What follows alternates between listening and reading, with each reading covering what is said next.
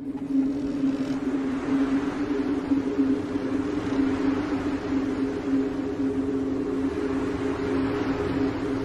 want a sandwich.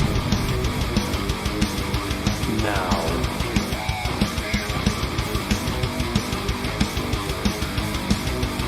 Oh, sandwich wench. Yo, wench. Sandwich. Now. I'm going to need a sandwich. A sandwich. I'm going to need a sandwich. A sandwich. I'm going to need a sandwich. A sandwich. A sandwich.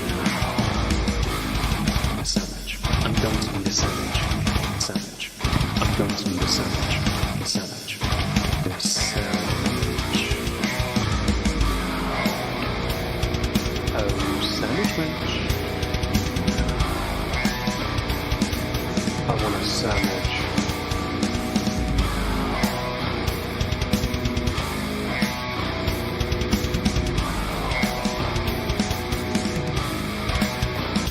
Sandwich. Hello everyone, welcome to another Cthulhu-kin and Friends Show episode. It's just me at the moment, because for some reason, even though Dave's had half an hour, he's still downstairs. So I'll just start without him. Yes, we're doing that today. As you will know from the thumbnail, yes, it's lovely and beautiful as always, we are doing a tiered whiskey stream thing. Yeah, they're quite popular, the whole tiered system thing. You go to one of those websites, put in all the images you want to use, make your own tiers, and we are going to do it based on a rule. It is in fact pinned in the chat. There is only one rule. All whiskies come from our collection only, no deviations or add-ons. There's a reason for that, because there's no point us saying, oh, but what about, let's say, Lefroy 34? No, because neither of us have owned it nor had it. It has to be based on ones we own. And I say currently own because that's easier to deal with, which means there are going to be some gaps. But we are, for the sake of the stream, going to insert baselines. And these, did I watch the Coronation Bookworm? Yes, we did. We had a lovely glass or two of Johnny Walker Blue. It was fantastic. Hello, Lulu. Hello, Yempy. This better cure everyone's depression for the next hour or so. I'm sure it will once Dave turns up. He said half an hour. Hello, Mark, by the way. Hope you're well. But yeah, it was a good ceremony. I enjoyed it. Very, traditional, interesting. But the whiskies are based on what we have both in our collections. We spent an evening working it out because we had my collection, and then we based it off that. And Dave was like, "Yeah, I've got this. I've got this. I've got this. Highland Park Warsmith is going to be there, I think." We both have a few Highland Parks, in fact. Will there be tastings? Mass Creation Broadcast, we don't have the bottles to hand because we can't do that many in one stream. But we have an agreement that there are some drinks on the counter. But on Twitch, I do this system called... Oh, Tilly, please don't lay on the keyboard, I beg. The drink czar. And the point of it is the first person to usually hit hydrate is the person that picks the drink. We've decided it's going to be the first person that is generous enough to give me money. Yeah. You get to pick the drink based on the whiskies in the room. And there are technically 6, and a whiskey liqueur.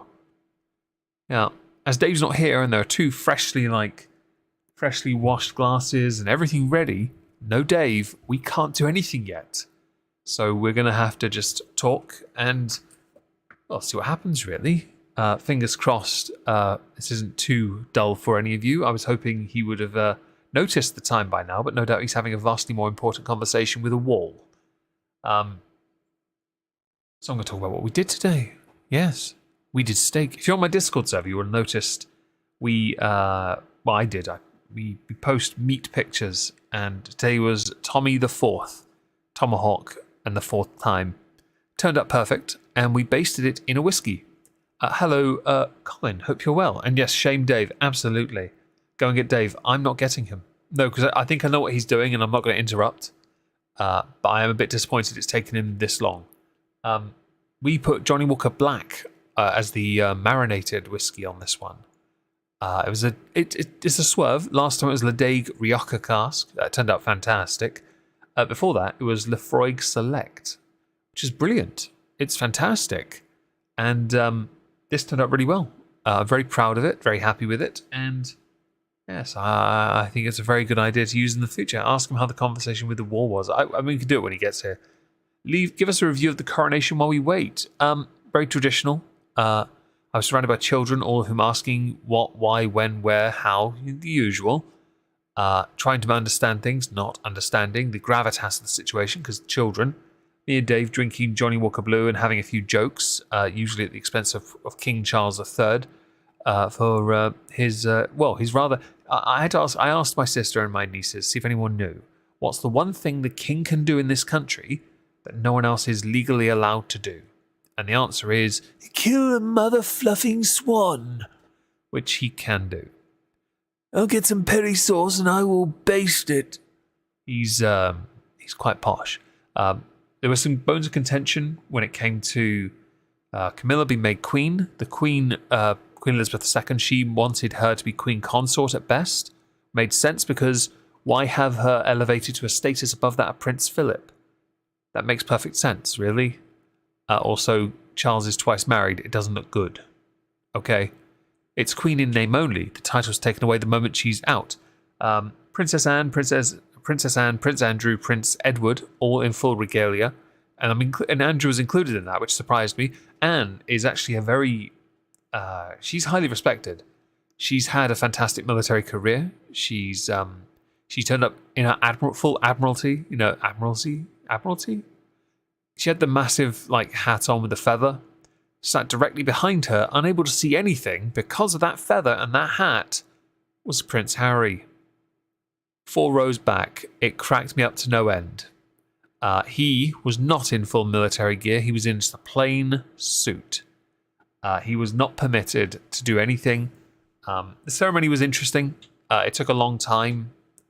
And it was funny when they tried to put the crown on Charles when they realised his head was too big for it. I have a feeling, upon looking at William, they're going to have to resize that or get used to the idea of putting it on wonky with some glue so when it sticks to his bald head, it sticks properly. Let's see. Does this mean the money will change? Yes. King Charles's face will be on notes and coins. That's standard procedure, I believe.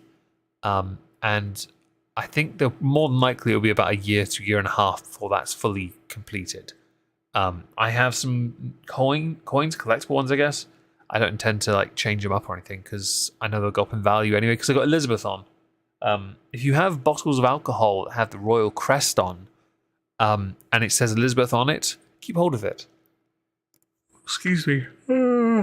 Waiting for Dave is boring. If you put them to one side, they'll go up in value over time. Harry at least had the decency to come alone. Well, he was. Meghan was never going to go anyway. Today is is Archibald's birthday, so she was never going to leave and come and know that she was going to draw attention away from the royal event, the spectacle. I kind of throughout the Commonwealth. I don't know how money is affected in the Commonwealth. I'm afraid I've not visited other countries beyond the United Kingdom. I know very little about whether currency is different within the Commonwealth. I know that some countries have removed certain titles from King Charles, which makes them look like dickheads, to be honest, but that's just what they do. I'm not as invested in any of that. I couldn't care less what they do. Charles's only job is to hold on to that seat for about 20 years and then give it to William, who by that point will be in his 60s. So 10 years younger than his dad, when his dad croaks. Great. When he has assumed the throne, that is. Which is strange. George will be in his mid-20s, late 30s, probably when William goes.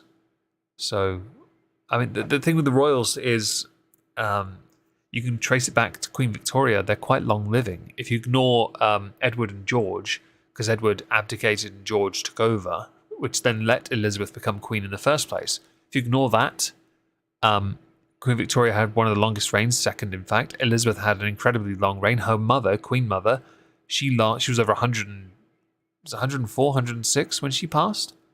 Bonkers. They live a long time. The Windsors are really long. Will old notes with Elizabeth on them not be honoured after new notes? There'll be a grace period.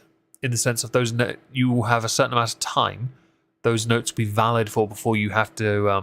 Hello Insanity, welcome, and hello Keishal. Charles will be able to hold on for that long sausage. Yeah, I noticed that. I noticed his hands like hooves, so swollen. Not great, but you know what? I still think 20 years because of his genetics. But to be fair, actually, I could be wrong because I mentioned those who lived a long time: Victoria, Elizabeth, and Queen Mother. They all seem to have two X chromosomes. What is a woman, we say? Yes. Anyway, hello Fubar Freak, hope you're well. Sorry we haven't started the whiskey part yet. Dave's been gone for about 40 minutes and he still hasn't turned up. And I'm really sorry, but I said I'd start this at 8:30 regardless. But I don't really want to be putting the tier list together, which is all ready to go. I don't want to be putting it on the screen until he's here so we can explain some of this. And let's see, I was looking at the hats of the bishops. Yeah, I noticed that too, but that's ceremonial. No doubt either they have clips on or those guys are used to having their heads a certain angle. Old coins and notes will stay be legal tender for a while. Yes, a grace period. Let's see, Bad Dave. Yeah, Bad Dave, absolutely calling 10 years. Yeah, I 10 years seems fair, but I reckon 20. I reckon he'll be in his early 90s. Hello, Stina. Hope you're well. Hello, Miss Sparkles. Hope you're well. Hope everyone's having a fantastic day. Do smash the like, by the way, folks.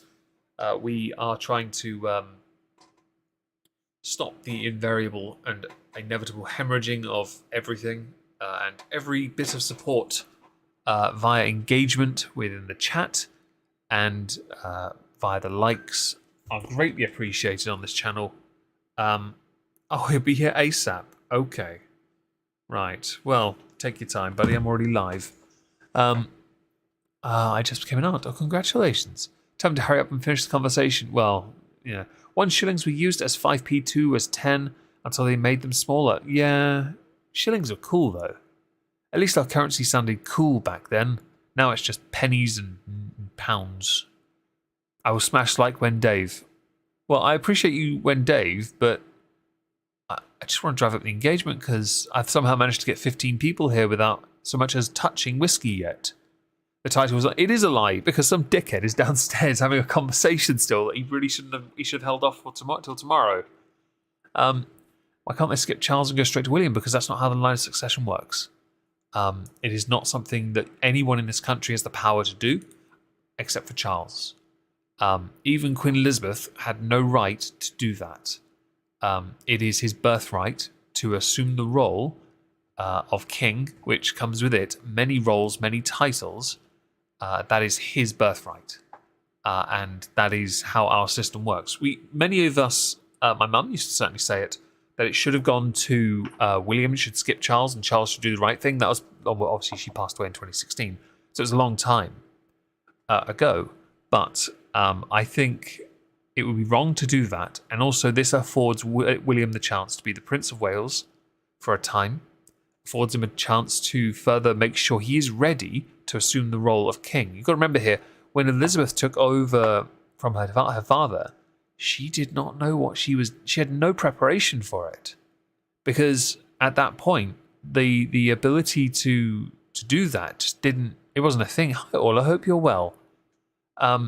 It wasn't, she didn't have the preparation, but William does. And that means he'll be a better king. And George should be by extension because he was involved in the coronation ceremony itself, which means he'll also be involved in his father's, William's, King Willie III, I believe he'll be, and then he'll be involved in his own one. He'll be as prepared as he can be. That's probably the best way to do it, rather than skip a generation, because there's no point skipping it really, because all you've done is made Charles look like an even bigger knob, and that's not good optics for anyone really. Certainly not for this country if we skip a generation on a monarch. Nasty mixed drink, of course, share it. That's it. We should all be offended by the lack of adult beverages and cancel Omegon. Honestly, based on the fact I've nearly lost 2,000 subs in 3 months, you're welcome to cancel. I don't mind. I am. Hi, Tilly. You want to leave? Okay, off you come on. Out you come. Here you go. kind of happy you're leaving now because you've been sat on my keyboard for about 5 minutes. I was worried you're going to hit something wrong. King Bill, yeah, King Willie. Neither did her father really. Yeah, true. He didn't. He wasn't meant to be, and his anxiety shined through with that. Actually, Bertie, as he was known, King George. His nickname was Bertie. He was a very short reigning king, but he did the best he could given the circumstances. My guy, that already sounds. Honestly, he looks like a penis anyway. Very, very tall one, I might add, with a gigantic head. -2K. Yeah, it's this time of year. It happens every year. But yeah, it's a very fascinating series of events. The ceremony, obviously antiquated. There are aspects of it I don't quite get. I love the fact that he sits on a throne that's really old, made in 1300s. But if you look at it closely, people... Hi, Pete. Hope you're well. You'll look closely and you'll see people have actually etched their names into it because they weren't meant to. Choir boys have done this. I'm starting to understand why the priests took advantage of them now. Not that justifies it. Don't try me. Brain has done the, oh look, a minor inconvenience, refuses to function thing. It's fun. Yeah, I should try it. Chilling on your bed. No, she's not here because Dave was meant to bring her upstairs with him. He was meant to bring her upstairs as well. So I'm kind of in this bind where we're meant to start at 9:30. We're 17 minutes in and I can't do anything. And I didn't want to start late. I didn't want to move the stream back either because I wanted to talk to you guys. I like doing these streams anyway, and it's fine. I will, in the when he does bother to grace us with his benevolence, I will make sure a pinned comment exists with a timestamp of when he arrives, so that we can make sure that if people want to skip me just monologuing, talking about the coronation, you can, because I don't want to bore people too much with.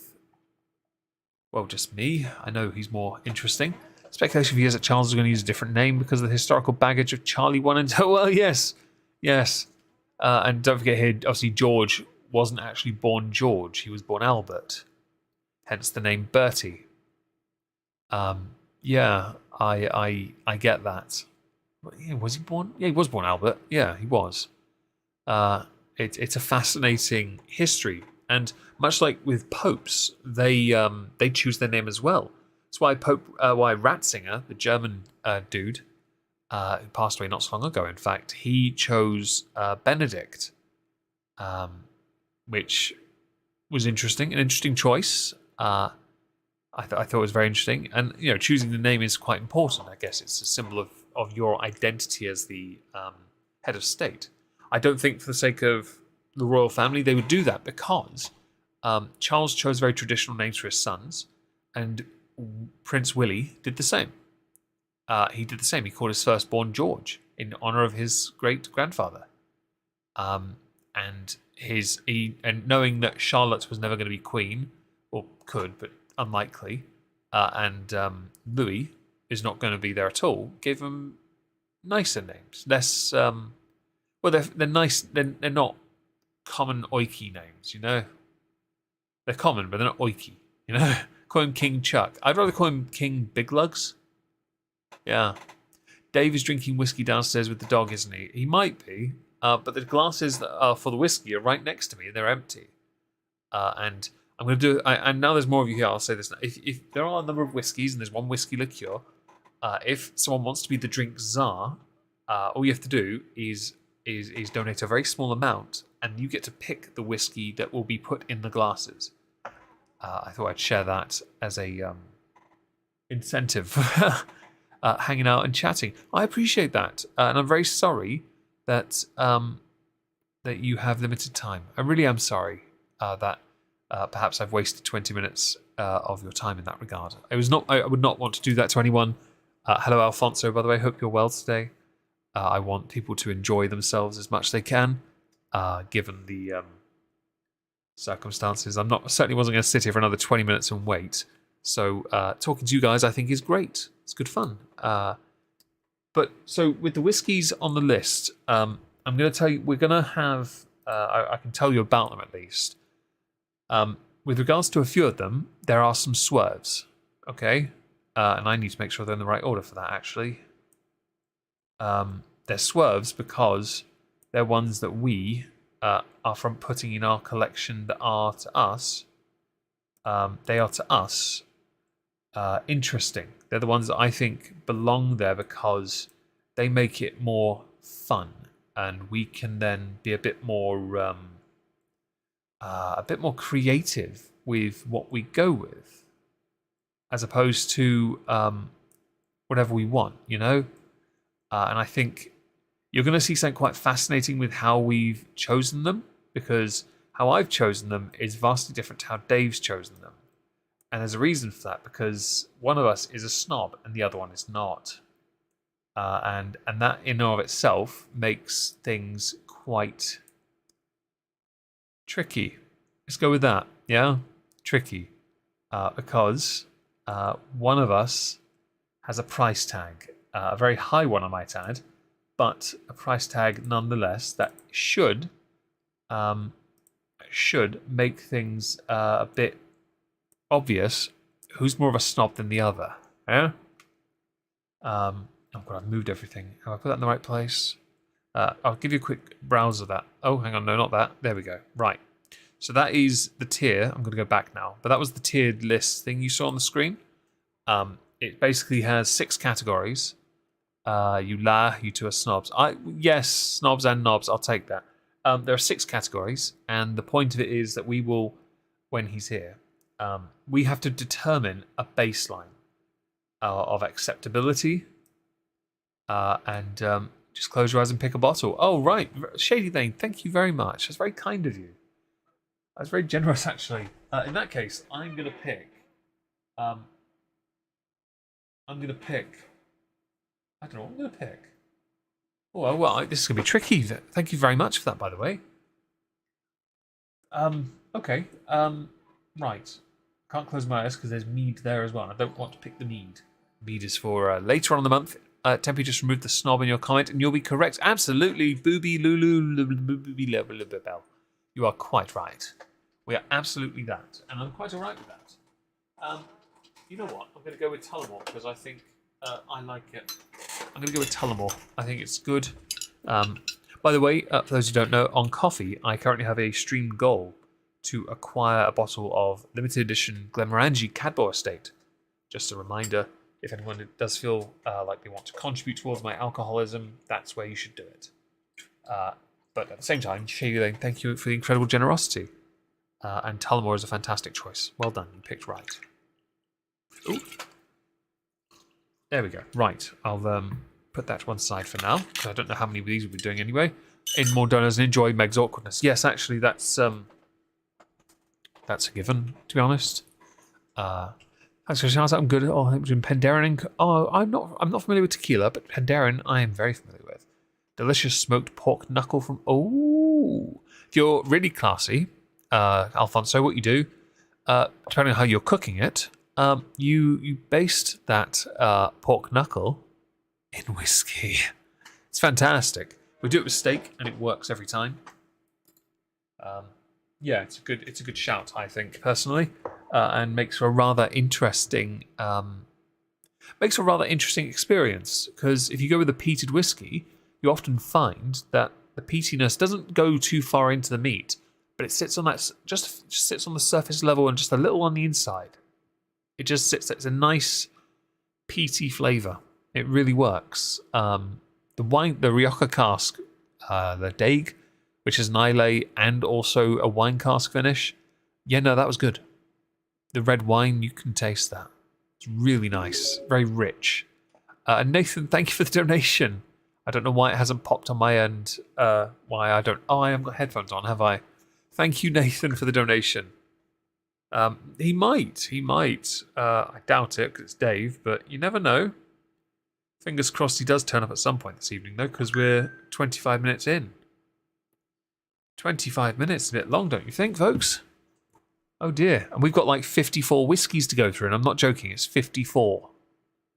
54. Why is that so awkwardly positioned, by the way? The coffee thing. Why is that? Can I just correct that? There we go. If I do that, yeah. And just go like that here. Does that look better? That looks better, doesn't it? Yeah, it looks better. Right, let's pull the chat back up so I can see you guys again. Thank you, Shady Lane and Nathan for the donations. I really appreciate that. Use Jameson's. Good. I can't fetch him because I know what he's doing. That's the annoying thing. I actually know what he's talking about. I can't go down there and go, right, this conversation's serious. It needs to be had, but you're going to have to do it another time now because this stream's more important. He won't be receptive to it. Unfortunately, I can't interfere with certain things. That's okay. We can chat. Chatting's good, isn't it? I'm okay with that. I'm curious because I know... Oi. I mean, it's an option. Drinking. Now, come here, Dave Bay. Is Dave sponsored by he's sponsored by National Rail, mate. You know, is he stuck in the toilet? No, not after the steak. No. He's talking to somebody. I know what he's talking to. It's just, yeah. He knew half an hour ago. I don't know why he picked the most inopportune moment. He knew better. Never mind. We'll carry on. It's all good. But yeah, I'll pull up the chart again so you can see it. Go here. There you go. So it's this. This is the table. The top is the best. Nectar. Bravo. Yeah, that's reasonable. Potential. It's above... Okay, I've got to move the coffee thing for a second. Sorry. Because it's blocking it. There you go. Baseline is 4th. 5th. And last one. Why? Why does that whiskey even exist? I'll put that back up so we can see it. But yeah, baseline is where Nathan's donation is. I might move coffee just like here or something, just so it's there. Yeah, if that's okay. There, you can see it. Probably a bit better there. Yeah, that works. Yeah, this way we have a bit more to work with. We know what's going on. Is Dave chatting with your sister? No, he is not chatting with my sister. Some Metroid Dread in the meantime. Oh, thank you for sticking around at least, though. I appreciate that. Thing I sent him. No, he didn't, because I've been busy all day and he has been doing... I don't know what he's been doing, actually. So no is the answer. Thank you for the queries, though, about Dave's personal life. I cannot answer these questions, but I can say I do not believe that is the case. I'm not going to tell you. Please don't ask. Okay, sorry, but I'm not that guy. Let's see. Yes, so we have 6 categories. It would have been 7, but I've realised with 54 images, this might not fit everything in as time progresses, because I've got to drag some images. So I've got one here. At some point, I'll have to put Crown Royal on it. Yeah. Well, I don't want to just yet, but it's there as an option. The Y tier is the cooking whiskey. The Y tier is the... Well, maybe. But I do like Jameson's. And I don't rank it as a typical cooking whiskey. I don't think either of us do. And I think there is Jameson's here somewhere. But it's just not... I hate the fact there's a fucking ad right in the middle of my tier listing, so I can't scroll down. I can't show you the image. I don't want to show them all because I don't want to spoil the fun of this, because some of these are going to be quite amusing, I reckon, or have the potential to be. But I think we've got potential for a bit of a laugh. I'll come back here for a minute, because who knows, if he takes too long, I'll end up having to end the stream at like an hour and he's still not here. I will actually have to end, because seriously, chomping on a steak. No worries, I had steak earlier. Me and Dave had a tomahawk, and it was delicious. Turned out fantastic, actually.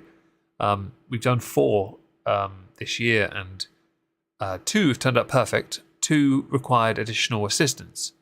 Red needs to be Y, green needs to be nectar. That's the colours it's set as, I'm afraid. That's not my thing, I'm afraid. It set them that way. I didn't alter them. I can see if I can change them. I can. Okay. That works. Okay, I can do that. Just for you, Nathan. I'll make the changes. Give me a second. That. Oh, hang on. How would we go like? Yeah, that. Yeah. B blue. That works. No, go back up there, you dickhead. I'm gonna stop it. I'm gonna I'll get these colours right. Actually, no, that works there. That works. Yeah. Okay. It took me a second. Sorry about this, folks. What? Oh, jeez.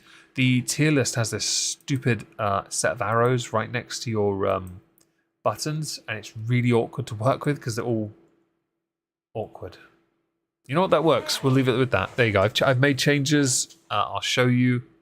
There you go. All right. It's done. Thank you, Nathan, for being that person. We all like you. It's fine, but it's the least fancy one I had. That's fair, actually.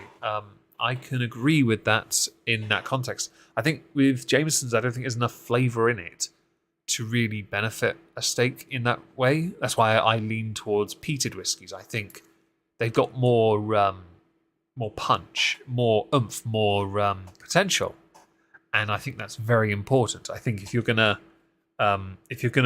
do that kind of thing, you're gonna want to stand out as much as you can, really, aren't you? But that's my palate. That's my palate as opposed to yours. I'm not trying to say yours is wrong, by the way, because I think if you prefer that, then of course you've picked the right whiskey, haven't you? And there's nothing wrong with that in the slightest. But I think for me, I prefer the peated stuff. I like a little bite in there, just a little, especially since we mix herbs on it and make a bit of an effort. Yeah. If I hadn't said it, someone else would have. I'm sure someone might have, now that you put the idea in their head. To be honest, I was happy to leave it as it was because I didn't actually care enough. Yes, steak whiskey works every time, and this time I'd requested Dave bring a bottle with him from home so that his parents would stop complaining so much that he has so much whiskey, which has been beaten, annihilated, destroyed. Yeah, that's gone. It was Tenjaku. They're like Ofcom, but for lists. Oh, right, that makes more sense, because Oftier. Yeah. Well, it's been 33 minutes, so I get you. He was never good for timekeeping. Okay. Never good for it. He's had literally an hour. All right. I think that, we had the Tenjaku with it. He brought that down, and it goes all right, but it's not very good without whiskey stones in. And so that whiskey is not. I don't own a bottle, so it's not on the list. There are some Japanese whiskies on here, but they have to be ones that, well, there's a swerve or two on purpose. We both pick 5 of our own from our own collection the other person doesn't have, and there's a reason for that. I think that it's important to have. Yeah, I think it's important to have that. Have those additional, because then we can have those discussions. Of course, how long that discussion lasts now is diminished by 34 minutes. But that's all right. It's all right. We will make do with what we have, and hopefully he'll arrive at some point in 2023. That's why you are the content creator and I'm a bum on a soap. To be fair, at this point, I'm surprised I'm still a content creator. Because we're not very good at it. We haven't been for 8 years, so I think I could qualify as a bum on a sofa if I sat on a sofa. Perhaps I'm just a bum and a dosser for not getting as much done or doing as well as I could. Just no. I'm not really a very good creator. But yes, I'm looking forward to doing this tier list, because we spent a few hours last time Dave was here compiling the list of whiskies, and I think it's got a nice variety to it. In fact, thank you, Foodbar Freak. I do appreciate, but I genuinely am grateful for all the support I get. I really am, because I'm surprised I have any at this point. I just fly, float, coast under a radar for most of my YouTube time. So I'm gonna move on from that. The variety is quite nice.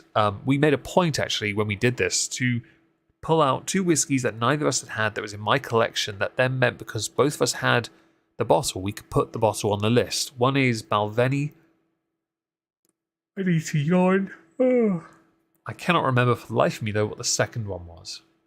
But there is a second one, because the Balvenie 12 Doublewood I hadn't opened. He has, he loves. So I had to try it. He was trying something else, and I don't remember what it was.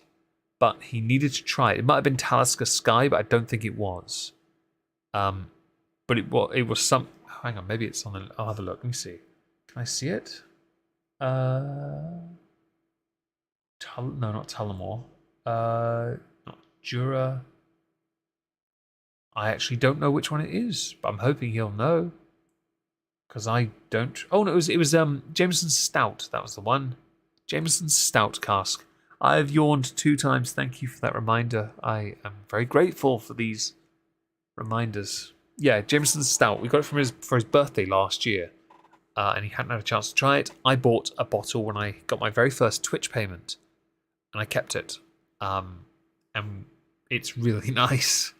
Stout goes very well with the whiskey. It's why the cocktail, the Irish hand grenade, works quite well, which is half pint of stout, or Guinness is a perfect one, really.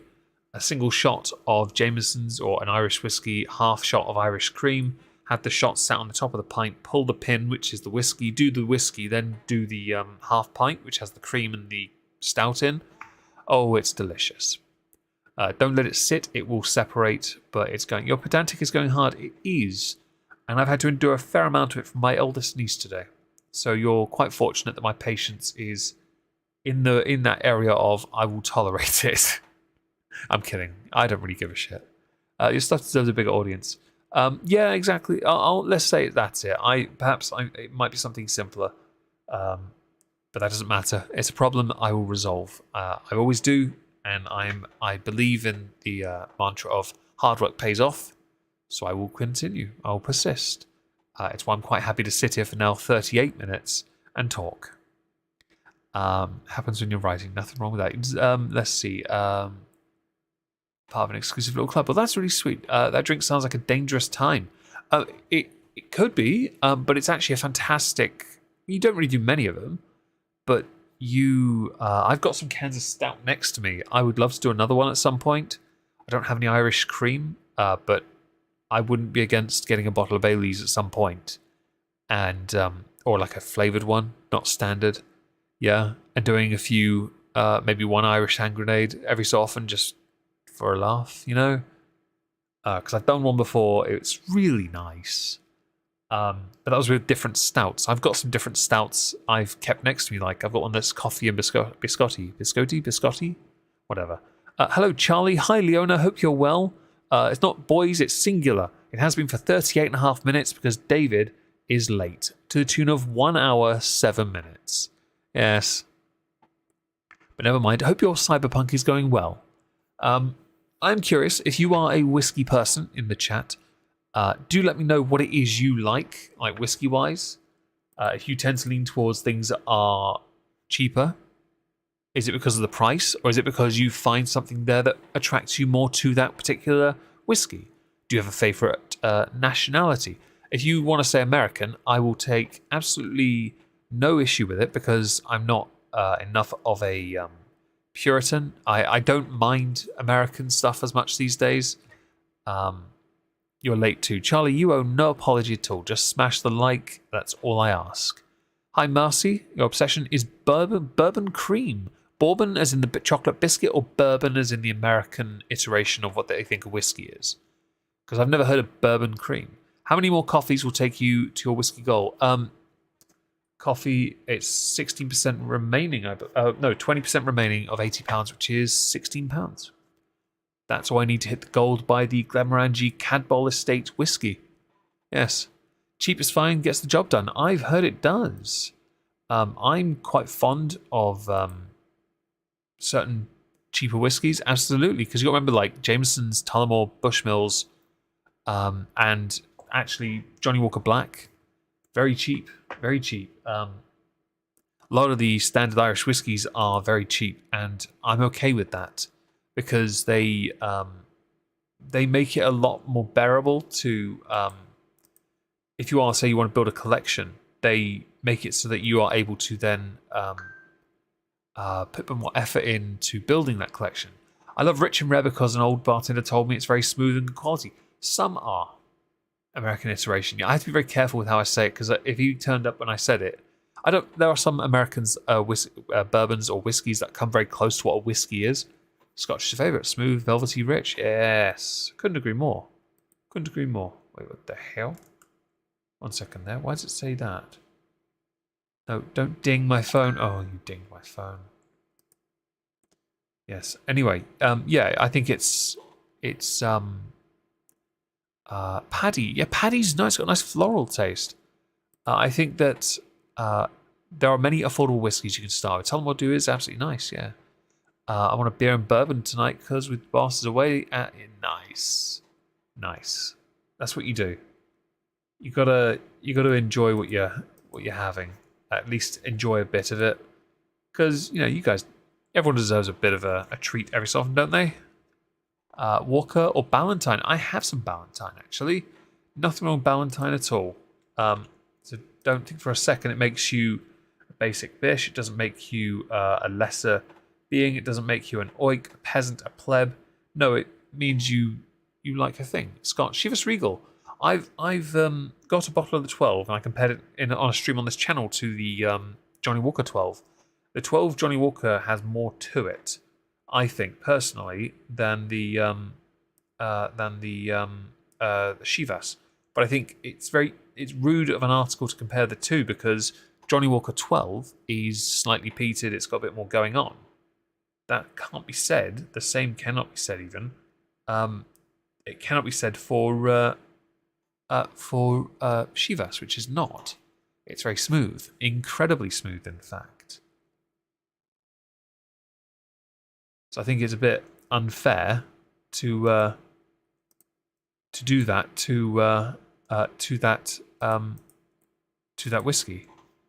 Southern Comfort can get in the sea though. It's not a whiskey though. It's not a whiskey. It gets put in with the whiskies though, doesn't it? It's not a whiskey though. I see that a lot, and I find that to be quite. I take great issue with it. I find it egregious. Okay, egregious. I tell you. It's not the right thing to call it, but we let it slide because it's funnier. Yeah, it's funnier to let them think it is when it's not. But I think you guys have some good suggestions here. Ballantine's, yeah, that's very affordable. Johnny Walker, as long as it's not red, because red's just a mixer. Although, to be honest, you can just drink that neat. It is on our tiered list for tonight, oddly enough. And I think it has great potential to spark a rather interesting discussion about where it could sit compared to some where because we're going to have to put a baseline in first. What will be the benchmark for A tier? The God tier stuff, the not God tier stuff. What qualifies for these territories? And I think that's important because if we don't have that, I think we're going to struggle further down the line with anything really. Yeah, it's going to be interesting that. But yeah, we'll that's a point that belongs here, doesn't it? You belong there. That's right. Sorry, I had to quickly correct the list. Let's do that. Yes, one little adjustment. My apologies, folks. Let's see, how are we doing for time? 44 minutes. Oh, bloody hell, David. Oh, you are pissing me off a little bit. All right, fine. All right.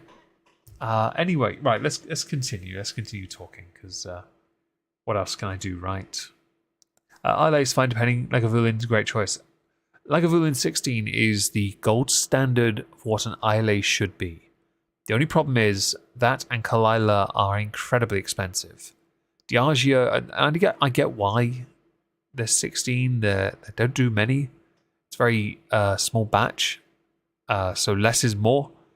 But it's £75 for a bottle, or nearly 80 now actually because of inflation. I could buy Lefroy, and Lefroy to me, I find better value for money in. Whereas with Lefroy, at this point, with the price of it, you buy one bottle and you don't use it ever again. We can play a game. I mean, I could rock up. I could get some Enter the Gungeon going, couldn't I? Oh dear. But there are other Isleys I think are quite nice. Bruichladdich do good Isleys. You have Bunnahabhain, which do non-peated as well as peated. Tokakagar is a fantastic Bunnahabhain peated whiskey. When it's the last week before payday, Aldius and Passport, they have Glenmarnock whiskies. They do Highland, Islay, and Speyside. They don't do Lowland. They don't do Campbelltown or Island. It's all alcohol, so what the hell? I know, it's just alcohol. I mean, I'm sure some people just drink rubbing alcohol if they had their way. No, I do not recommend that. Please don't demonetize this stream. It's just me talking, and my voice is going to wear out within an hour or so now.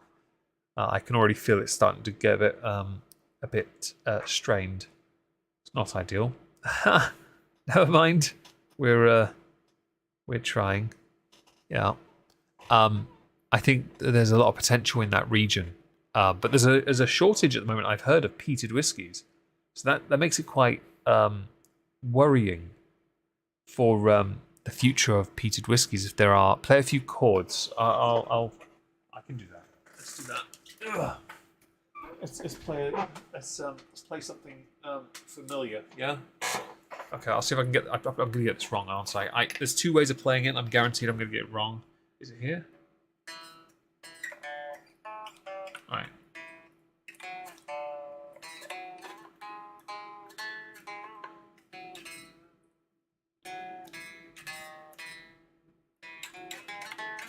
I'm not doing any more. I'll get a copyright claim from the royal family. Right, carrying on. That's your entertainment for the evening, folks. You're welcome. Try not to enjoy it all at once and spend it all at once in the uncomfortable spank bank of Meg trying to play guitar and failing miserably. Yeah. I like the monkey. That's the Era 404 thing, isn't it? I drank McCormick vodka instead of my usual Stoli, and my stomach burned. Really? Damn. And yet, inflation's an interesting one because I not so long ago won a bottle of Singleton 21. It costs 155 a few months ago. Now it's selling for 180. That's a huge increase. I'm not opening it because I've already got a bottle. But I wasn't opening it because I won it. And I thought, you know what? I'm going to keep that to one side for when I'm old and grey in about 5 years. And if I'm not on YouTube, I'll just, drink it. Because it's a 21-year-old bottle of whiskey. Why wouldn't I? Or if it goes on value too much, sell it. It's not really a collectible, though, to be honest. It's not. It's not limited release either. So it wouldn't really be worth selling. But at the same time, free whiskey. So if I did sell it, regardless, I'm still making money on it because I didn't pay to enter that contest at all, which I think is a huge win for me anyway. And I will admit, I do like age statements at the moment. I think age statements afford us an opportunity to see what the potential for a whiskey has. Bear in mind though, say you have a 12, a 15, 18, which is pretty standard. They're not just going to do 12 years in 12, 15, 18 all in the same cask finishes. No, because like Glenfiddich do a standard 12. The 15 is in a sherry cask, and the 18 is also sherry, but there's something else they do as well. Livet do something similar. They change it. Arbelau change it. Bunnahabhain change it. They change the year part as well, though. Johnny Walker, they do it as well. Johnny Walker 12, 15, 18, right? That is black, green, and it used to be gold, okay? They're very different finishes. They're blends as well. Their blends are done to a very specific recipe. That's where it gets really... where'd my pink poo go? I'm very sorry your pink poo is gone, but I can see it on my side. I can see the pink poo here. If that makes you feel better. What do you think of Glenmorangie? Well, my coffee goal, where you see the donation logo there, coffee.com, Omegon, the real Omegon 9873. My current goal is to get a bottle of Glenmorangie's Cadboll Estate off their website, official. And when the goal is hit, I'm then going to buy Glenmorangie the Amontillado finish, which is the 12, because I want it. Amontillado sherry. I mean, sherry finishes are kind of my favourite. Sweet finishes are Glenmorangie Standard 10 is beautiful, smooth, right? The La Santa is brilliant. Quinta Ruben is port finish, insane. By the way, La Santa and Quinta Ruben, they were pioneered by Glenmorangie. No one at that point had done sherry cask finishes or port cask finishes. And so I think Glenmorangie, for the price as well, fantastic. Before they brought the new bottles out, my local Sainsbury's sold the half-size bottles for £7 each. I saw them and I bought loads of them because I saw them and thought, well, it's the potential for me to get essentially a full bottle for 15 quid. I gave some to Dave. I gave some to my dad. I was like, I'm helping people out here. They're getting free whiskey. All I have to do is give me 15 quid. There you go. It's a whole bottle's worth. And that's a win because it's delicious. I actually have a bottle of Glenmorangie in the room as well. I probably should have mentioned that. That was my very first bottle of whiskey I ever bought. My first birthday whiskey. And I've still got it. And I refilled it 3 years ago. Yeah, I had maybe just under a third left. And I refilled it with a half-size bottle. I was like, yeah, I'm doing that. Because I like my whiskey. I like Glenmorangie. It's one of the best Highland whiskies out there, quite frankly. And certainly the standard 10 and the 12 in the affordable region. I do not have Sauternes, which is the Nectar d'Or. Sithbert at the coronation. No, because I wasn't there. But Glen and Chris Dijon whiskey spirit side. Oh yes, how they made. That's why. You mentioned Livet and Vulin. Yeah, I can agree with that 100%. Tamna Vulin red wine cask. Which one? Because I've got all 4 of them. They're fucking great. They're awesome. I like Tamna Vulin. People complain because Tamna Vulin used to be owned by Glenlivet, and it used to be just a whiskey. But then someone else bought Diageo. Not Diageo. Is it Diageo? No, it's not Diageo. Okay. We're doing that. Sorry. Somebody else owns Tamna Vulin now. Tamna Vulin, they brought out a new recipe. Went sweeter with the sherry finishes and with the wine finishes. I think they're fantastic. One of my favourite space sides in the world. Them and Singleton are arguably my 2 favourites at the moment. I don't take issue with that. I know obviously you got Johnny Walker, you got Glenlivet, you got Glenfiddich, but I think Singleton and Tamna Vulin are my favourite. They're brilliant. They've got a nice sweetness to them. Singleton do slightly fail in a respect of going a bit too dry on the finish on the 15 and the 21. 21 does have a drier finish, but I think if you do a tiny drop of water in there, it's fantastic. Don't say it. Does red wine not give you a migraine? No, because I don't drink wine. But the red wine finishes are good. Twitter people think it's great. Oh, really? Nice. Which one? Whatever they had in Morrison's. Fair enough. Tamna Vulin red wine cask is fantastic. I have all 4 of them. I think they're fun. I had a spare of the Spanish Grenache, which is Sainsbury's that sells that. I think Morrison's sells the white wine cask, and they sell the German Pinot Noir, I believe, because there's an American Pinot Noir as well. You want booze? I mean, I've got a glass of whiskey, but that's about it. I'm still waiting on Mr. Bay of Dave. It has been 53 minutes. If we get to an hour, I will actually just end the stream because I'm not. I cannot sit here for 2 hours or longer because of their prattling when he knew better. I will have to talk to him about that because that was a bit silly. But regardless, there is some fantastic options, and Tamna Vulin will feature in a. No. Dave's doing something he has to do. It's fine. The list itself is quite. It's comprehensive to an extent because it has what we need it to have to make certain valid points. Yeah. You don't like wine; it gets you drunk on half a glass. So I get that. I don't drink wine. I did have some jam shed, and I ended up necking it because I'm not a huge wine person. I see, I'm more on. You said red wine finish. Right. No worries, Charlie. For the sake of it, red wine cask finishes are whiskies that are then put into a wine cask for a certain period of time to get those flavours. That applies to port casks, sherry casks, tequila casks. That's a newer one I want. Rum casks. In fact, most spirits, not vodka, because that's shite. Or gin for that matter. We're not going to do gin casks. I assume mezcal will be an option in the future as well. You never know. I don't know how mezcal. Actually, how's mezcal made? I don't know. But tequila is a good one to try, I think. How do you feel about chocolate liqueurs? Where? Give them to me. I have a chocolate orange whiskey liqueur at 40%, and it comes like it's syrup, and it basically goes really well in a hot chocolate. It is one of the most dangerous liqueurs I've ever had. The Mozart one, I know about those, are fantastic. Ciders and whiskies. I had a cider earlier. I had a Bakewell Tart bottle of Brothers. It was very good. I really enjoyed it, and I was quite happy to do that actually because it made for a rather Yeah, maybe it's quite nice. Arizona breweries love their IPAs and ales. That's unfortunate because IPAs and ales are nowhere near as good as a whiskey, quite frankly. I knew I'd say that. Well, thank you. I'm glad. I'm predictable. Maybe that's a problem I need to fix. Stop being so predictable. Oh dear. Why is there? Can I get rid of the ad? There, I've got rid of the ad. Yay! Can I show you this? There it is. Right. So it's still there. The tier is. I want to make sure the position was correct. Do forgive me, but I wanted to make sure we're in the right location for when we do start that.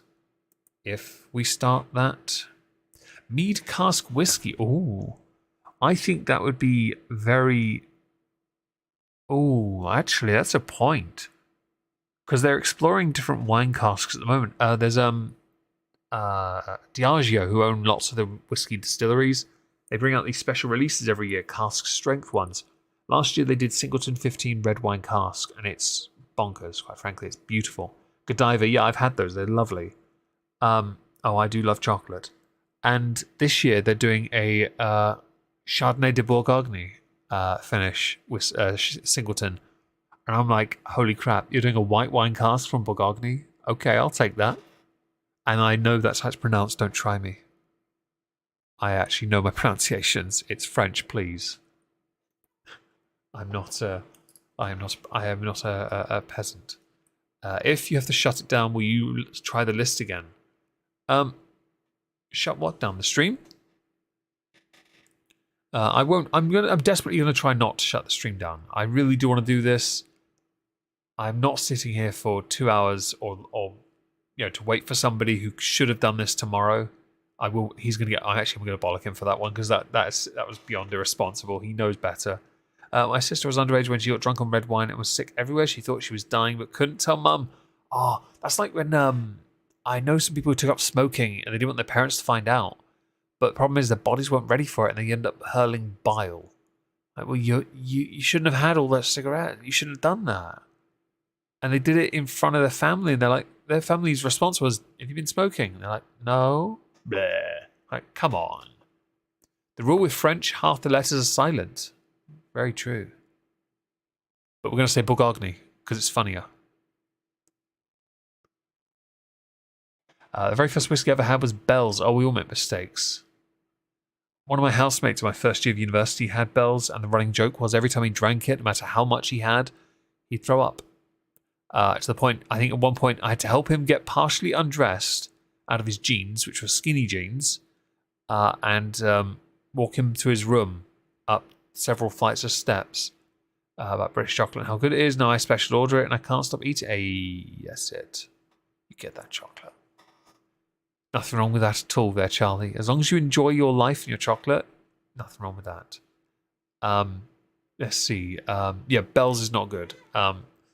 Bell's it's on the thumbnail, I believe, Bell's is. And it makes for a rather fascinating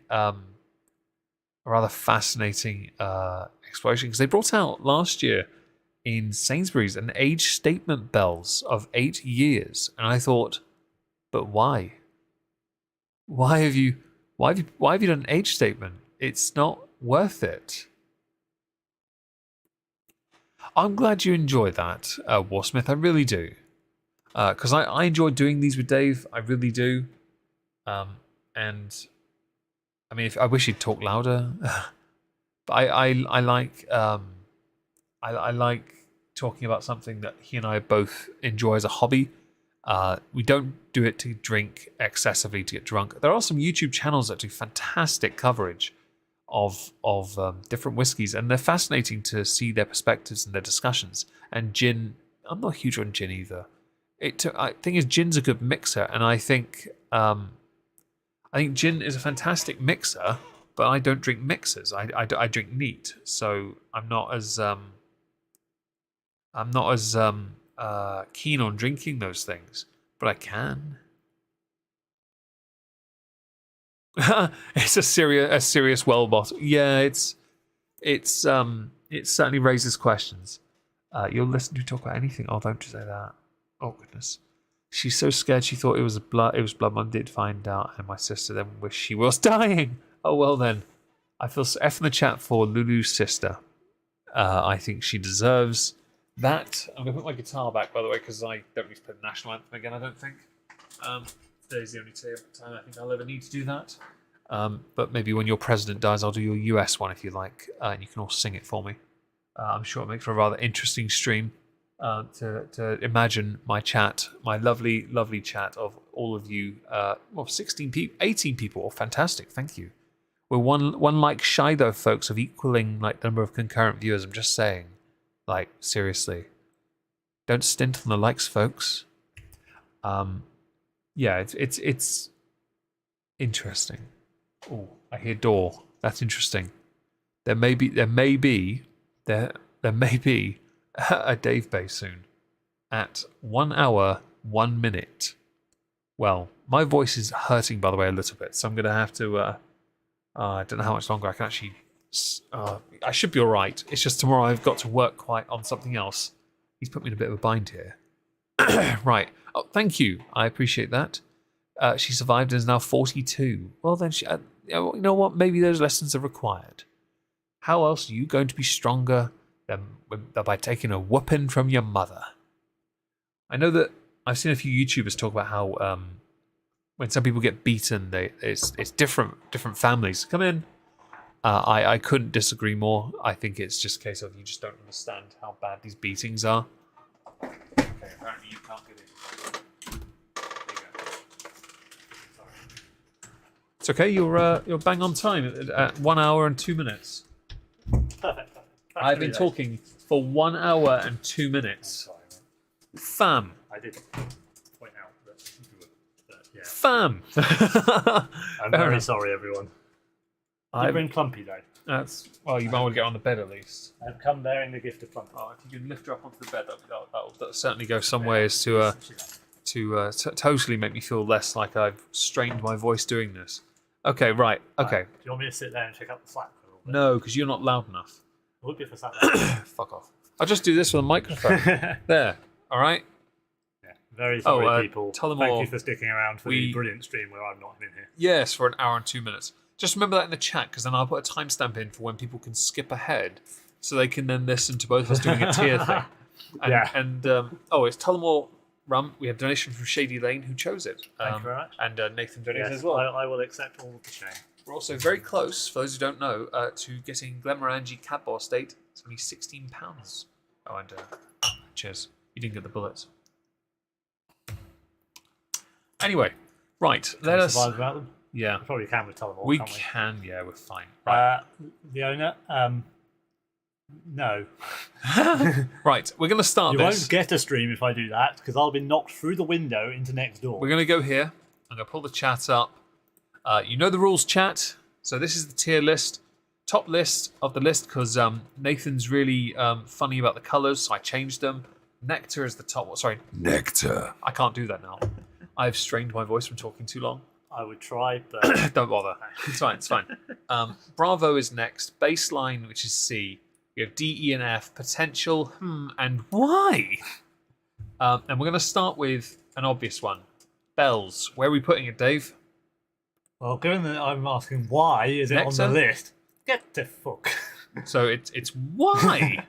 Okay. Well, we'll go with another one. We'll go with another. It's okay. Why is it at the bottom, Dave?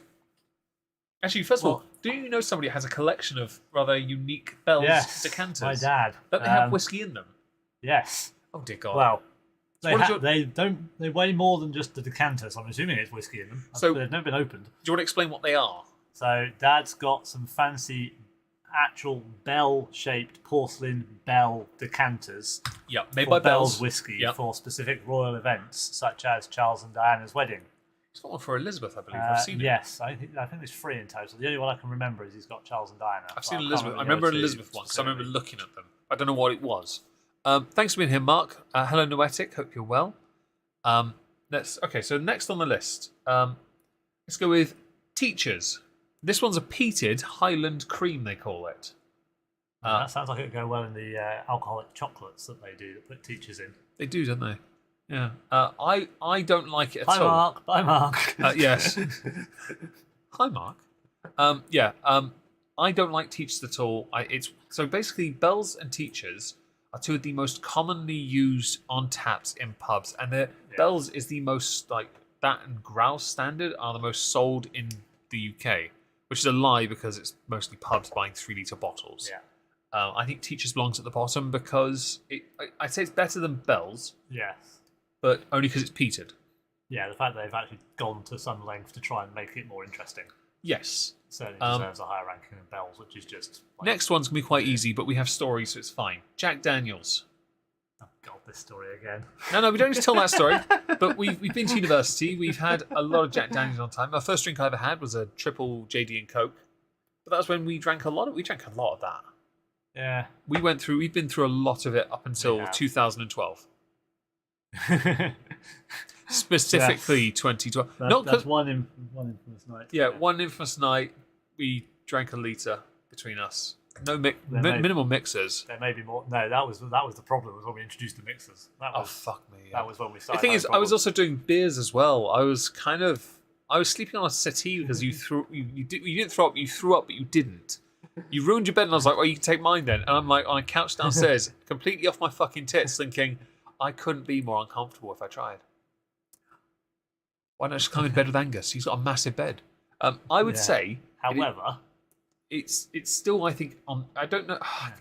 I want to put it here, but I think it should be here. See, my reasoning for not putting it higher, no, like vomit stories aside, is that this is a whiskey tier stream. In that case, it's below Bell's. It is not a whiskey, therefore. Is Leona still here? Yeah, right. Just in and out. Don't go anywhere because we've got something for you in a minute. Well, yeah.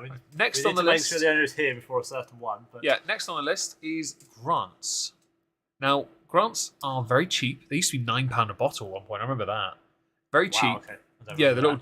Oh, yeah. When at university, if they're on sale, £9 a bottle in the co-op. But Keith couldn't hear you guys anymore. No 250th executions until for.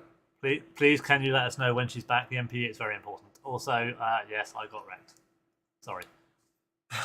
Fair enough. Victory sip to that. Right, so Grants is a very affordable whiskey. I would say there is a version of Grants that exists. I don't mind. It's called the 12-year-old Triple Wood. I had a 5cl sample. It was awesome. Jack Daniels do versions of their whiskey I think are fantastic. Single barrel and Sinatra Select, absolutely. Yeah. They're great. And obviously Gentleman Jack, of course.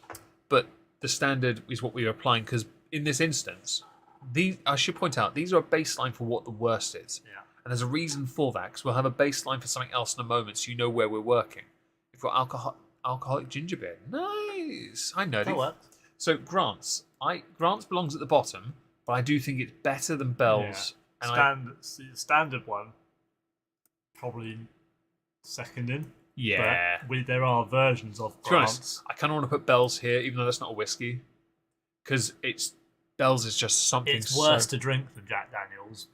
It's so it's painful. A better qualified whiskey than Jack Daniels. That's where I'm having to worry.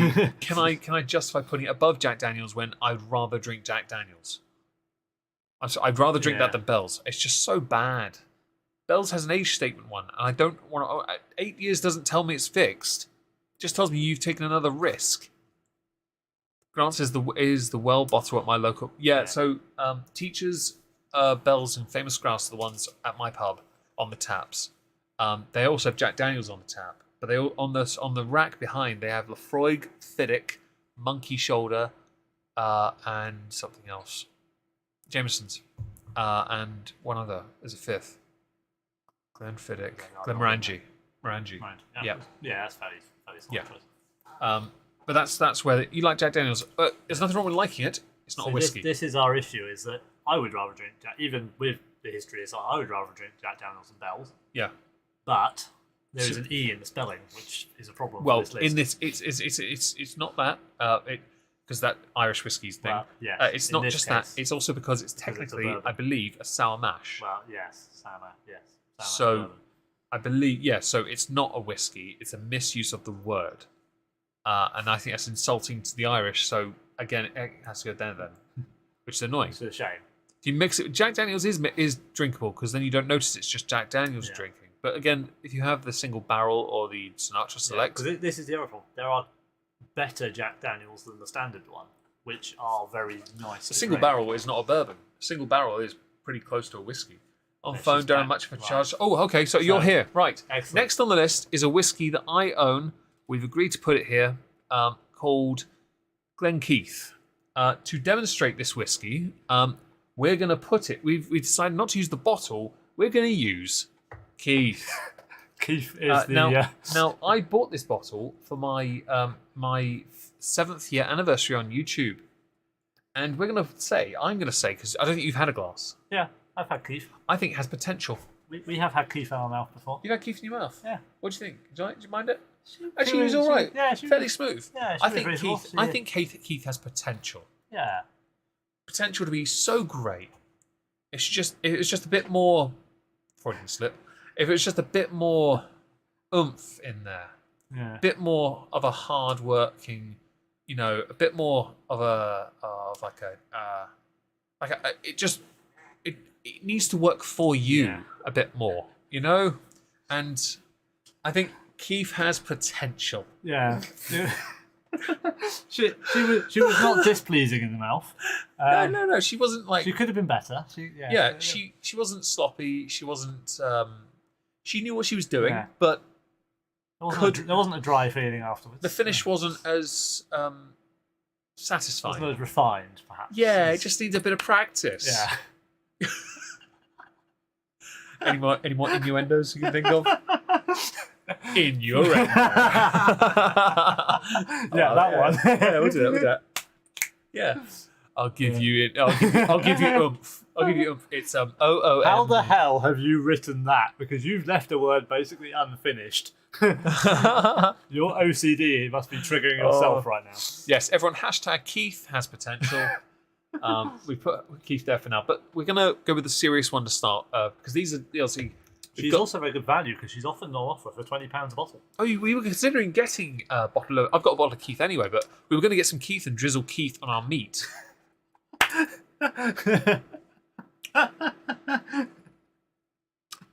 Just leave that hanging. Is what she said. We're going to start with. That's fine. We went black instead. Yeah, we blacked our meat. So we're going to start with a whiskey. The rules is on the chat. You see it. There's only one rule. We both have to own it. Now I've put our swerves at the end. Yeah. I think I put all of them there. I can't be certain. But I'm going to start with Bushmills Standard. Hello Fibonacci. Hope you're well. Good evening. We agreed before we started that this would be baseline. Yeah. Because I think it's a great Irish whiskey, but I agree that there are better ones. Absolutely there are, but Bushmills is a baseline, I think, for Yeah, it's a great all rounder in terms of it's Yeah. not expensive. It's easy to drink. Anyone you could open it and give it to anyone and they'd be able to drink it. There's Yeah. no issues with peachiness. But or it's not- smokiness that overpowers anything. it doesn't stand out enough to warrant being at Bravo Yeah. or Nectar. and nothing wrong with Captain Morgan's Spice Gold. It's on sale in Sainsbury's at the moment, I believe. And I prefer Lamb's or Kraken. So I'm not going to go with what's next on the list. I'm going to go to this one here. Okay, yeah. Because I think those two, I think they set another standard. Yes. Fair. Arbelauer 10. Now, Arbelauer 10, I only vaguely... this one's a bit of a strange one because we do actually have other Arbelauers, but we forgot, and so we went with the 10. The argument now is Dave owns it, or owned it.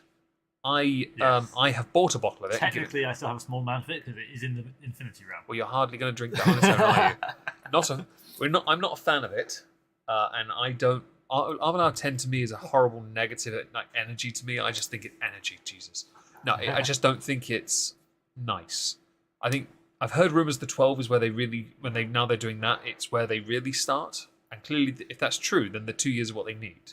I think the special, like the Abundas and that Cascana. Yeah, I think they're where really the You've got the, potential of Arbelauer comes through. You got the Abunda Alba as well. Yeah. I think that's what I think they're better in there. Other age statements are a bit older as well. And I'm intrigued. I do like the bottle for the design now, the embossing on the glass and stouter bottle, shorter and a bit stocky.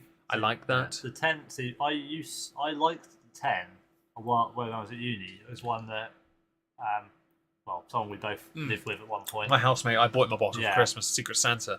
We both had a bottle. Go from the whiskey shop, actually. It was. I regret that. We sort of. I hadn't drunk it for a long time, and I went back to it, and I was like, because Dad had some in his decanter, and I was like, Your dad offered me some when you were ill, Yeah. and I was like, no, yeah.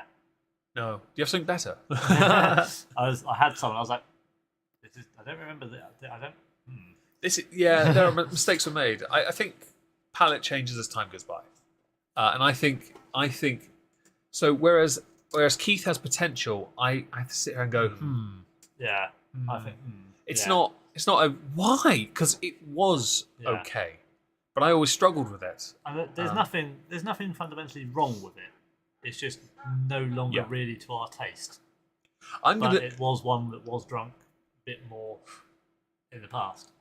I'm gonna yes, and that's how it's done. Cask of Nan is matured in virgin oak barrels with nuns who are not virgins. So I'm gonna throw next one on the list. I'm gonna be a bit of a dick because I know what he's gonna say. Glenfiddich 12. Go on, Dave. Why, God? Why?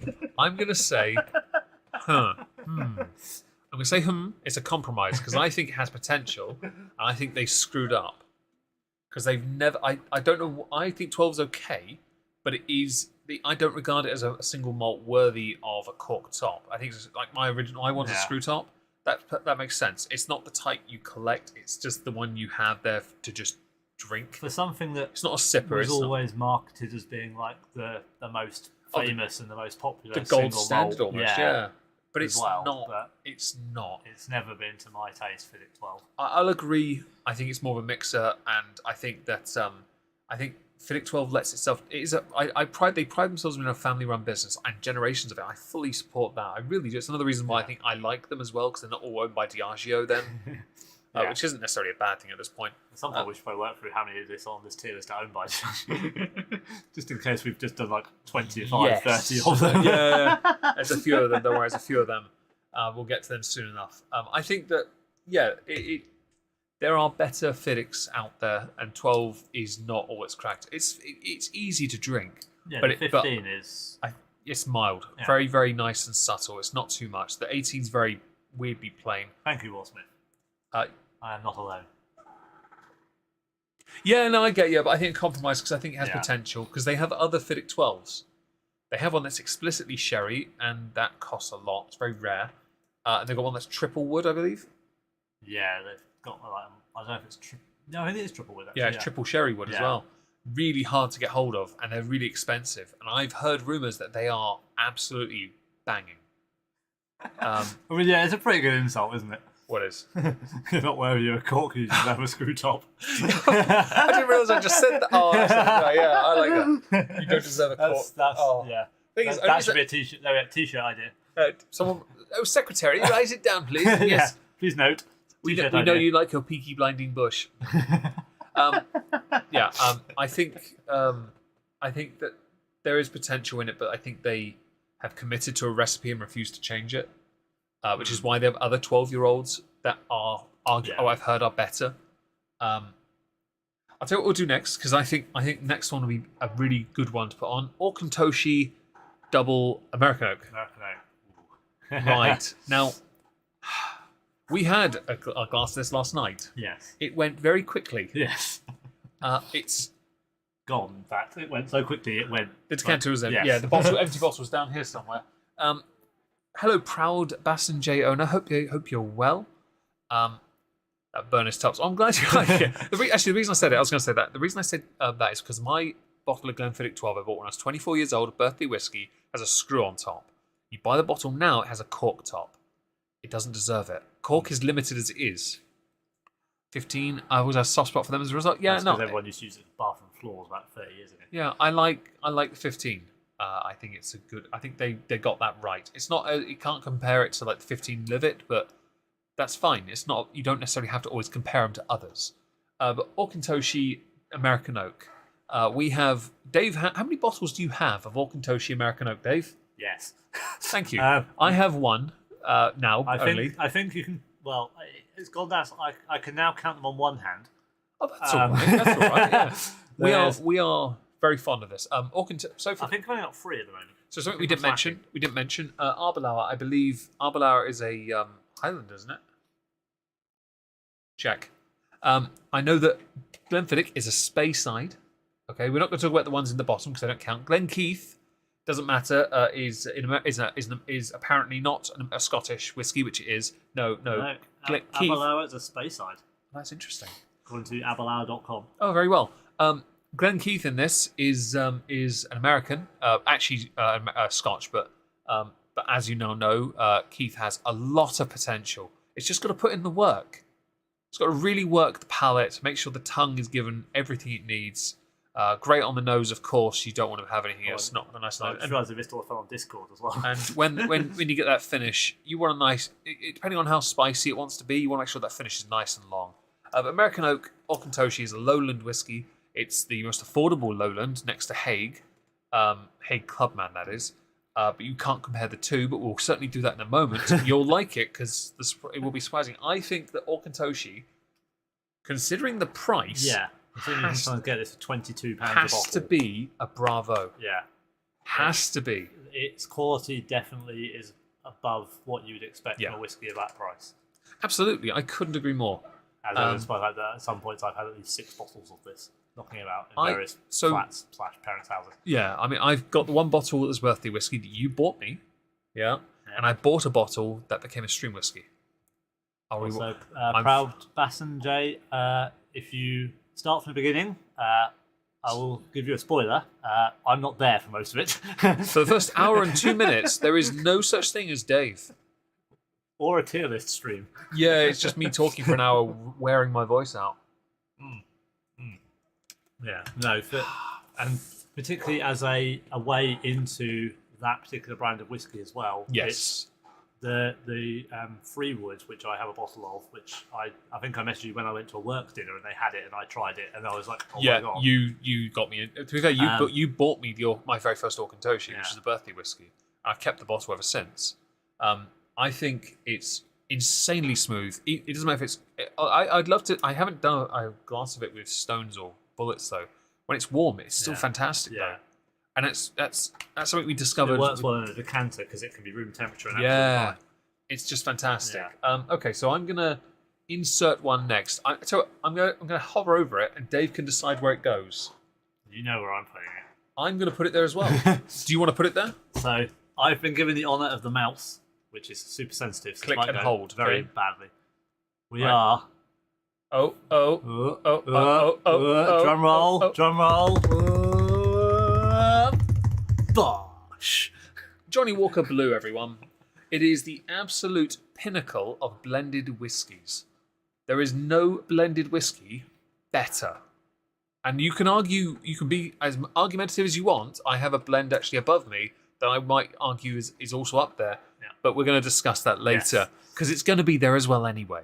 But no, Johnny Walker Blue is, well, it has to be there because the one I'd rather put there is not as easily you can't acquire. It's actually it's cheaper to buy Johnny Walker Blue because the one I'd rather put there is so limited these days. But I'm a good feeling. Meg is a goober and Dave is a doofus. Stop talking and wait. Let me get mod player on my phone. I need to time her out. She's a mod. I can still do it in principle. That's the only I'm timing you out for 5 minutes in principle. How dare you? Blasphemer! Johnny Walker Blue does not. I know you're not overly fond of peated stuff, but that's because you're much like the Keith thing. Palate's not quite there yet. It's why you're in it's why you, Leona, have Keith have potential. Bearing in mind, there's whiskey in that's about a third of the age of their country. In that or in that? In Blue. Oh, not in Wildling. Okay. Oh no. Well, it was in Wildling when she drank the Blue, but I mean, we can put one in there if you really want you. No, anyway. Blue is better than red. Blue has up to 60-year-old single malt. You actually just mentioned Johnny Walker Red. I'm going to pick that next, and I'm going to go. Actually, no. I kind of want to be a dick. No. I think it's not. It depends how we want to, because they sell a lot of it. Because again, that's the one that tends to end up in pubs. Well, this one is the one. This is the one you add. This is why they do the cans of Johnny Walker and cola, don't they? Yeah. Jack Daniels and cola. These are the one. This is the mixer. I don't like mixers, and I cannot. I'd stick it like I want to stick it in wide, like right there. It only works really as a mixer. It does not work on its own. It does. It's not. It's better than these, obviously, but it's not better than. I'm sorry, but I'd rather drink a non-corked Fiddick 12. The side piece agreement was written in blue. Just to say.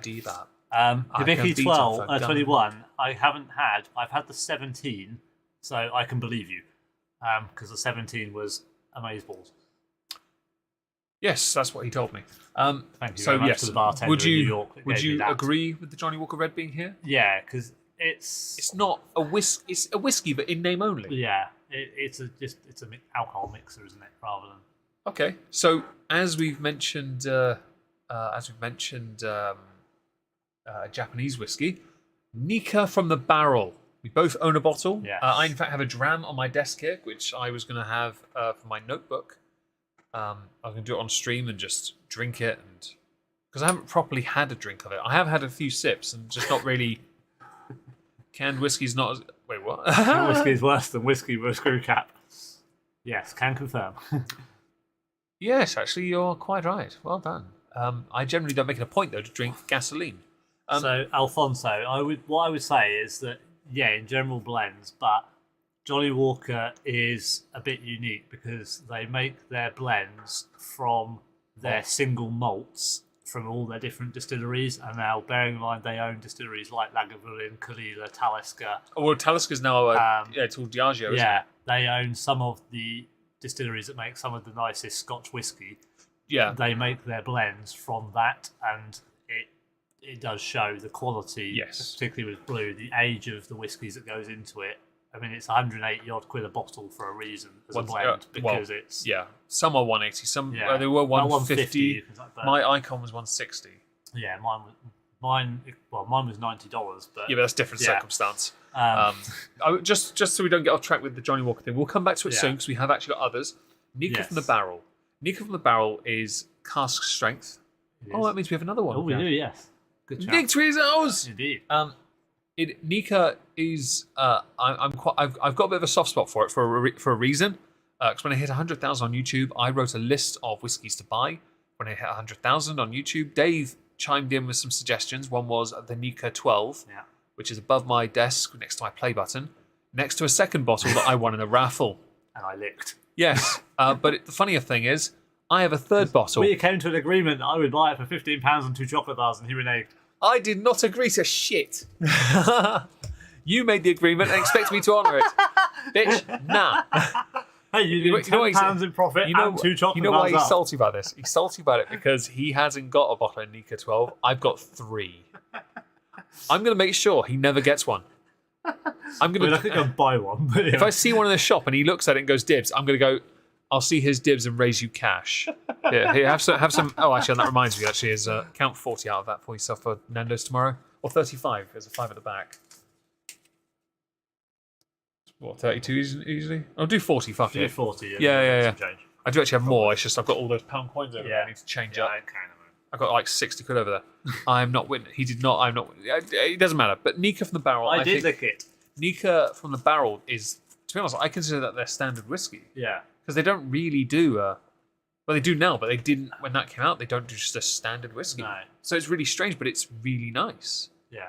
It is. If you're not expecting it, it is strong. The first time you have it, you're probably going to find yourself reading of it. It's 55% now. Yeah. 55, 56. I think if you can't handle over 100 proof, which is the Americans out there, 110 technically, then you're going to struggle. But the proof isn't the issue. If you add a drop of water, it unlocks a lot of the flavour potential, and actually it's still just as enjoyable as drinking what would assume to be the standard version, which is. Thank you, Nerdy Road. Exactly. Meg didn't agree. Doofus. There you go. Once lick something that makes it yours. So I guess my cock belongs to Keith then. Right. And I would say Nika from the barrel I think bravo. I think it's better. I put it above Aukantoshi. It's a higher quality whiskey, isn't it? Absolutely. Yeah. And but it's double the price of Aukantoshi. A bit more than that. Yeah. With inflation now, 10%. Bloody hell.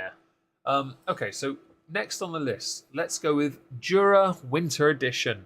Now, I bought a bottle for Christmas and I didn't get to drink it. I have had it. It's not great. No. It's good. It's an okay Jura, but it's not as good as Jura 10. It's not as good as Jura. 12, Prophecy or it's not good as Superstition. it's not as good as it's not as impressive, yeah. Basically, we're reading off all of the Juras at this point. I'm going to say it's above Arbalaur and Glenfiddich 12, but it's a Yeah. That's what I think. I don't think it has potential because they've already released a cask version of it, and I don't think it goes any further. They've got other cask ones out there. I just think that, I don't think. What do you think? No, I'd agree. There wasn't that much to it. I've not drunk much of my bottle because I think I've had it a few years now. I had a couple of glasses. You've had a few glasses of mine, and more than you have yours, I think. Because mine's had a fair dent. We did that at Christmas. I was considering putting it on the stream on the shelf over there at some point, making it a stream whiskey, just so I could then get the pale ale cask and have it take place. But yeah, it's certainly better than the ones below it. Certainly. Okay. Well, let's throw a swerve in then. Let's go with Jura Superstition then. Your Tullamore isn't on this list. Well, it's only our whiskey, not yours. Tullamore is on here. Don't make her think she had a sway in this. But it isn't like one licked by Keith. No, this is very true. Actually, new range Jura is not because my dad does not like the new Jura because because the new 10 that took over from Origin is slightly peated, slightly smoky. He doesn't like that. So Dad doesn't like. I had to get him the 12 as a replacement. Not that was a problem. I did the 14 American Rye because it wasn't 14 American Rye, apparently quite nice. I've got the American Rye. But yeah, original Jura, Jura Origin, those ones were. I want to do a Jura stream actually because we've got a few Juras between us. I still want that Rory McGrath Jura. Which one? Rory McGrath.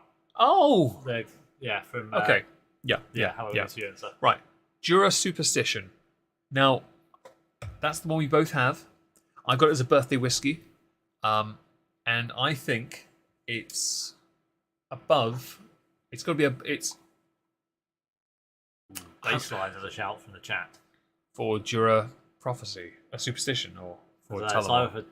I'm not sure if it's for Tullamore, for standard Jura, or Winter, or for this one. But the thing is, with this one, it's clarity, please. Jura weren't known for doing peated whiskies really that much, so this was their lightly peated version. Prophecy was one that was super heavily peated. Yes.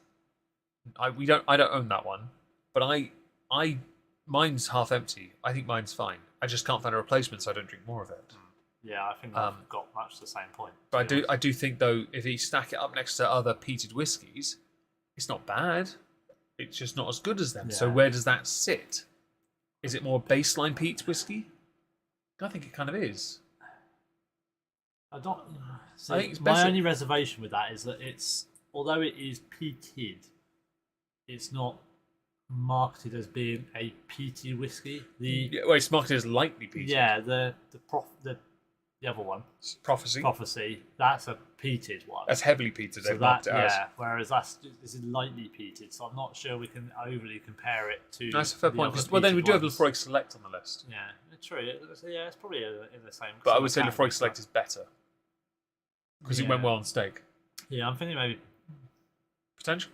It's a high potential, I think. Okay, so Keith has been usurped by Jura Superstition, which is now sat quite proudly on top of her. It's quite girthy, bit of a. It's got a nice warm finish at the end as well. Hello, everyone. By the way, it's joined. Gan, hope you're well. Thank you. Yes, now I've arrived. Please do smash like. Yes. Well, I think I did actually have equal likes to present numbers. Nice. Okay, so next on the list, let's go with. I know what I'm going to go with Johnny Walker Black. Bosh. It has to. I don't know if we can put it in nectar. We do have good history, but to us it is, but that's a different story. Well, no, I think we could put it there, but I think based on quantity of consumed. Yeah, this is the thing. It's how do we rate? If we're talking quantity consumed, that beats everything else pretty much on the list. Gosh. If we're talking overall quality of whiskey, it's going to drop down a little bit. I think it goes here because it is on the list of 10 highest selling whiskies in the United Kingdom. It's second or third, but rightly so. It's the perfect 12-year-old. Wait, I'm not getting we're not getting demonetized here. Don't try me. Okay, not you. I'm not looking at Dave. I said that. I'm saying that because I'm not making the jokes. Damn it, YouTube. In all seriousness, we've only had one demonetized in like 12 streams. Please, let's not do that again. But thank you for the donations earlier. If anyone wants to throw us money, we greatly appreciate it. I want the cab bar estate. No, I think that it is above our Okantoshi. Our experiences with it is lightly peated as well, isn't it? The thing is going to be So this is the question that he's not going to like or he's not going to like me asking. Ask it. Is it that if you sip it? Well, there's only one way to find out. There is a bottle right there, and get me that small little shot glass, 12 gauge, and I will have a sip. I will have a sip of it right now. We actually have a bottle of Johnny Walker Black. Live experimentation. There we are. Tier determination. And there's a second one next to him, and Dave can do it as well. That should do it. There's a second little metal one if you want to use that. Oh, yeah. We haven't got a palate cleanse from the. Oh, what a shame! How will we ever survive? Yeah, I don't know. Science demands. Whiskey. How will we cope? We have to remark the bottle now. I'll do it. It's fine. That's probably close. It's fine. It's fine. Right. Yeah. Right. Well, I've got a 12 gauge shot glass, and Dave is using the top of a tin cup. The reason this is contentious is because he's now got to try not to do it as a shot, this is how he drinks black. It's how you drink black when you see me do it. Yes, it's true. I can't let you do it and me not do it. Last time I was sat in his flat, right, he poured me one. He then poured himself one, looked back and went, "Did I pour you one?" He literally looks at me and went, "Did I pour you a drink?" And I was like, "Yeah, I finished. Have another." And he's like, "Oh, I can't have that." And he drank his. He's like, "There you go." All right, well, sipping. So we are sipping Johnny Walker Black. Very well. I'm leaving it there. I don't care what you say. Yeah, I'll give it. Yeah, I'm okay with that. And fam, that's not even a full shot. What are you doing? I can't shoot that. That was the point. I didn't give you enough to shoot. Where's the rest of it? You're stinting on me, Finish brother. your Tullamore, you can have some more. Fine. Challenge accepted. Yeah, this is the... So, Meg normally literally just downs it. I just wanted to make sure he was happy with being there if he drank it like a normal person. I don't actually have a generic bottle of Johnny Walker Black because he wouldn't survive.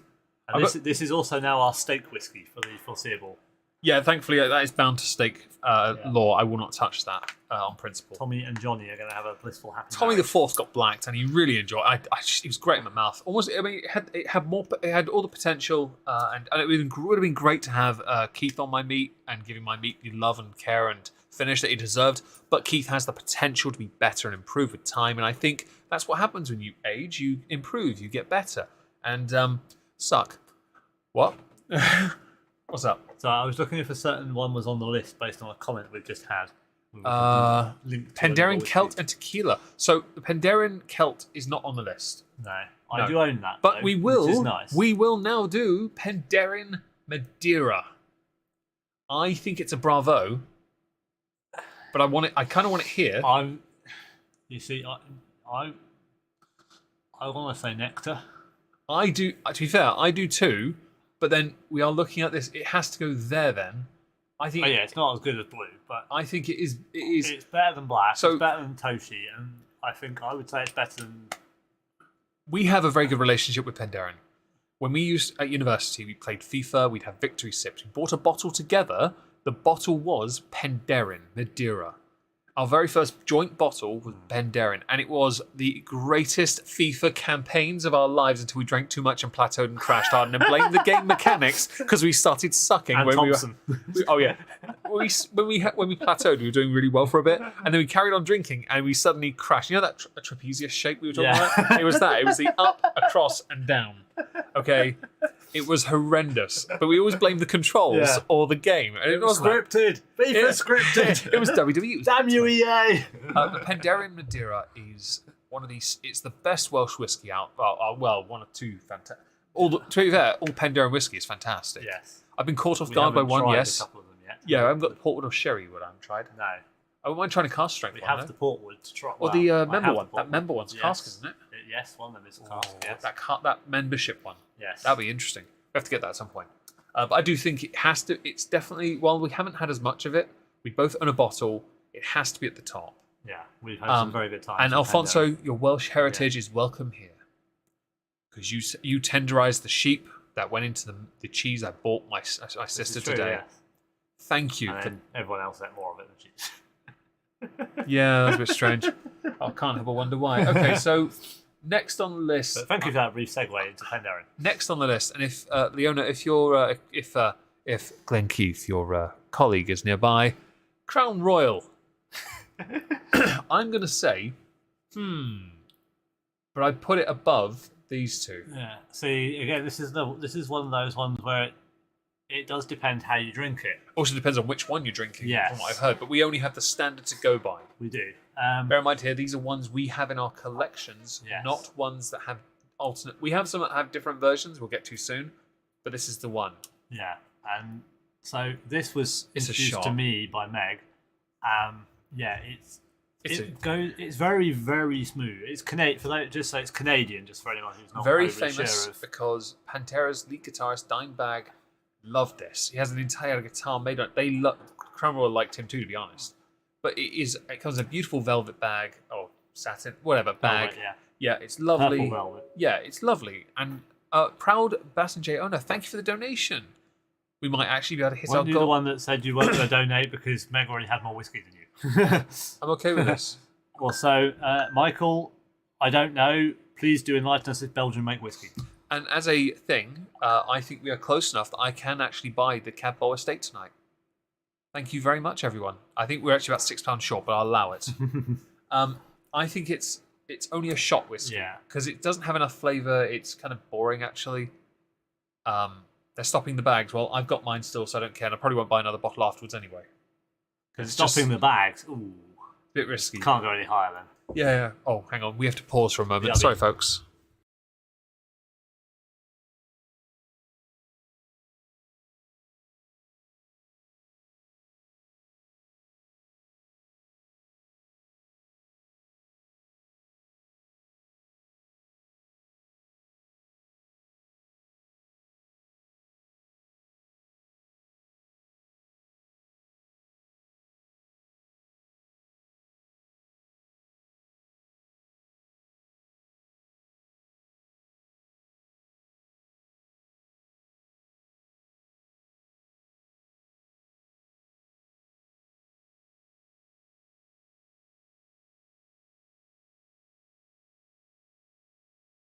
We have returned. We'll be starting in a moment. I just want to show something to Dave so he has confirmation of something important. Half gallons. There we go. Can you confirm that? What does it say? Bosh. It does. I have placed the order for the Glenmorangie Cadboll Estate bottle from the official Glenmorangie website. Thank you, people, because that now gives us another stream opportunity of Compare. Glenmorangie Cadboll versus Glenmorangie Cadboll. Yes, because mine's batch 3 and his is batch 2. But the next stream goal will be the Glenmorangie Amontillado. Ah, yeah, apparently there is a Belgian whiskey we will have to attempt to acquire. Well, the French one was good. Secretary, write it down, woman! Get your mouth off my cock. What? Right, yeah, so anyway, Crown Royal is a because I think it could be have potential, but I haven't tried the other finishes. Yeah. But do I want to buy the other finishes when this one's kind of been a bit meh? The maple one does sound interesting. Maple and the vanilla. I like vanilla, man. See, maple, yeah. I mean, Vanilla, whiskies that have sweet vanilla in. will that be, though? Well, it depends if it's maple wood or what kind of maple we're talking about. It's Bassin G. Ah, thank you. Bassin G. Dog breed. Okay. Thank you, Proud. Okay, next on the list. Let's go with... Oh, okay. Singleton Malt Masters. Now, mine was a stream whiskey eventually, and it's gone because I wanted to just keep the age statements. Yeah. For those who don't know, I have the 12, 15, 18, and 2 bottles of the 21. One licked by Meg. That one. Where's the other one? Lick it. I must lick it now. It's in my cabin, actually. Those didn't get what he just did there. He went to move to get up and go lick a bottle at the end of the garden, trying to reverse dog shit. Malt Masters, I think it's a baseline whiskey. I think it's a baseline. We need to investigate the Belgian whiskey that was mentioned above. Suavemente, or however it's pronounced. Suave Mente? I don't know. Suave Mint, maybe. Yeah, Suevementente. There you go. I've got extra E's in there. I think Singleton Malt Masters is a baseline whiskey. Yeah. It's good, it's easy, it's drinkable. I think it's above Bushmills, but I think they're right next to each other, to be honest. Because it's very smooth. Dave really liked the 12, if memory serves. Yeah. Because that was you found that to be vastly more enjoyable, but you didn't hate any of the 3. No. I blind test. For those who don't know, the second episode we did here, Dave did a blind taste test, a literal blind, because only I knew which one was which, and he got them all right eventually. And I gave him a bottle of the Malt Masters. Yes. I actually gave him one that was open, and then when he went to leave, I switched them back, so he got a brand new bottle instead. For once, he screwed me in a good way. Yes, I think Singleton do Spaceline. I think genuinely offer some of the best whiskies in the world because they just seem to pump out consistently good quality. Yeah, but good quality for drinking. Like they don't seem to push too high up here. Although Johnny Walker is a Speyside, isn't it? Technically. Yeah, but the problem is the whiskies Taken depend from on the regions. blend because Yeah. I think it's the distillery itself in the where they have it in the Speyside region. Smooth. Okay. Well, now we like the sound of this. Smooth, you say? Yeah. Are we talking Carlos Santana smooth? Smooth Belgian. Oh, hang on, I need to catch up. Cheers. Oh, I thought I had to catch up because I started late. I didn't drink it until you got here. Ah. Do I need to do a YOLO swag fam on this? Then I have one mega sip left. Fine. YOLO swag fam. Okay, now I have. Although he has finished the Tullamore, which means he can have some more black if he wishes. Maybe we do another glass of Tullamore, to be honest. It's fine by me. We're not driving anywhere till later, are we? Hey, Lisa. Hope you're well. Tomorrow. I was thinking, where are we driving later? Okay. Right. So I think Singleton. It's a fantastic Speyside. I'm quite fond of it. I will admit the 12, the 15, and the 21 are a bit dry on the finish. But we were both super impressed by a different 15, which we're not going to get to yet. There's another Singleton to add later, and it will make more sense when we get there. I think we need to tease a few things. So I think next on the list, Talisker 10. You're right, Nectar. Yeah. It has to. I'm sorry. For anyone that doesn't understand why, please go back to August 2021 for the stream that we did, and you'll very quickly find out why. Not on this channel. It's on Omegon Plays, and I don't think it's listed. It's unlisted. I have to go. I think Leona, I think she has the stream saved somewhere. It's one of the. He and I drank half a bottle of Hague Club Orange. We then drank a 20cl bottle of Talisker 10. We then moved on to Boonahaven, Jameson's, some samples of Johnny Walker's. We were battered. Not the Fire. Was it there? Fire and Ice. Fire and Ice and White Walker. Yes, the Game of Thrones. Which I added water to all of yours. Yeah. We were so. I don't know how we pumped his bed up. I was sexually harassing one of my lovely mods who has a mouth attached to my penis. I just honestly, Talisker 10 Island whiskey is better than Jura in every respect. Yes. And I love Jura, I really do, but Talisker is better. It just has. Talisker 10 my very first, my third ever birthday whiskey when I was 25 years old was Talisker, and it didn't last long. It really didn't. Talisker is another one of those bottles that were. So at the minute, Nectar, we've got 2 bottles that don't last long, and one that we take our time. We savour. Yeah. And then in the Bravo, we've got 2 bottles that don't last long and one that we savour. Thing is, with the Johnny Walker Blue, we've had like two glasses each today. That had three, a double and a single each. We've had a very good you might have it. If you have that stream, Leona, please link it in the chat, but let everyone know what it is. I've been so very disappointed there's been no coronation celebrations in town. Some places are cancelled because no one donated to it. Yeah. Talisker 10 is Diageo own them. They usually put out annual editions, special releases that are usually aged just below the 10-year-old. It's fun. I thought there's a joke. Yes, there's definitely a joke there. I'm not saying it, but I think it is. The reason we put it there is because our experience with Talisker has always been good. Same with Penderyn, Johnny Walker Blue. Yeah, sure. The reason these factor higher is because we've enjoyed them more. Like, for example, why Keith has potential is because we've only had 1 glass. But that's okay, folks, because in 4 weeks' time, Dave will be here on the main channel for my 8-year anniversary of the channel, and we're gonna put some Keith in our mouth, and we're gonna give Keith a good. Is going to be poured lavishly. Going to be savoured, and I'm going to make sure I don't waste a single drop of Keith in my mouth. Give it the proper. We may even give her some fancy rocks on which to sit. Maybe a bullet. Yeah. If she's American, it would be fitting. It seems appropriate. Yeah. Maybe we serve her in the shot glass. Oh, the 12-gauge shot glass. Yeah.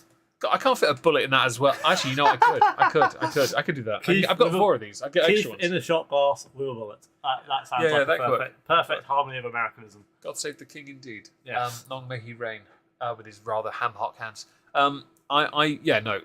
The potential. We are going to be Dave's going to try other whiskies I've got though. There'll be no gentle there. Shut up, bitch. You do as you're damn well told. You get in my mouth and you go down, and then you return the favour. He's going to try some of my other celebratory whiskies like Heaven, which I bought for my very first year anniversary for the Omegon 2 channel. He hasn't tried it. I have. It's lightly peated. It's good. I need for a bet. Now there's 3 in the Nectar. Yeah. And all 3 qualify. Shady Lane, welcome back, by the way. Yeah, welcome back. Okay, so let's go with something that neither of us really talk about much. Old St Andrews. Now, can you tell people about this? What makes it so unique? I mean, the image will very much give it away when you see it. But this is a whiskey that is synonymous with one particular place, which is sport, yes, which is St Andrews in Scotland, where there is a very prestigious university, which is older than America, FYI. LOL. And a very famous golf course. The whiskey, other than the miniatures, which come in a barrel, which is also quite cool. Which Dave only knew about because I bought through a catalogue and I showed him, and he and I were like, we're getting more of these. Yeah. The main size bottles are served in, it's a golf ball. 50 cl, not 70, obviously. I will put a picture on the screen in a second once we decide where to go. I haven't had St Andrews in a long time, but I've always had good experiences. The barrel versions had different age statements and finishes. I was quite fond of Twilight, I believe. You say one bad word about Pandaren and you're being timed out. We did it to Leona, we'll do it to you.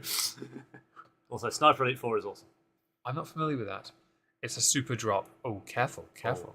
Okay. Yeah, you're in the club. It's fine. You're okay. All right. St Andrews, I think though is baseline. I would agree with that because I think it's solid. I preferred the green, the Twilight. I think it's called. Yeah, because there's like Twilight. There was a red. Fire. That's what I like. Fire. Fire was the charred one. The black one is the aged one. They're blue, green, and red. I remember. Because there's red, green, and black in my one. Remember blue, green, and red. Hang on. To the Google. You do that.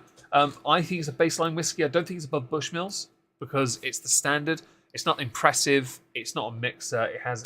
Black, green, and red is one of the tasting sets I've got.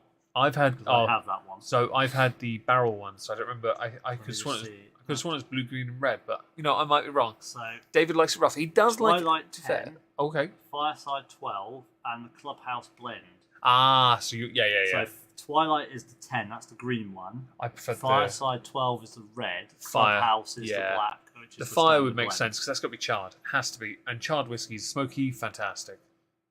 But basically, when I bought them through a catalogue called Fashion World or something. I bought them through that. I saw them and I was like, what? I may have been distracted. Look at the bottle. Yeah, so St Andrews have changed their bottles. Do you not know this? That's not. Is that St Andrews? Yeah, they changed their bottles. Do you not know that?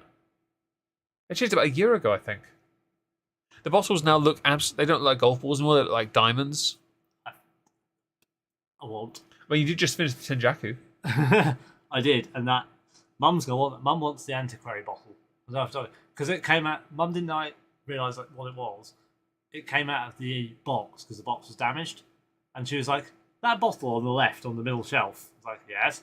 Like, when you're finished with it, can I have it for a bottle light? I like the bottle, and I was like, "Hey, you need to finish it. You need to bring it down here. We'll finish it." No, you got to do nice by your mum. Then you know what you can do. Buy a bottle of that.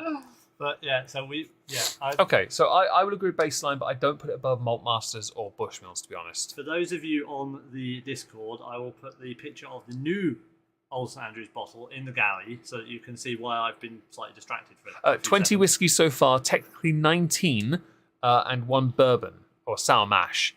And for those on Discord, you'll see a whiskey in a moment. Let's go with another one. I think this would be an interesting one to add. Glenmorangie 10. Based on what we're about to add in the future, I think it has to go at baseline. Only because it can't go above baseline. But I think it's the highest. It's the highest baseline because it's quite expensive when it's not on sale. It is, but comparatively, it has to be there solely because we have more Glenmorangies to add, folks. Yeah, see, this is why and Glenmorangie, for those who don't know, is a Highland whiskey. It's one of the oldest. They use known as the giraffe whiskies because they use the highest stills. They go up really high like giraffe necks. and the 10, they pioneered 2 particular types of sherry cask and port cask. No one did it before them. In fact, they trailblazed what everyone else did afterwards in form of wine casks, tequila casks, rum casks, and 9 parched. Do you want another one of these, or do you want? Yeah. Do you want something else, or do you want another one of these? Yeah, we'll go with another one. Let's have some more Tullamore. Keep Leona happy with the Tullamore. Well, it's a stream whiskey, and it's taking an absolute pounding in this stream. You have the Tullamore 12. Very good, Leona. So do I. See, you're not drinking alone. I also have the cider. I also have the cider cask, which I haven't. The rum cask. This is the rum one. Yeah, it's a sweet tropical notes. Which, if you do a shot of it, it's quite sweet. It's quite nice, I think. See, I was debating. I hadn't quite vocalised it, but I was debating whether or not actually does it go into potential because of what we're comparing it to later on. Oh, actually, you know what? I will put it there because I will do that, but because I think I know you. I understand. I can agree with that logic because there's a point there. Because I would say, in that same regard, at some point we might want to move. I'm thinking at least what. I'm thinking at least one of the next ones would that. This won't make any sense to you guys, but we're looking at some images. Don't scroll with the mouse or you'll pull them up. They're definitely higher. Yeah, that lower. We're gonna. Yeah, that is probably either the same or maybe higher. I put it higher than the other. We'll get to it. We'll get to it. That's my reason for putting it into potential. Let's go to. We'll put Glenmorangie 10 there. But by the way, while this is the baseline, that does not mean it's worse than these. No worries. It's just we've got. Thanks for being here, Alfonso. Hope you sort out your blood sugar issues. Okay. Normally I have to be in a VC for a drink, but I'll count this. Please do and send nudes. So I think with Yeah, we have that effect on people when we talk about whiskey. Right, you've got baseline here. Just to be clear, just because these have potential does not mean they're not worthy of baseline. This is the grey area, okay? Because Glenmorangie 10, don't forget here, and I told you all this before Dave joined for an hour. I told you that that was a really thorough rules briefing. Yeah. I bought a load of bottles of it, half-size bottles for £7. I gave Dave some, I gave a dad some, I kept some, and I promise you, I was quite happy because it's a lush whiskey. And to be a dickhead, you may notice this bottle's the new design. Yeah, that's also why I didn't want to say that, but that's also why I'm putting in potential because I prefer the old bottle. I've got the old one right there, mate. It's right at the back. I prefer the old bottles. Yeah, the new ones are better for my cabinet though. Hence the new cab ball one. Actually, I don't have that problem. So we'll go to a different whiskey. Was designed to fit Pendera. I'm going to go to something that might challenge you then on this because you put this in potential. Yeah. Yeah. Okay. Tamnavulin, double cask.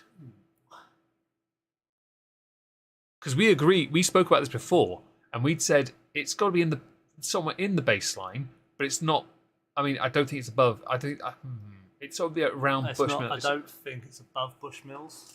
But then we've got to remember here, we've also put Glenmorangie in potential, but only because we're comparing Glenmorangie to something else. We might have to move that at some point. You never know. We can always reassess at the end and say, actually, looking at. I say Tamnavulin has to go there because when they came back as just Tamnavulin, not Glenlivet Tamnavulin, they embraced wine cask finishes. They embraced sherry cask. The double cask thing's nonsense anyway because it's sherry cask anyway. Yeah. But they have a separate one called sherry cask, so it makes no sense. It's a baseline. There are better Tamnavulins. Yes. But there is nothing wrong with that Tamnavulin. I will say I do have 2 Tamnavulins that aren't open. That there's a few actually. There's a couple of the wine ones, but the ones that I really want to try, the Gordon MacPhail, which is based on the original design and cask strength, and the Master of Malt 13-year-old made at the Tamnavulin Distillery, which I count as a Tamna. Yeah. I count it. Do we count it? Yeah. Count it! That's distillery, isn't it? So. Yeah, I'll count it. Okay, so I think it goes here. I think it's above St Andrews because I don't remember enough of it. It didn't stand out enough. I've got a bottle of it. Hate the new labels. What labels? The Glenmorangie. Good girl, Leona. You can have a cookie. No, you cannot until you send me nudes. Okay, let's go with something completely different that's really... I'm going to be really awkward with this one because I'm not entirely sure where it goes. Okay. Octomore. Now, do you want to explain what this is? So... And why we have it. Back when Meg was discussing potential whiskies for the subscriber goal. The subject of... I was on hold in Malta at the time. This is how sad I am. The subject of whiskies came up, and I was Googling, and something called Octomore caught my eye. It caught my eye because we happen to, as you probably all know by now, like a peaty whiskey. And I discovered that Octomore make a whiskey which is so peaty that it is peatier than literally, like, peat. It also makes other certain favourite whiskies, like the Freud, look like a little bitch. The parts per million of peat to whiskey are in the triple digits. Oh, yes. Proud. Thank you again for the donation. Thank you very much. I think the one that I suggested that we couldn't then get hold of, that was like 7 or the 8, was 337 ppm of peat. But just to be clear, we do have one between us that is about... We do, yes. Isn't it? It's over 100. No, isn't it the 2s? Because I've got the one that's slightly lower, haven't I? I've got the 11.3, we've got the 10.4. No, you've got the 10.4, I've got the 11. Check the 11. I've got the 11.3. Google the 11.3 ppm and find out what the ppm is on it. Sure, I've got the 11.3. Because the image is the 11.3. If memory serves, this is in the 200s, I think. And it's by the way, bonkers. It's so hard to work. It's beyond difficult to work with. No, we've got the 11.3, which is the lower one. Oh, and Proud. 194 Proud. ppm. Oh, right. R1. The Proud. one you've got is slightly higher. Thank you very much. Yeah, I've got 200 and something. Yeah. Just to be clear, you have hit the Cabo Estate goal. Thank you very much. The bottle has been ordered. Thank you for that, folks, because I will definitely make it a point to acquire. I don't want to rate this too high. I really don't. No, hang on. 10.4 apparently is only 88 ppm. It's not mine then, is it? No. The 10.4, wasn't that your sample? 10.1? Yes. 10.1 and 10.3. Try 10.1 and 10.3. I would say that Octomore 11.3, just so you understand this, probably. Oh, you're trying the 12-year-old Tullamore. Nice. So the reason we own basically we have a timeshare bottle. All three, myself, Dave, and a friend of the family, we bought it together because it was 165 quid, and he did it. And the friend of the family was drunk and did it on ClearPay. We laughed. Dave literally pulled out the cash from his wallet. Went, there you go. I literally went, there you go. I paid my share, and I paid him back later. No, ours is that is the highest one because all the rest are in the lower hundreds. We'll have to go and check your bottle later. But we'll have to because I know I've got a higher one. 11.3 is 197. All right. Well, for the sake of it, I don't rate this highly because I think, and I'm going to explain this one. I don't rate it highly because it has to be above potential, but it's a novelty. Yeah, it's. I mean, it's a challenge to drink. Yes, the bottle we have was. What's the percentage on this? It's in the 60s, isn't it? It's bonkers. It's cask strength. At the cost of Octomore, I'd rather have 2 bottles of the Frog quarter cask for the win. A quarter cask. It's 60 something. Has to be, or 59.8 or something. 61.7. Yeah, fam, it's cask strength. This is made by Bruichladdich, who make amazing peated whiskies. Classic Laddie's one of their staple ones. But I find that with this, it is too much. I want it to be here, but I feel like it has to be the highest end possible on potential. I think it's a potential because it's a bit too niche for most people. It's limited, very limited batch. Yeah. You have to water it down a little. You have to pay for it as well. It's 165 quid. That is the second most expensive whiskey on this list so far. Literally, Johnny Walker Blue is the only thing on this list that is more expensive than that bottle of Octomore. A version of Johnny Walker Blue, he means. Yeah. Not that one, that's 155. Yeah. The actual specific, that is the most, of the specific bottles we've currently rated, yeah, that Octomore is the most expensive. Yeah. I've been out to my husband for Tullamore for months. Oh, really? Hello, Wolfen. Hope you're well. It's a safe potential. I think it is. It's certainly above the potential of everything else. Although, I'll be honest, I feel slightly bad because Keith's got all this potential and she's being shafted by things that are longer and harder. She is being pushed to the bottom. And things that are more expensive. Yeah. In fact, everything above her is more expensive, and that's not very fair to Keith. No. You should show Keith some love by now by pressing F in the chat. Thank you. and offering to give her a blowjob. Right, so let's get back to some normality. Let's placate Keith. Tullamore. Standard Tullamore. Now, I think it's a baseline whiskey. I don't think it ever goes above it. Just because Keith is here, and just because I want to see the rage, I'm going with. Why? Sorry, but it's not even as good as Johnny Walker. It's not as good as Jack Daniels, man. I couldn't agree more with him. Just why bother? It's not worth the effort. No, I think it's a baseline whiskey. Yeah, it's baseline. I'm going to put it the lowest, but only because I don't think it goes above Tamna. I don't think it goes above Singleton's the best one of this lot. Bushmills, I don't think it goes above Bushmills for me.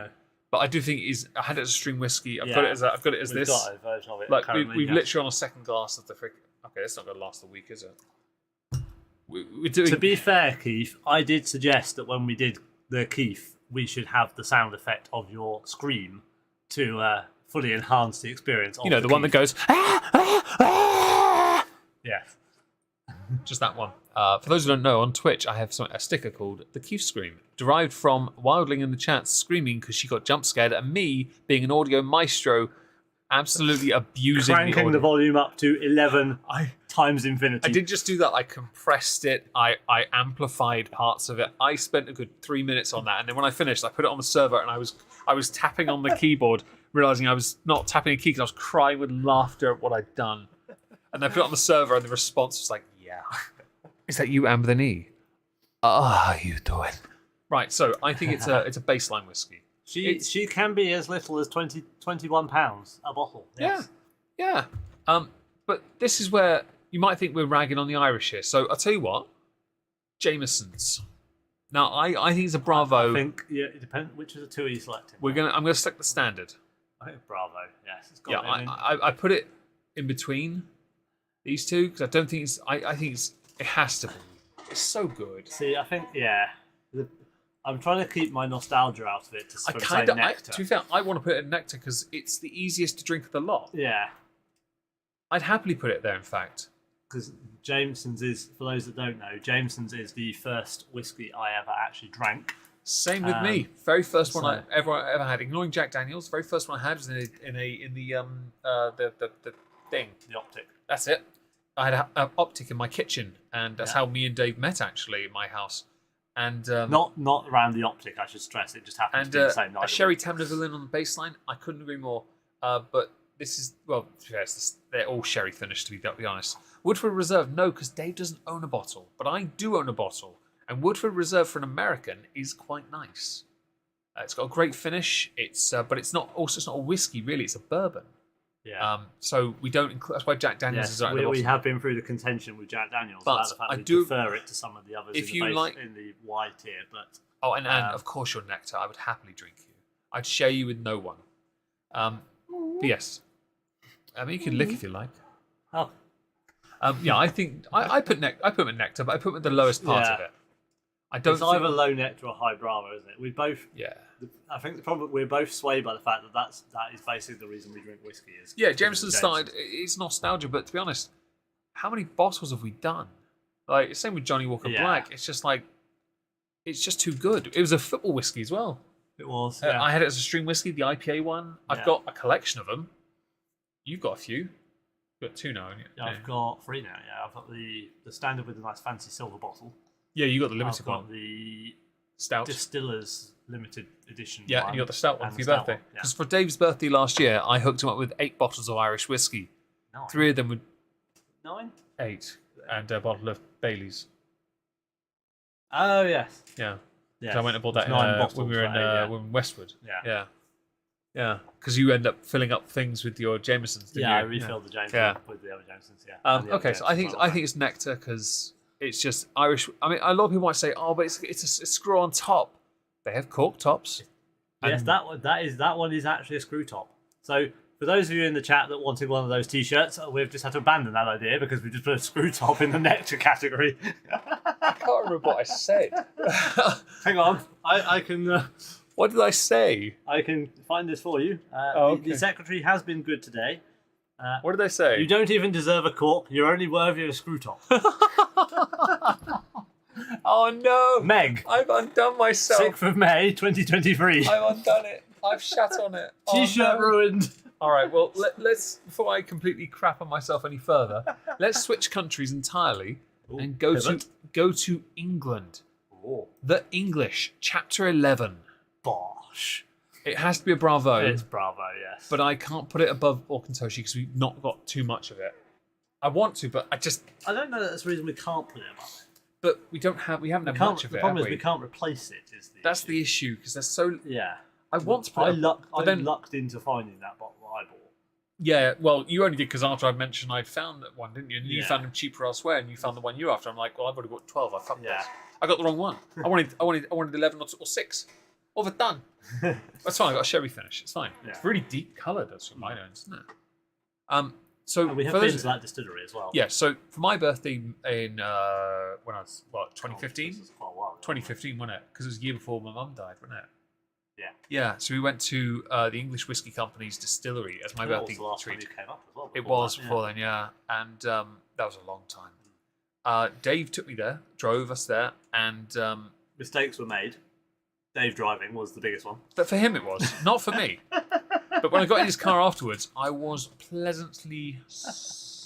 Yeah. Sloshed. No. I wasn't I was sloshed afterwards when we went back to yours and carried on drinking. I was fucking done at that point.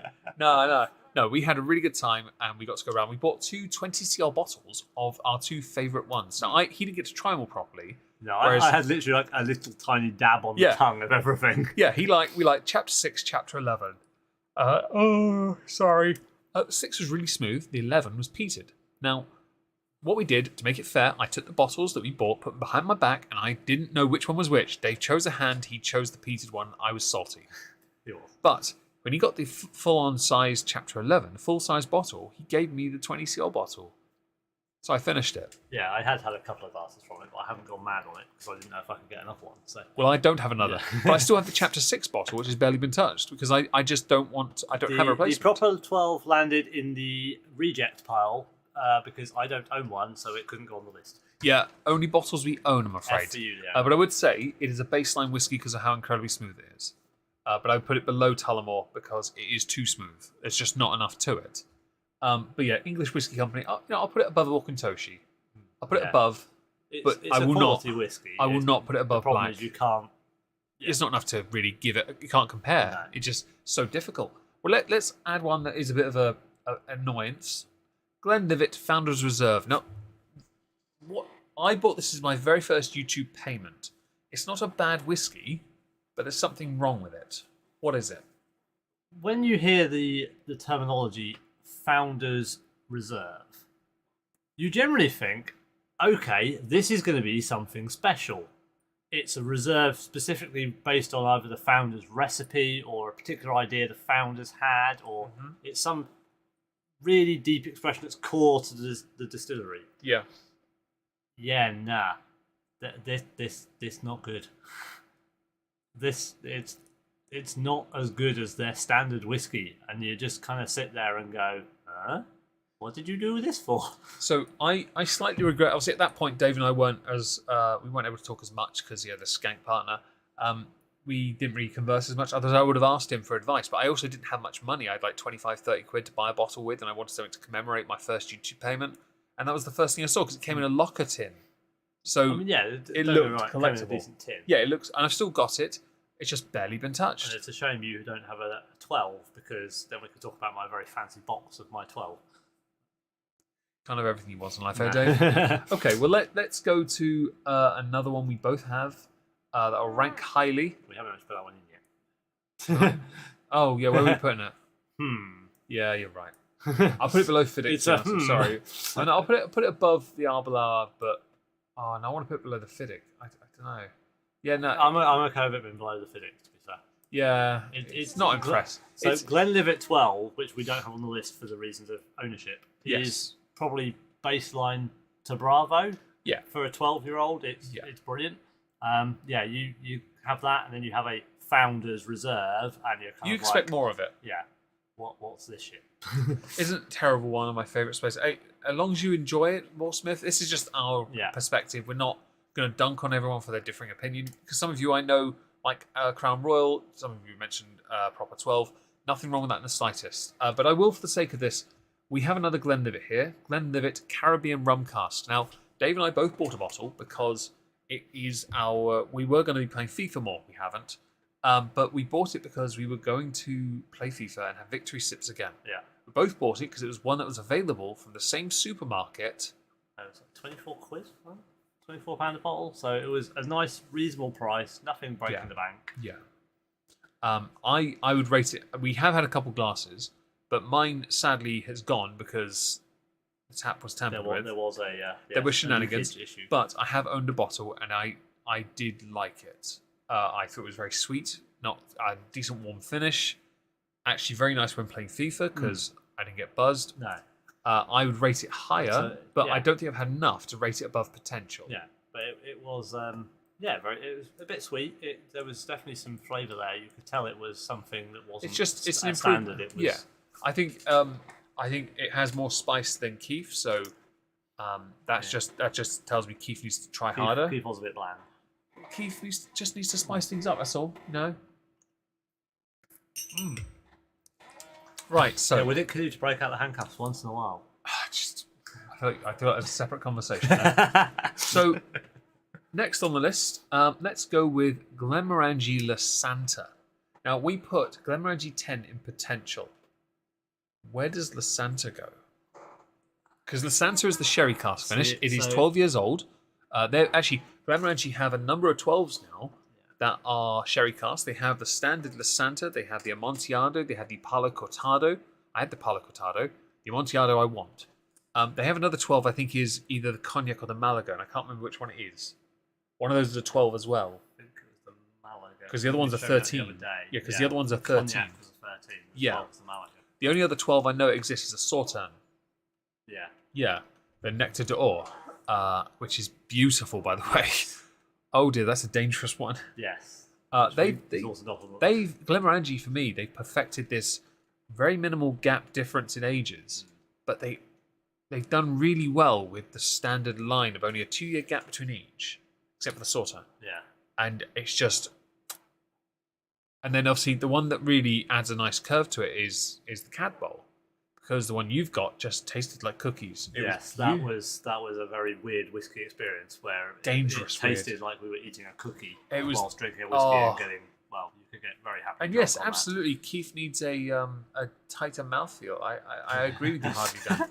It's just you got to know there's decent grip, suction. It's just got to feel like it's trying, and it's not it's not found wanting, and also. Maintaining eye contact's really important. Anyway, where would you put... I put the La Santa above the 10. Yeah, well, it's going to be above the 10, but I think we're going to differ here because I think you're going to put it baseline. And I think it's a Bravo. I think it's Bravo as well. I've had more of the La Santa than I've Quinta Ruben. Because I would put it Bravo. Yeah, I put it Bravo as well. I don't put it that high on the Bravo. I think maybe I would put it above a Toshi. It's a toss-up, that or English Whiskey Company. I mean, I'd stick it in the middle because I think it's definitely a Bravo. I can't put it above Johnny and Nika. To be honest, that's like the coup de grace of Bravo for me at the moment.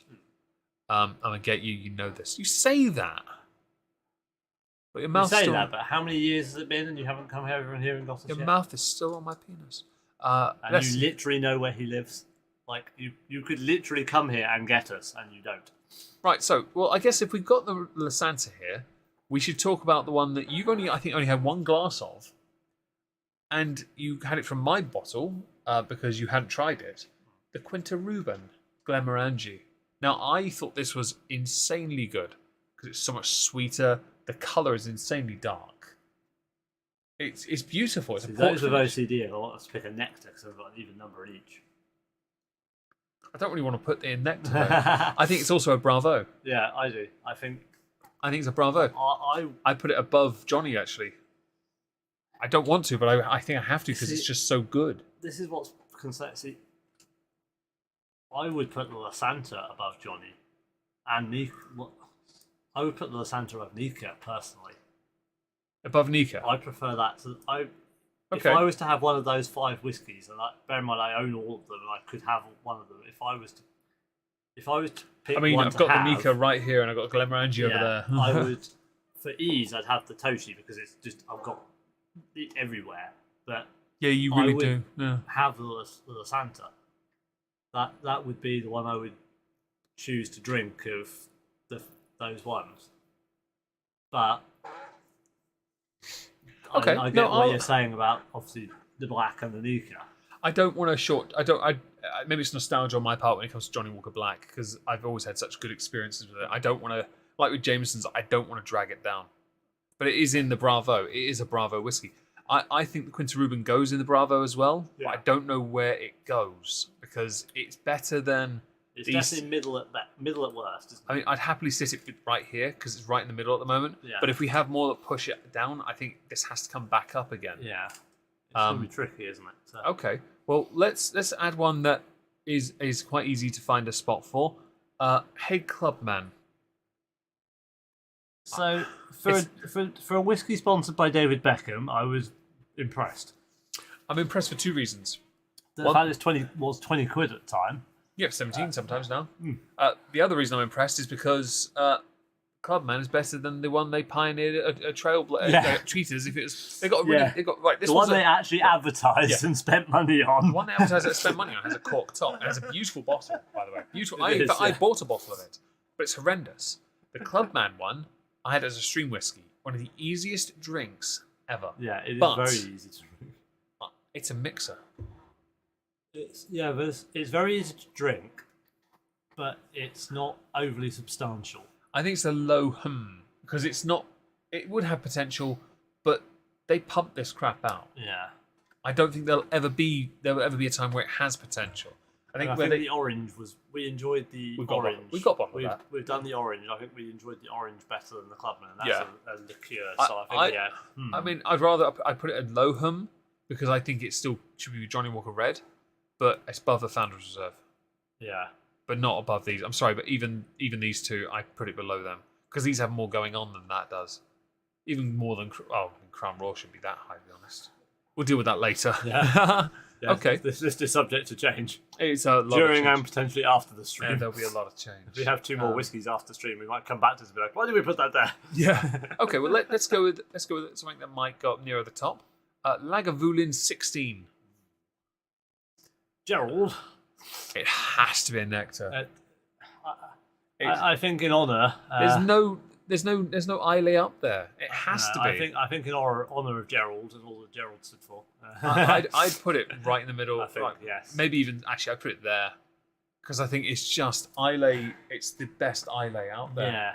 The issue for me is it's like 65 quid a bottle now. No, it's near 80 now. Jesus. Check Master Malt. It's nearly 75 quid now or something. It's really expensive. So for those who don't know, before I left Norwich, this is how we managed to justify this one being here, because I don't actually have a bottle now. But when I left Norwich, I bought a 20cl bottle. It cost 30 quid.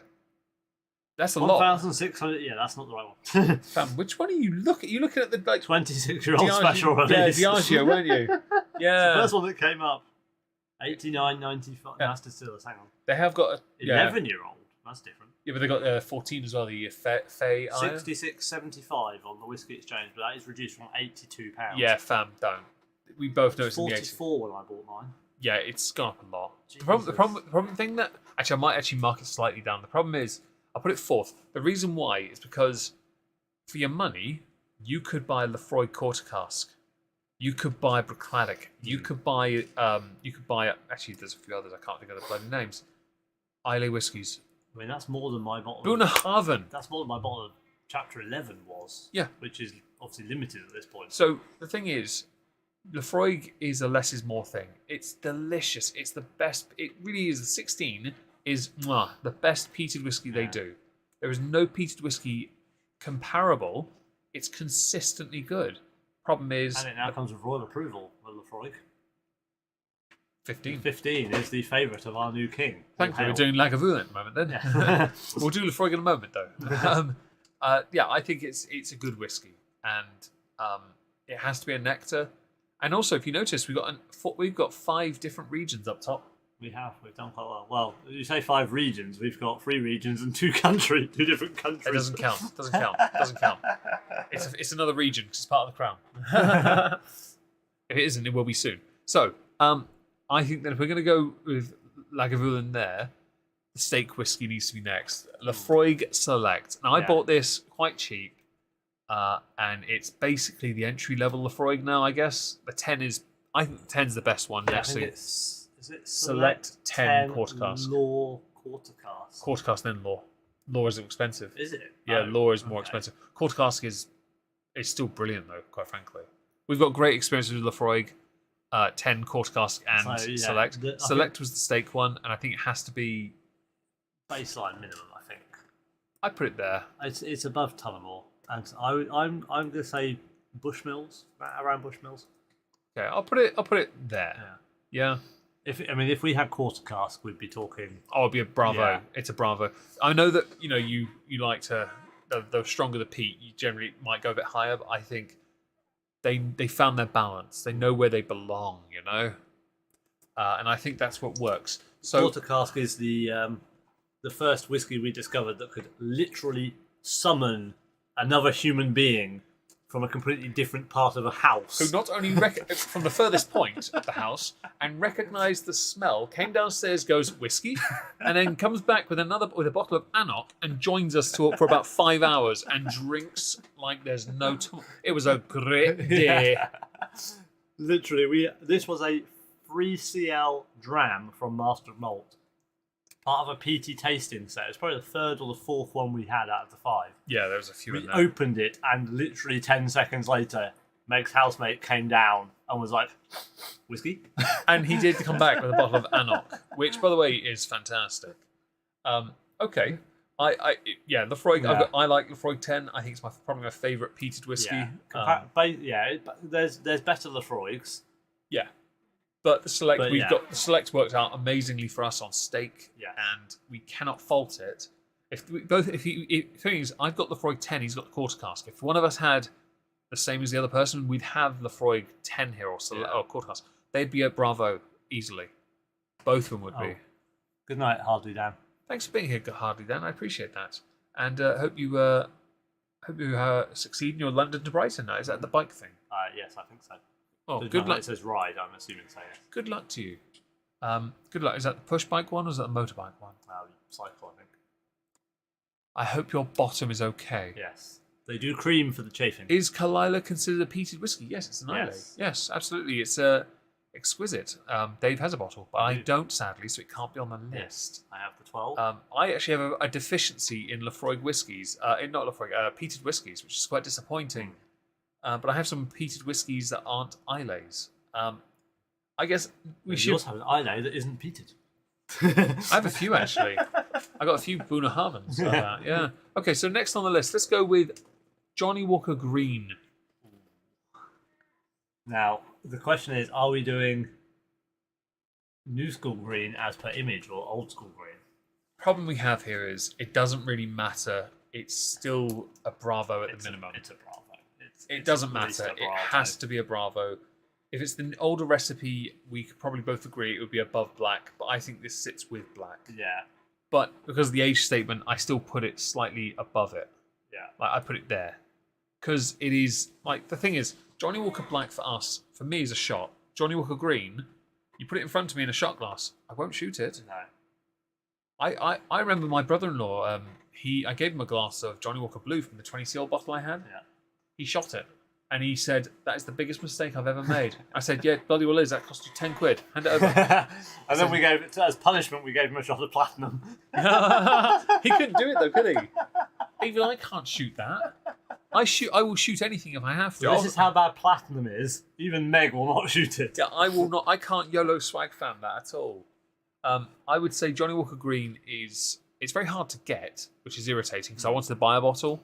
I really want a bottle. Apparently, you bought me like 3 bottles.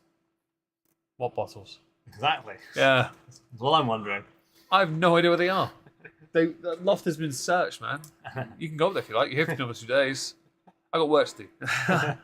No, green is fantastic, and I'm rethinking my positioning of the Santa because, like, green above. You want to put it at the top? I thought green would be, for me, green will be up there. But this is both. Problem we've got here is you got to be careful. Blend. I kind of want to put it here, so a malt at least. I think it's a good competition, I think. Yeah. But the problem is, I don't get enough. I've had a bottle of green 2 years ago and it went very quickly.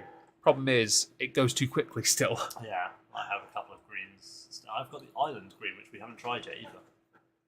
Oh, yeah. Are you actually going to open it, though? Yeah. I bought it duty free in Malta. Where do you go stand on green spot? Never had it. That's the Irish one, isn't it? No, never had it. That's the Irish whiskey, isn't it? Yeah. Heard about it, and it's sold in whiskey shop. Spots, yeah. Well, it's not a Lefroy, but it's not a Speyside, if you get me. Oh, you're talking to someone else. My apologies. I'm missing something there. It's about a Kalila. Kalila, I don't care. Kalila. Okay, so let's go with another one that probably won't do so well.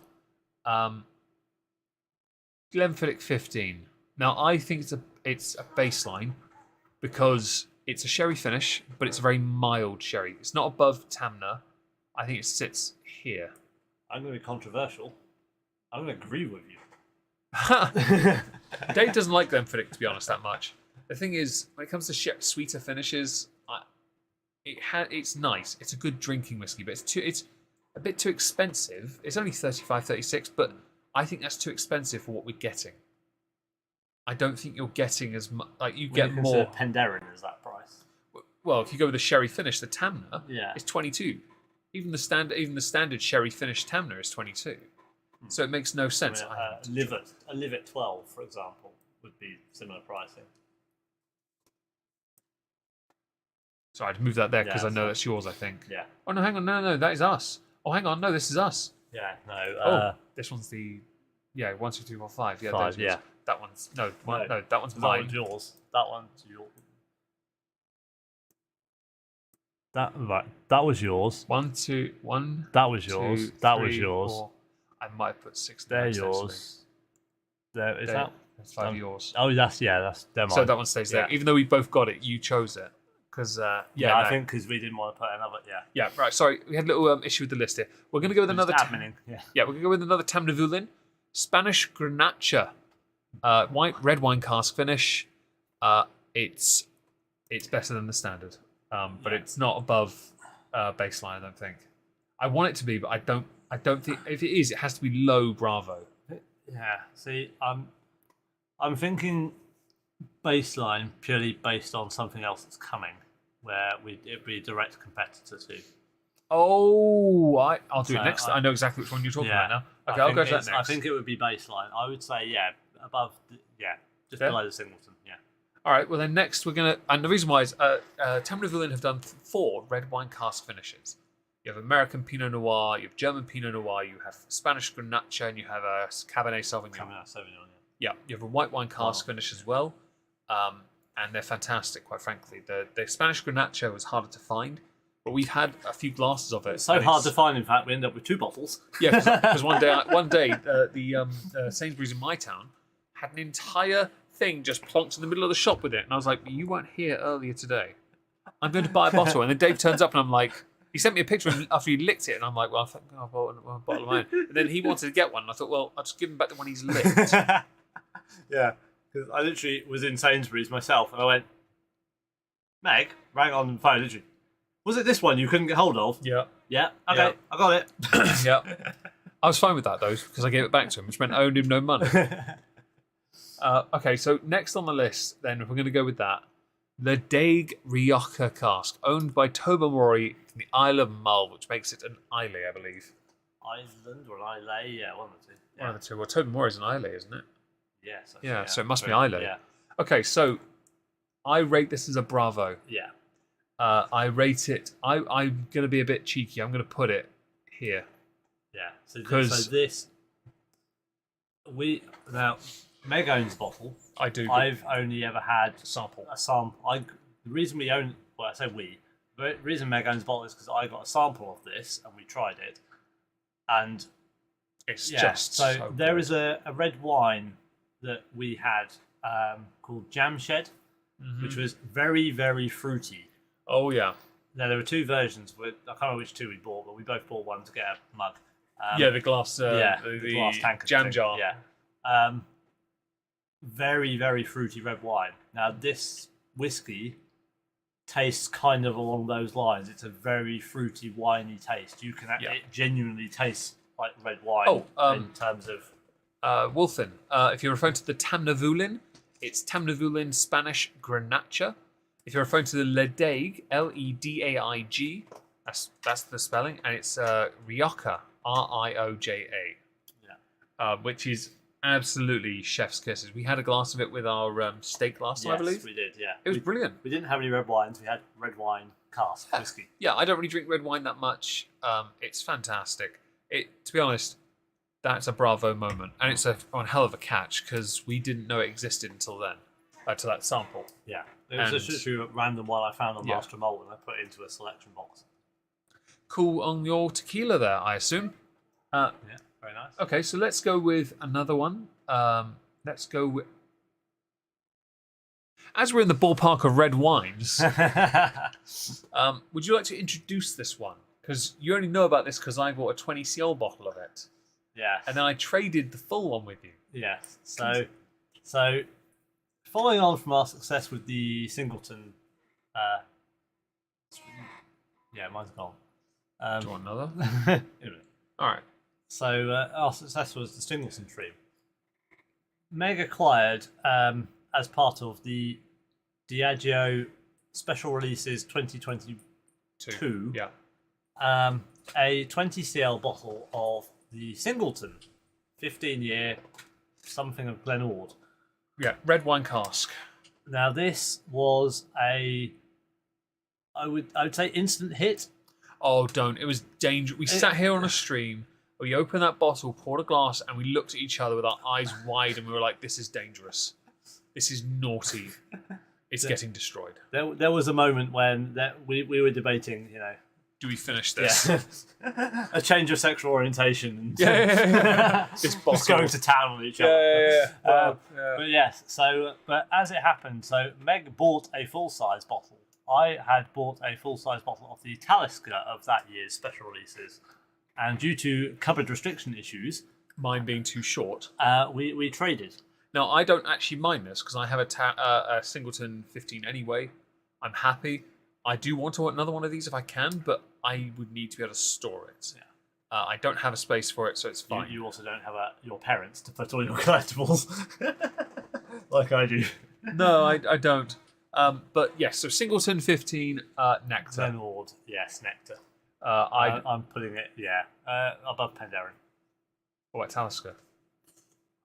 It's better than Talisker, but we haven't got enough experience. We haven't got enough experience of it, and I don't know if it's. I'm actually really happy. I don't know if it's 4 times the price better than Talisker. Well, it's also cheap. I'm really happy because I was worried with baseline Malt Masters, I was worried that Singleton wouldn't get the love, but then you find with the Diageo, I really want to try the 14 for this year, the Chardonnay de Bourgogne. Yeah. I just want to try it because it's just. I think they're missing a trick by not releasing them all as 20cls in a collection. I think that would sell. I'd be on that. I mean, it would be expensive. They've still got the Cardew and the Lagavulin for the last year's 20cls, and I'd love to get one of those. Yeah. Cardew's not bad. And I'm going to do YOLO Swag Fan. Is that okay? So, for reference, I've finished my second double with the Tullamore. Meg's had about 2 meg sips of his second, which is a very inferior quality. He is about to YOLO Swag Fan. It's at least 2 fingers. Fine. YOLO Swag Fan. Bottoms up. Bottoms down. So that's really nice. It goes down so well. That's dangerous. I'm having another one. Is that Keith on the bottle? Yes, she is a bottle of Glen Keith. She's got great potential if only she could get better suction. What? What? Right. As quoted by someone else in chat, she needs better, tighter mouthfeel. And that is literally in the chat. Someone else wrote that. So we're all good. I'm not going to do a full double then. She want a full double. Yeah, just under this. It's fine. Okay. Fair enough. Yeah, although I have now just seen how little left in the bottle and wondering whether or not we do. No, we'll do it tomorrow. We'll do it tomorrow. That's fine. It means I'm down to 3 stream whiskies then. I guess the Tomatin has taken its place. So for the record, by the end of this weekend, there will be at least 2 bottles consumed. We don't want to talk about that because we're going to look like an absolute raging alcoholic. All the bottles are down there, mate. Have you seen it? I would point out that I haven't actually had a whiskey for a week until yesterday. I was saving myself. Oh, I'm so honoured. Right, okay, so I'm happy Singleton's up there because it deserves to be. That one, so good. It was so dangerous. Just that I remember how I felt when it touched me. I was like, "That's so." Because we went back and had more of that afterwards. Didn't we did. We had another glass. Yeah. Off stream, we went back and that was what we went and drank. We sat in the living room when I think next time you were down, and I was like, we need to finish this, and you're like, "Oh no, I guess we will then. What a shame." Present glass. Yeah, your profile picture is in potential. Your butt is in Wait, her butt is this blue thing? Well, you realize it makes her legs it's seem only like because we don't know, because she's always saying no butt stuff. Okay, well, fair enough. Okay, next on the list, Talisker Sky. I think it's got potential, but I don't think it's baseline. I might argue it's there, giving her at least giving Glenkeith a bit more. Yeah, I would agree. Storm would be a bit higher. Port Rui, we've not tried. Port Rui's a port 57 finish. North, I've had, but you've not. Good. It was. I would probably put it into baseline Bravo area. Yeah. Fair enough. Okay. Right. Well, we're getting closer, by the way, to what we're going to call the swerves because we actually have some, which we'll talk about in a moment. Next on the list, let's go with Penderyn Legend. The only noise about this one is that I kind of don't want to put 2 in Nectar, but it really is. I think it's fine because we have a saving grace. Your dad likes it, and he also likes Glenfiddich 12. And Brighton is why? For this to make sense, my dad is a younger whiskey drinking type of guy. He mixes his. When I was introduced to Penderyn Legend, actually by my dad at Ramstein.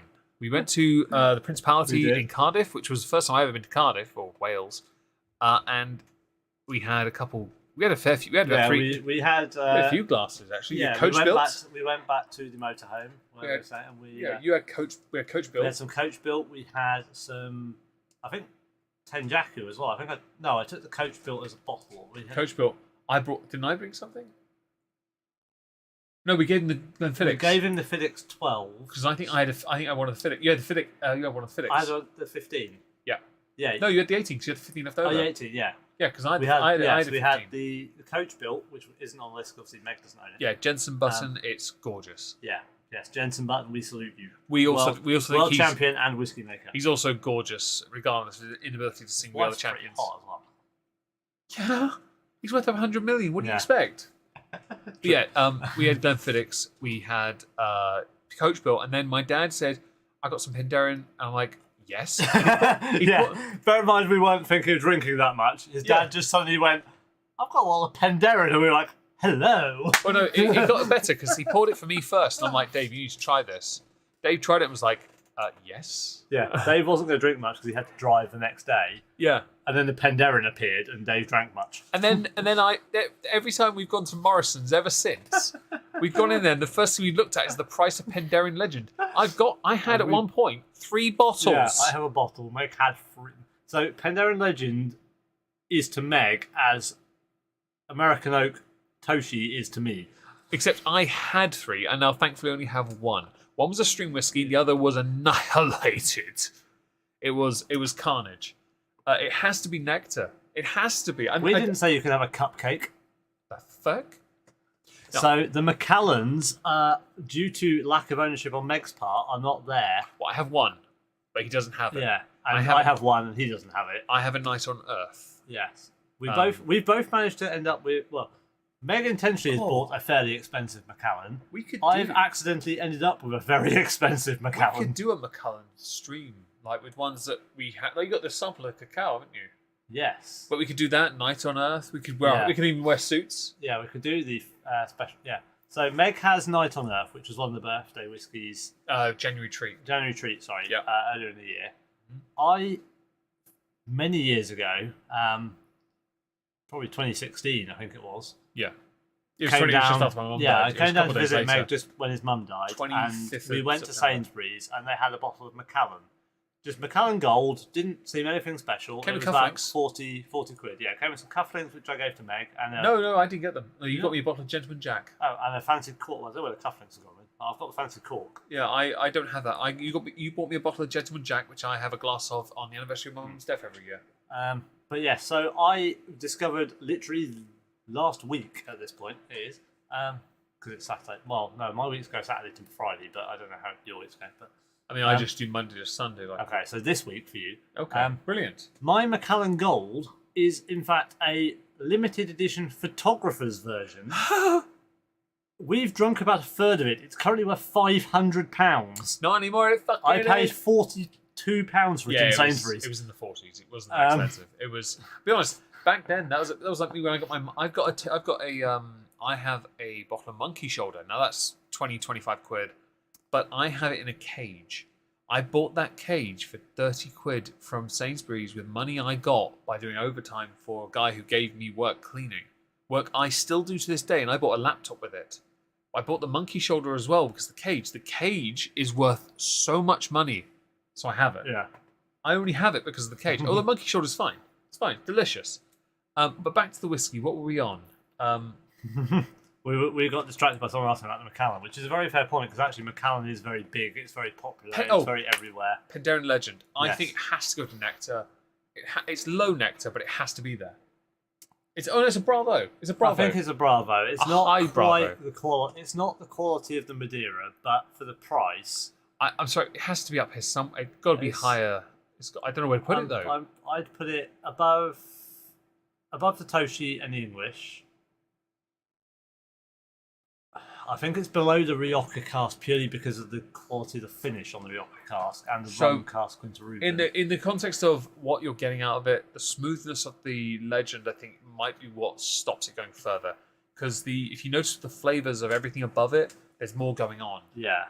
And Aukentoshi, and I'd argue... That's kind of the best of the, inverted commas, standard whiskey. What annoys me, though, is you've got English here, which is chapter 11? Yeah, chapter 11. And that's quite peated, but that's not higher up. It's here, blocking the smooth ones. Yeah. 25 watt is ambrosia. But I also think that... Which 25? Please enlighten us. But I also think that if we're saying the smooth... Whiskey is far more stable than crypto. Yeah? Unless you leave it in a hot cabin like Meg did and it blows up. That was that wasn't whiskey though, thankfully.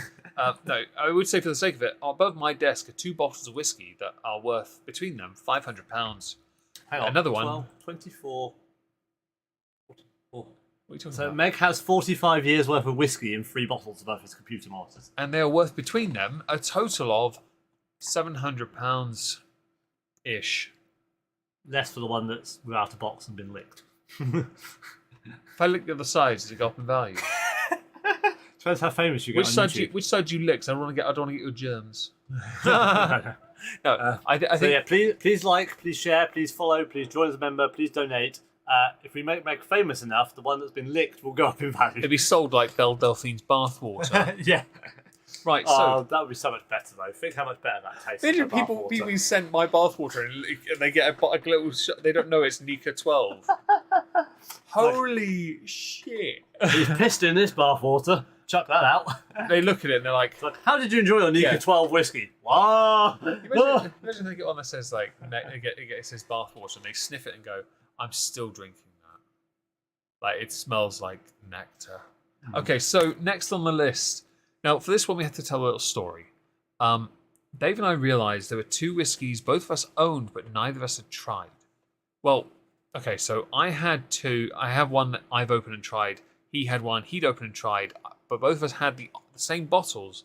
Okay, Balvenie and Jameson's. He has Jameson's Stout he had never tried. I have and have tried. Right. Yeah. Well, he has Balvenie 12 and the bottle's gone. 14 double ones. 12. 12's onwards, sorry. Yes. I have a bottle of it given to me on my birthday and I never opened it.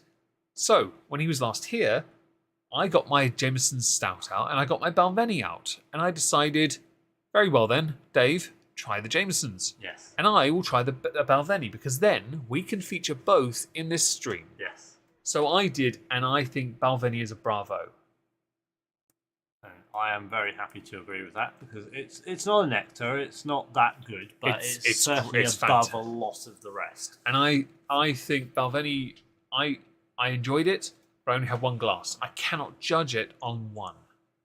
But I think annoyingly, I don't really want to put it above these two. But I think it belongs next to Penderyn, quite frankly. From what I got from it, I enjoyed it. I'd go for that, I gave it a B grade in my book. I felt it was great. I love the stout. Of course you do. You love things that are stout. Yeah, things that are stout, girthy, thick. Veiny, throbbing, moist. Black. Oh, moist. Right, so anyway, yeah. With that in mind, Jameson's... Oh, moist. Perfect. Just for the delay. Jameson's Stout. Now, I think Jameson's Stout is absolutely fantastic. But, and what drags it, it's not what drags it down, it is that it is not as good as the standard. It's great. It's a very great spin on something. Jameson's, I'll be honest, if you look at the whiskies alone, they've not cocked any of them up. They've cocked up the spirits, in the form of the orange one. Yeah. Even I couldn't shoot that. And I remember I tried that. Yeah. You poured yours into mine, and I genuinely gagged for a second. Yeah, I really didn't like the Jameson. But having had the Hague orange, I thought, Jameson's orange, this must be good because Jameson's. Yeah. And I think... Yeah, no. Thing is, I managed to do the shot, but that was the first time I struggled. It was just too much orange. I want to get the coffee one, though. The cold brew. Jameson's cold brew. I want to try... A coffee whiskey. Oh, come on. We probably could... I don't know if we can do a coffee whiskey stream, but we could do a coffee alcohol stream at some point. Yeah. We've got the rum. Yeah. And I got the Johnny Walker coffee espresso. Yeah, I'm sure I could borrow a bottle of Tia Maria from Mum for get a sample. I mean, I gave you a bottle of Bailey's coffee. Yeah, well, we'd have that. It'd be a bit of a mixer stream. Tia Maria, yeah. Okay. I don't think I've had Tia Maria. Secretary, coffee alcohol stream. Please note, please. Please. So I would put Jameson's Stout at baseline, but I put it above. Like. I'd put it above the Tanner. Yeah, I'd stick it here between the Freud. As someone that doesn't like beer, it was nice. It tasted like a beer, and it was nice. You said it was smooth. It was nice and creamy. You had the IPA one as well. You have had the IPA one as well, and you didn't mind that either, because it had a little hop in there, but it wasn't too much. It has the advantage for me. It doesn't have the volume of a beer. Which means I can actually drink the thing. Yeah, that's the thing I noticed as well. I mean, I could treat it like a beer based on how I was drinking it. Yes. Having a little sip, so I don't want to fall behind too much.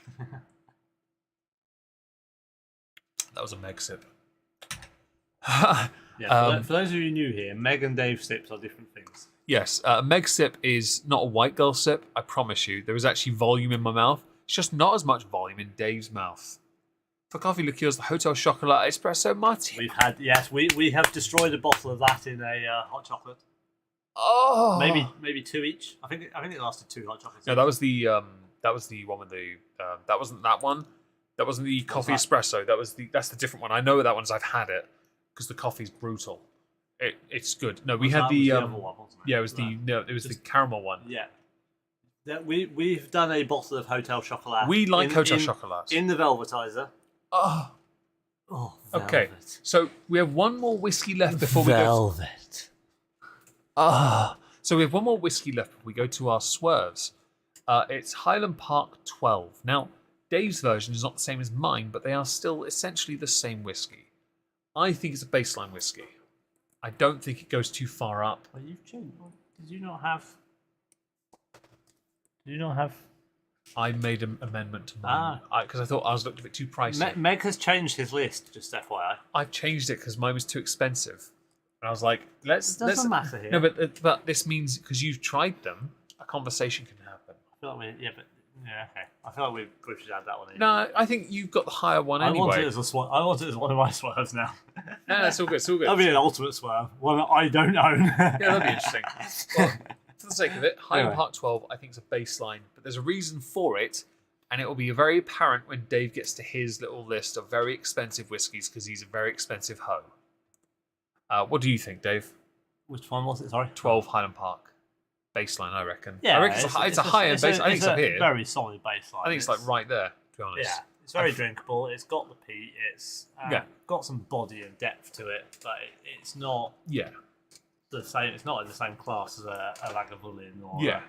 So I'm going to start with one of mine on this, and then we're going to do one of yours. For the next 10 whiskies are swerves. Now these swerves, neither one of us, we don't both own I own 5 of them. Dave owns 5 of them.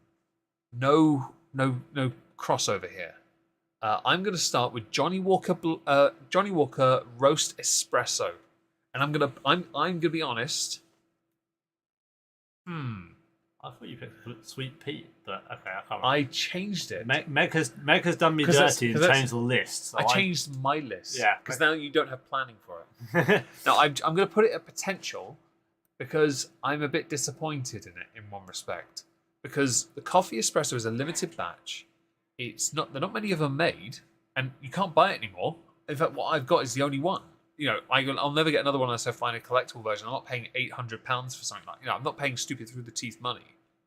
It's not worth it. It was like 20. Something that costs 30 quid at most. Yeah, Sweet Pete you can still buy, and I wouldn't mind another bottle of that. Cause I wouldn't mind a bottle of that. That's 28 quid on Amazon. I feel like I am missing a bottle of that in my Johnny Donate Walker. to me on coffee, I could buy another bottle.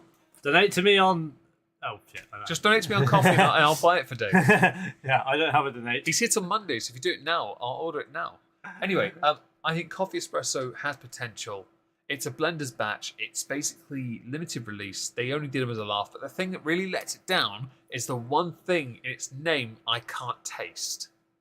Yeah, see, I picked it up slightly more, but comparative to other coffee drinks we had later that day, it's just not there. The AU vodka, the Kraken rum. Yeah, there was something else. The Pirate's Grog. Pirate's Grog, yeah. Yeah, there's given espresso as well. Yeah, it's supposed to be strong coffee. Yeah, it wasn't very coffee. It wasn't, and so I struggled. I think it's a good Johnny Walker. I've always been consistently good to me, except for red, and I enjoy it. Sweet Pete, we've annihilated. The empty bottle's just down here actually. The empty bottle of Sweet Pete is actually behind the guitars over there, with a growing collection. Okay, there's definitely not an alcohol problem. So, Dave, you're next. What do you want to pick next? I feel like we'll go with this one. We'll link. It's nectar. There's no discussion for this one. This is literally a. It's the gold. It's the gold. It's got to go next to blue. It has to go next to blue. Well, I'll put it the other side. Yeah, I know your mouse is just. I would rather put it on the other side, but it's so hard to get. Do you want to tell them what it is? So this is Johnny Walker Gold Label, the Centenary Edition. Now this is the original gold label that. Well, I say original. This is the gold label that was around, and we found Gold Label. This was an in theory 18-year-old-ish blended whiskey. How did we get it though, Dave? Do you remember, or do you want me to tell? I can't actually remember. I bought a 3CL sample of Master of Malt in a box on its own, and we tried it. And then I got a job at a place in Norwich, and I bought a full bottle with my first pay. That bottle I still have. I forgot about the sample. I remember the sample of the blue, and my parents ringing me from their cruise to tell me to try it, and I was like really confused as to why I was getting a phone call from the Caribbean while they were on a cruise. For those who don't know, he gave me a little taste of that. It was equivalent to I had a housemate that used to stint on food when he did cooking. In fairness, I poured you a bit and you said you have the rest because your parents want you to drink it. I did, but you stinted. You shouldn't have allowed it. No, but we had a 3CL self-love Master Malt, which started an adventure for us, me collecting anyway. And Johnny Walker Gold Centenary Blend is what did it. Yeah. And it is, to me, I've always called it the gold standard. And Johnny Walker Gold Label Centenary is mwah, mwah, mwah, mwah. It is amazing, and Meg is very jealous I still have 2 bottles of it. If he'd offered me a bottle of it for the Nika 12, I would have said yes. But he didn't, so he can't have it. But yes. I might swap for 2 Nika 12s. Only if one's half empty. Yeah, no, I agree. It has to go at the top because to us, first of all, it starts my adventure as a. I have 2 of those. Pincalo. I have 2 of the little collection sets with the tasters, if that's what you mean. They have different whiskies in, but yes, they are I'm not an alcoholic. I'm a drunk alcoholic to go to meetings. Yeah. We are in a meeting right now with all of you lovely people. Smash the like. We're not alcoholics. We're whiskey enthusiasts. So, for me as a I'm a collector now, aren't I? Yeah, you are, yeah. I mean, I've got you into it. To be honest, hi. Yeah, I did a bad, and I got mega addicted to collecting whiskey. Hi.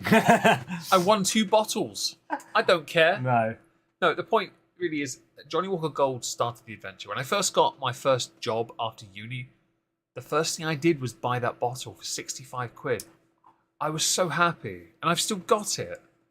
And it's got bugger all left in it. And I have this worrying feeling when King Charles dies, we're going to have to drink it, because we drank the same when Queen Elizabeth died. Can we just drink Johnny Walker Red when he dies? Because he's not really worth it. I mean, we could maybe go black. Maybe go green for organic.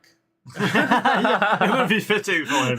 Yeah. We'd base it on how many years he's a king. If he does 15 years, it's Johnny Walker Green.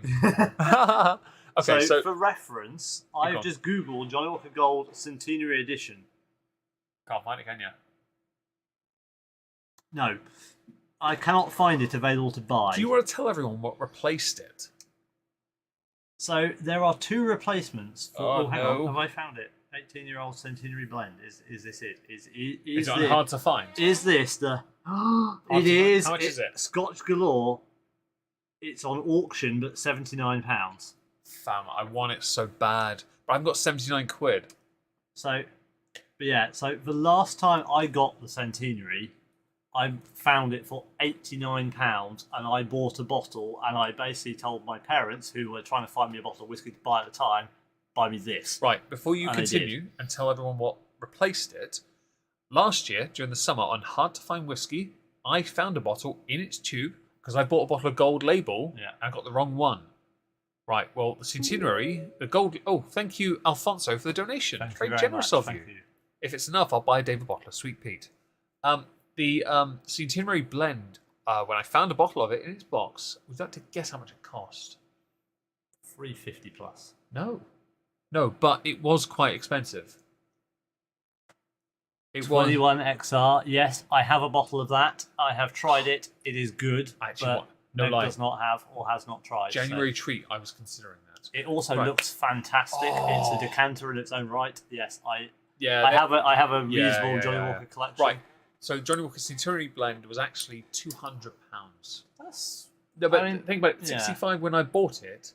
Yeah. Fuck me. I was considering clear pay for that. Yeah. I was like, with inflation, it's not terrible, but it's not that. Given the limited nature of it. It's so hard to get. Yeah. But I've got a bottle of Johnny Walker Gold Label 18, the original recipe. At some point, Dave and I... half the price of a GTX 1070 graphics card. At some point, Dave and I will do a stream on those whiskies. But yeah, it has to be a nectar, because for us, it's not just nostalgia.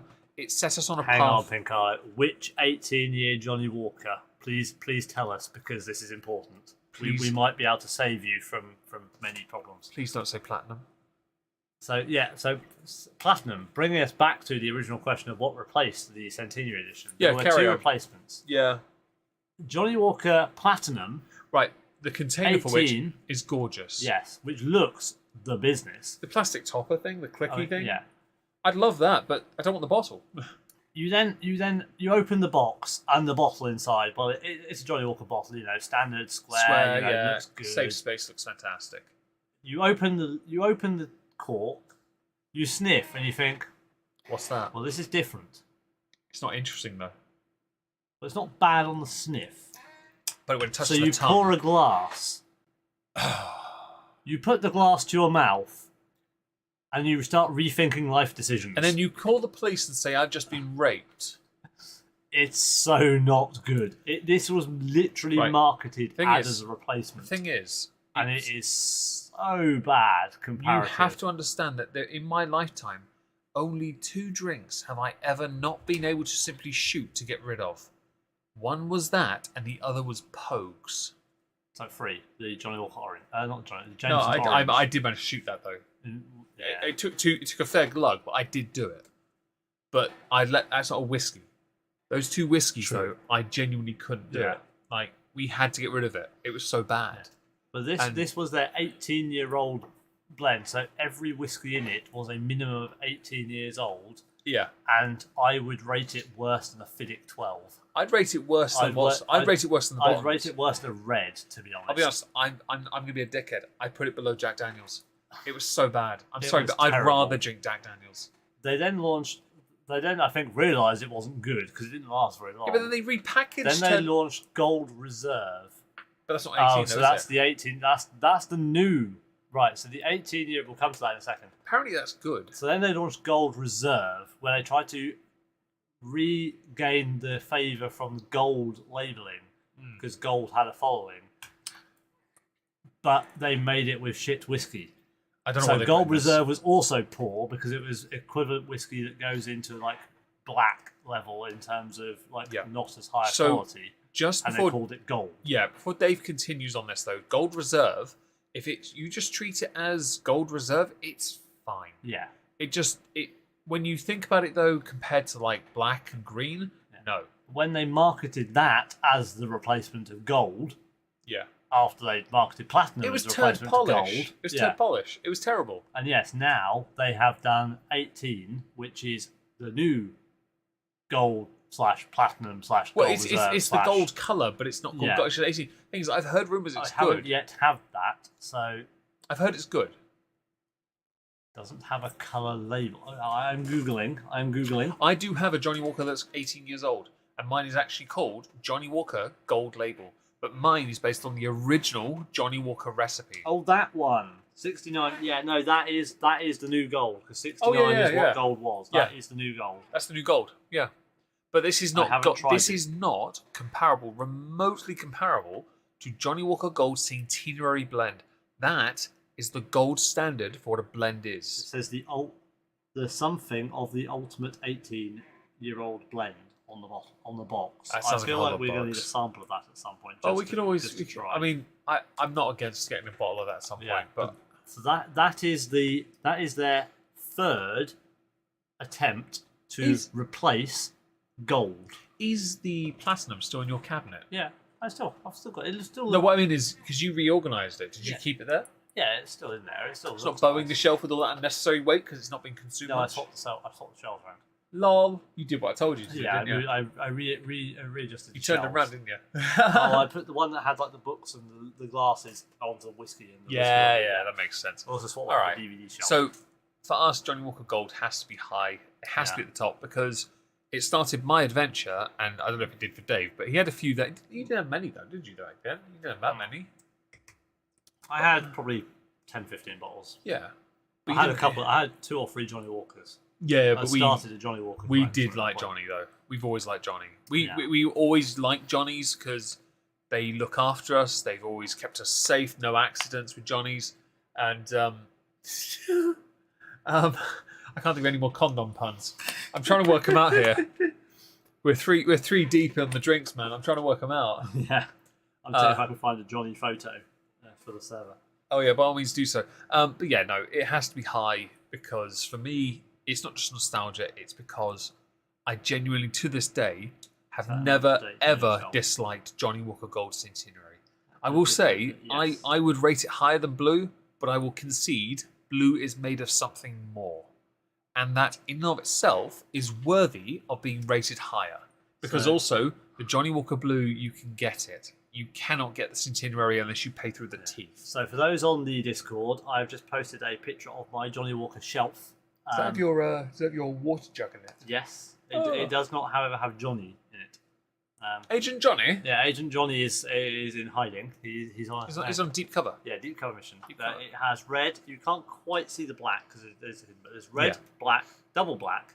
Yeah. Green, which is hidden behind the 100-year or whatever 200-year centenary celebratory blend. The swing, the island green, the platinum. Yeah. The black label jug. Dave has all gold, of them. Centenary out of the box because I gave the box to Meg. Yep. Well, you have spares anyway. The XR also out of the box because it just looks better. Yep. The blue. Although I will say, before he continues, he rarely keeps them out of the box because he really does like. He loves a good box. I do like a box. He loves a nice tight box as well. The blue. I'll drink to that. Explorers Club Spice Road. The Explorers Club Gold Route in the giant green box. Oh yeah.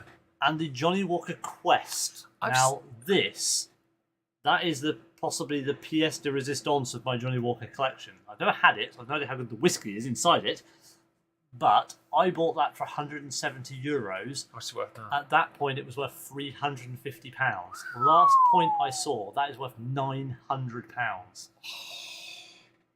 You're still not. I'm still not giving you my Nika 12. But Johnny Walker Quest, that last time I saw an actual price where that was available to buy, not an auction. That was £900. I'm gonna have to spank both of you, aren't I? I mean, as long as you're wearing a condom, I don't care. Okay, so I couldn't agree. Like, I have a few. By the way, just to be clear, he's not the only person with a few Johnny Walkers. I actually have some he doesn't have. Yeah. I have Johnny Walker Black Highland Origin, Johnny Walker Black Islay Origin. Yes, he does not have those. And the Sweet Pea you had. I've got the coffee one as well. And the coffee one. Yeah, I did, but I wouldn't mind trying the rye one just out of curiosity, but it's getting it. It's impossible now. Yeah, because Johnny Walker have a habit of doing travel exclusive. Oh, and King George V. Yeah, I was going to mention that to Dave. I know he'd love to get his hands on that. Yeah, because it's on my Amazon wish list. And the private collection, the £500 one. Yeah, it's on my Amazon wish list. On my wish list on Omegon. The green one that's like 20 grand. Oh yeah, I've seen that. That's brutal. Okay, so I'm gonna. The reason, by the way, the reason I changed my list was so I didn't constantly put things at the top because I didn't want to do that. Because yours are all basically top. No, they're not. Shut up, you tart. Right, anyway, I'm going to go with Glenfarclas 105. Now, Glenfarclas... For those of you who don't drink whiskey regularly, you're gonna drink that. So I've had like 6 doubles. It's been a long day. Yeah. You're gonna drink that, and you're gonna be like, "Ow! What hit me?" Glenfarclas 105 cast strength is 60%. It's my birthday whiskey from last year. Yeah. I had 4 bottles to choose from. I chose it because 3 of which were bought as birthday presents for you because I gave all 4 were. I get 3 of them by the same person, weren't they? Jameson's, Balvenie, Johnny Walker's Celebratory Blend, and that.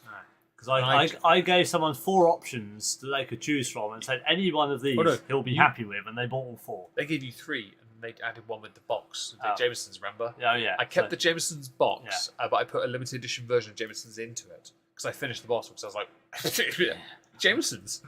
I put the limited edition one with a football shirt on. Yeah. But Glenfarclas, I chose it because it makes me think of Farquaad from Shrek. I literally chose it because the bottle is taller than him. Yeah. But I chose it because of that. And we had it, it's about just over half empty. My brother-in-law asked for a drink last summer he wanted a glass of whiskey, and I was like, okay. I spoke to a friend of the family and went, do you want to do him dirty? He's like, what you got? I'm like, bosh.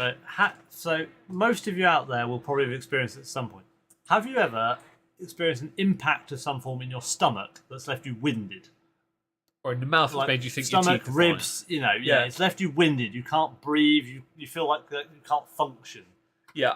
This is what happens when you have a shot of this without preparing yourself. He did not know, but he also didn't know at his wedding that I replaced his double of Man of Swords with an additional double from my own glass of Man of Swords, giving him a quad, to which he then had to finish before he left us in the evening. He couldn't leave it. That was brutal. Yeah, that was 65%. Even we struggled with that. Oh, that was brutal. So good, though. It was good, but it was brutal. But then Glenfarclas isn't as strong, but it's also not. It's not as strong as Octomore, but it's a different kind of strong because it's not. It's a Highland. It's not peated. It's smooth. It's ridiculously in your. This starts going down, and you don't think anything. But then it hits you. And then suddenly you're like, you've swallowed the sip, and then you're like, oh God! What's that? Yeah, exactly. And it sneaks up on you and smacks you around the back of the head. Not because it's not a novelty. It's definitely beautiful. I love it. I have to put it in Bravo because I really enjoyed it. I like it. It is a nice whiskey. Once you're prepared for it, I kind of want to put it right there next to Nika. I don't think it's better than Nika because Nika's got a little bit less on the. Nika's more palatable. Yeah. We had a glass of it when we 2 steaks ago. Johnny the Second, actually. Johnny the Second. And Tommy the Second. Tommy the Second. You're right. My apologies. It's just easy. Johnny, isn't it? Tommy the Second. His reigns are short-lived, but it's well worth it. Yes, buried in a raised bed, which will get me very much in trouble when people see bones in a raised flower bed. But we do perform a state funeral for every Tommy. It's a horn. Yeah. And then a bit of Edelweiss. There is a 21-gun salute. Yeah, we do it to the tune of Through the Fire and the Flames. So, Glenfarclas 105, I have to put it at Bravo because I cannot put it at Nectar because we've never finished the bottle, whereas all those at the top, a form of bottle has been done. I mean, blue maybe not, but I think we've done enough over the time in various areas. Blue is the outlier there because we don't want to do the bottle. Yeah, it's not that you don't even. It's not that you ruin it. It's just I'm worried I'm going to turn into Leo McGarry. Yeah. A raging alcoholic.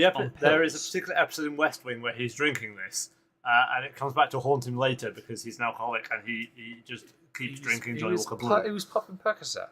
Okay. That as well, yeah. So I'm going to put it at next, Bravo, because I believe for a cask strength whiskies, by the way, I don't think, I'm looking at the list, both cask strengths, I think there are only two.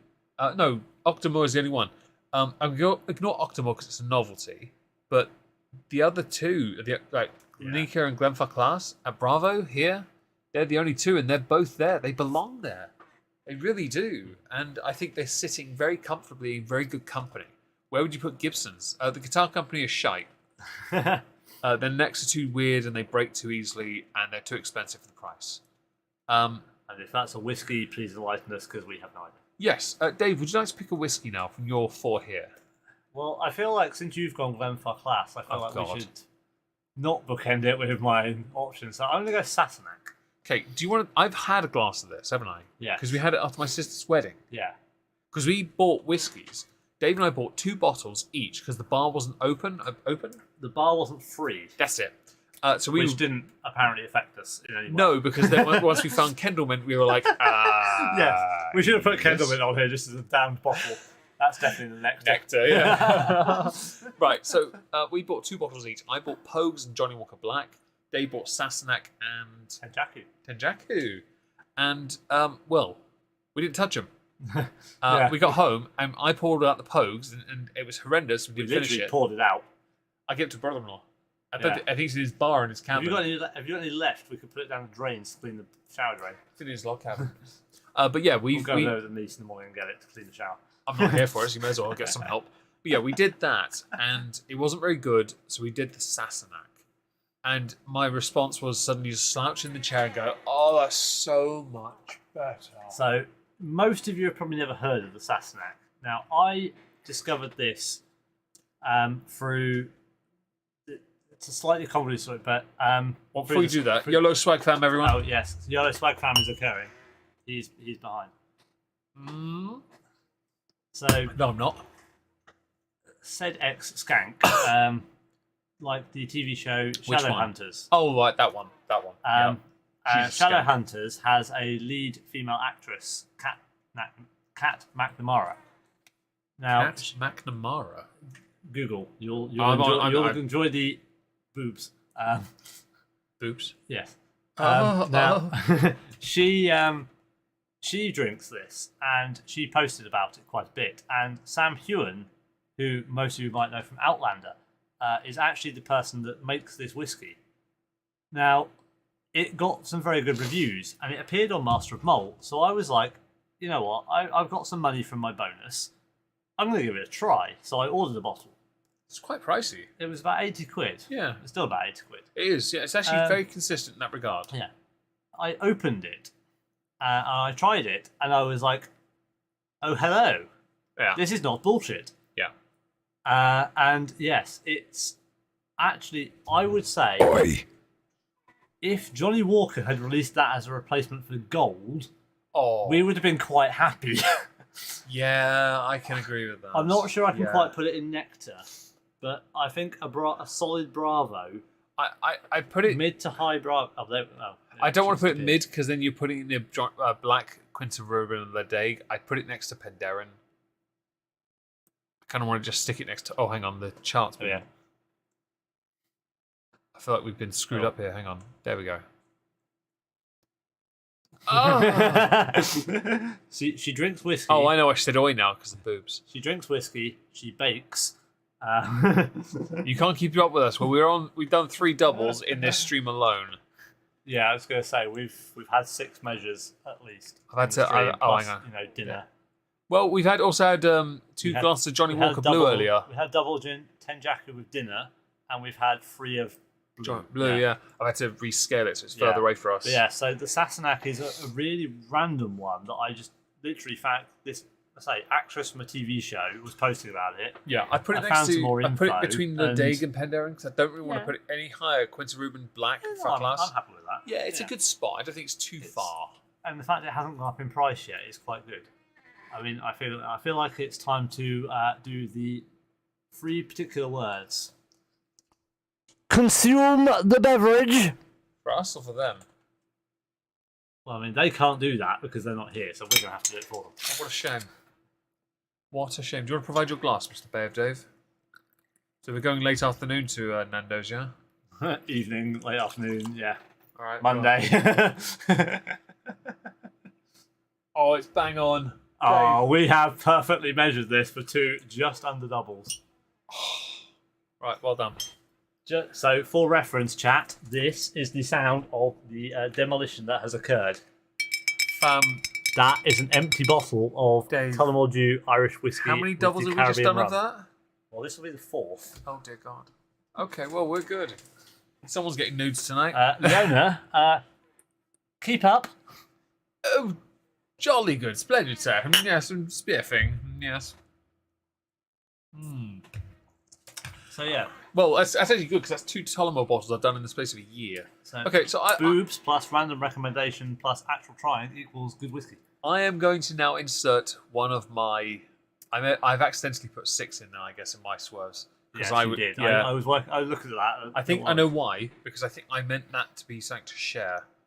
Because I think I meant it to be. and I Yeah, forgot. because to be fair, I bought one for your dad, so I suppose Yeah. it sort of counts. But I'm going to go with the one Manzanilla cask. So we did. I think what one that was now. We did a sample set of sherry casks for at the Yes. Christmas fund, and we didn't like the one sherry. Yeah. But then I pointed out I bought the Manzanilla, and you pulled it that out. was the good one, wasn't it? You pulled it out, and you were like, "Holy shit, this one's nice." Yeah. Yeah, because I've got a sample of the one at home that we didn't do last time. Yeah. The sherry one A is different one. horrendous. The one Manzanilla, high baseline, So the one, is made by the Lakes. the Lakes, this is another English whiskey. Yes, but I don't think it's as good as Chapter 11. 11. But I do believe it's a high baseline next to Singleton, I think. Or I put it next to Tamna here. I put it on this side near Highland Park because we only have one glass, but I Yeah. think it has more than just potential. Yes. We've got it. I think Whiskey drunk is a different kind of drunk. I agree, but the thing here is, we're right next to my bed, and his one's like literally a stone's throw.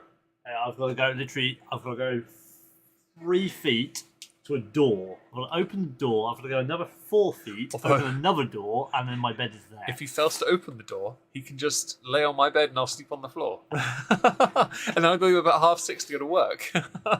But also, whiskey drunk for us is like... Yeah, it's different. Yeah. Come on, you managed to inflate a bed, please. Please. I still don't know how we managed that. I have no idea. You couldn't even remember doing that. No, I just remember walking back to the house You and then remember, getting in bed. going to the cabin and then walking back from the house and not the And then intervening 10 sending minutes where you highly inflated an airbed. I sent some really inappropriate messages. But I meant Whereas everyone. I had to go. I sat outside for 10 minutes to stop my head spinning because I laid down in the bed and went nope. Went and sat in the cold air for 10 minutes to freshen myself up. I literally and then went to bed. laid on my bed. I had my phone up in my face and I went, well then, I guess I'm going to sleep then. For those who don't know what I've just done, I just threw my phone into my face to imply it dropped in my face because apparently slapstick comedy works when you've got nothing on the screen to show it. I would argue the one is a high baseline right here because it's got potential. Actually, I might see high potential because we didn't have enough of it. No, yeah, that's the only thing. Because I think it could. It's not bad. It could be a baseline, but I think we need more of it. It could be a Bravo. Not after having had a reasonable bit of other whiskey. Yeah, we had samples and we were let down by some. No we need sleeping to on have floor. that on It's its good own. for your back. I think I'll take potential because I think actually. I'm pretty sure whiskey allows one to sleep By the literally way, anywhere. just to make it quite clear here, we're clearly not pissed because I'm able to concede actually the one is a good whiskey. This one is good. It's just we've not had enough to know. It's something I've got in my collection and I want to had like half a 3CL dram each. And well, that's the sherry one. we had one proper glass of that one, but that's only one, and I don't think that's enough. Like we've had a bit of the Rioja cask, and we know it's good. Yeah, we had a sample, and We've had a shitload of Auchentoshan. Yeah, we've had a shitload of Penderyn. Some of these we've had bottles full of liver. Would Dave like to pick one of his three? So our livers have gone to sleep. Or do you want me to pick this one first and then move to one of yours? Let's go for the shared one. Okay, so the next one I picked because I realised it's not here. Oh, to be fair, if you're on... No, actually, I was going to... About the face, I was going to say, to be fair, if you're on Most Only, you've seen my face, but I don't think... You'll never see mine. Meg doesn't actually have a face. Because I'm fucking ugly. This is why I have to drink, because I can't look at his area where his face should be without being quite blotto. It's a perpetual... it's a perception filter, so you can't see me. I am totally gazeboed right now. Are you? A bit of controversiality. So we're going to pick something that's not on the list that should be, because I have three, I think. Stirada, 12, Tokakaga, 3 bottles of this, but it's actually quite... I wanted a bottle of this years ago, and Dave got me the bottle I'm putting on the list as a birthday whiskey. And also, it was something we consumed a vast amount of before my sister's wedding. You should have seen... This was the other one. At 6:30 in the morning when we were outside, I was fucking hungover. And I don't know that we were. I think we were still drunk. I emptied... We went to bed at like 2 and got up at 5. I think we were still drunk when we got on the minibus. I had pins and needles, okay? This is why I went back to sleep. I put so many things I couldn't, and I'm sat there like, I have to sober up like this. But Dave was right. He predicted on that stream we'd start not drinking. By lunch, maybe. By dinner, drinking. But I think he said it'd be no whiskey, just coffee. By lunch, maybe a little dribble. By dinner, all whiskey. It was a bit later because we started on the coffee about mid-afternoon. Well, you did. I was sat there with hot chocolate. And then we went to drinking. At that point, had ciders with dinner, and then we went to whiskey. I was genuinely worried that I was going to have an accident on the bus, so I refused to eat or drink until I got to Scotland.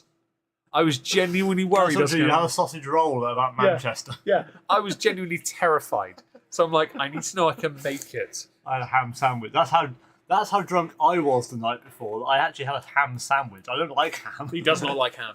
He really doesn't. I just needed food at that point. That's what I got. But the Bunnahabhain 12, which is the sherry cask finished Bunnahabhain, it's an Islay, it's not peated. Dave bought it for me for my 34th birthday as a birthday present. So it's my birthday whiskey, or 35? 34, 35, one of those two. 33, 34? Hang on, let's go to Discord and find out. 2021. It's fine, I can confirm it. My whiskey. I'm 33. I'm 35 this year, so I would have been... Yeah, but birthday whiskies are here, look. Bunnahabhain 35. Yeah. Right, so Bunnahabhain was my 35th birthday whiskey, which was the year of my sister's wedding, actually. You're 2 ahead of me. And we basically... we don't need a time check. 3.5 hours. Yes. We've been here for a while. 2.5 hours. Sorry, no. 2. 2 hours, 1 hour, 58 minutes.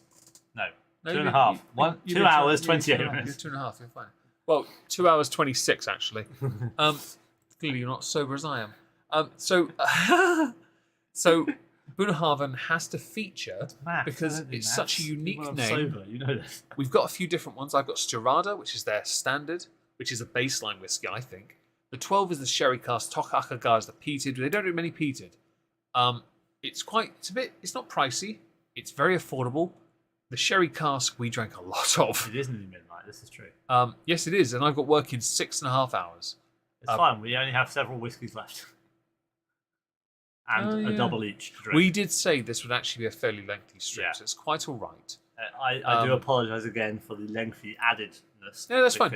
A longer IRL stream, things. you guys get more out of this. We get to talk about this. We're going to have to organise this afterwards anyway, and we still have a glass left to finish. Yeah. So I do want to put it near Bravo, but I do think that it can't because of what's there. Yeah. So this is a swerve in a sense because I don't actually own this one, although I want to put it there. It was a birthday present for his dad. No, you got him Stirada for Christmas. Oh, is that not Stirada? That's 12. Oh, okay. Oh, my apologies. I went with the sherry cask because I definitely have it, and we drank a shitload of it. I know this because I woke up and I was still drunk. You're welcome to ask as many questions as you like. Ask us, yeah, honestly, we will ask us. happily answer. You could do a part 2. We have like 5 left after this, so it's all good. Part 2 would be quite short. It'd be about, depending on how late Dave was, it'd be about 10 minutes. Especially because they're all essentially God tier. Yeah, sorry, yes. Sorry again for IRL. You're about to actually see literal 5 whiskies go on God tier. So I think it's highest baseline possible because the Strada has the potential. No, I would not. Well, if it was already open, then yes, because it's lost its value. If it was closed... Does that say flask or flask? I'm assuming it meant to be flask. Or glass. I don't know. Might be glass because the G and F are next to each other. Depends how much depends how much Pincala has been drinking. I do appreciate, by the way, Leona, your checking. Yeah. We should be all right. Because I actually, to be honest, I've been running on 4 hours sleep for the last 2 nights, basically. I'm not sleeping very well at present. I think it's the highest. I think it beats the Singleton Malt Masters. Don't know, it's so heavy to hit you around the head with to knock you out. I've got pills over there I need to take. I mean, that's fairly weighty. I mean, you could just pass me a pill. There's a rock here, that'll do. Let me just pass one of those pills. I'll take those. The one on the farthest left. Thank you. That'll be 1 hour then. Anyway, I think Bunnahabhain 12 it's one of the best sherry casks out there. It really is. The Santa is smoother, and I do appreciate the worry. I really do. Send nudes. But I think that it's definitely on par with the Malt Masters. It's better. It's the best sherry cask in the baseline easily, and there's actually a few there because you've got the Tamna and you've got the Glenfiddich. Well, hello, Lulubelle. Yes, we are still here. Don't worry. We will not be going anywhere very soon. Not for another 5. We are here for your enjoyment. We're here ribbed for your pleasure. So, and that, yes. David, would you like to pick your next whiskey? I'm going to save the best till last. I'm going to go with the spiky one. Highland Park Ice. Okay, so you want to tell people why you have this? So, technically, this is Meg's fault. I take full responsibility. I'm okay with this as well because it's fucking yummy. He bought what was on the list when I last saw the list and is no longer on the list. Yeah, but that's okay. The Highland Park Fire Edition. This is a 15-year-old limited release Highland Park. It is in a very fancy red bottle with a very fancy wooden case. I bought it as a January treat because it's been on my Amazon wish list for about 4 years, and I saw it and thought, bah. Yeah. So he very kindly decided that we would open this, and we tried it when we made steak. And then he regretted it because I drank more of it. And then some more of it. You have the most, but I don't Yeah. mind. I don't mind. It's all good. It's very lush. Now, It is. when we investigated, we found that there was also an ice edition, which is the 17-year-old variant. It's And the cask strength as well. Yeah, these two make basically a set. There's another cask strength. Ooh. Yeah, I might have more than I think to pick from. So now this was a lot more expensive than the Fire. Yeah. So nothing happened. And then one day I happened to find it on a website, the one I used to buy the Johnny Walker Quest. Now this is a website based in Belgium, I think, or France. Basically, I imported this bottle. And despite FedEx attempting to charge me £1,200, yes, £1,200 of import duty on a €200 bottle of whiskey. Have they billed you for that yet? No, every time I've checked, it says it is still under review and I can't pay the fee. So I haven't actually paid any import duty on this bottle of whiskey whatsoever, which has made it a steal. Yes, I bought a bottle of Johnny Walker's on right. Highland Park Ice, and it cost me €200, about £175, which was a steal. Yes, I will admit, when Dave got this and he brought it down, he unboxed it on stream, which, by the way, we've done a Cthulhu-kin and Friend Show episode. There is a stream. It's called the Fire and Ice stream, and it's an absolute banger, quite frankly, because we also had a glance at the Fire, because it's smoky, it's fantastic. And then the ice came out, and we'd never tried it, we'd never tasted it, and the first thing I said was, holy shit, that's good! Yeah. Now, this is...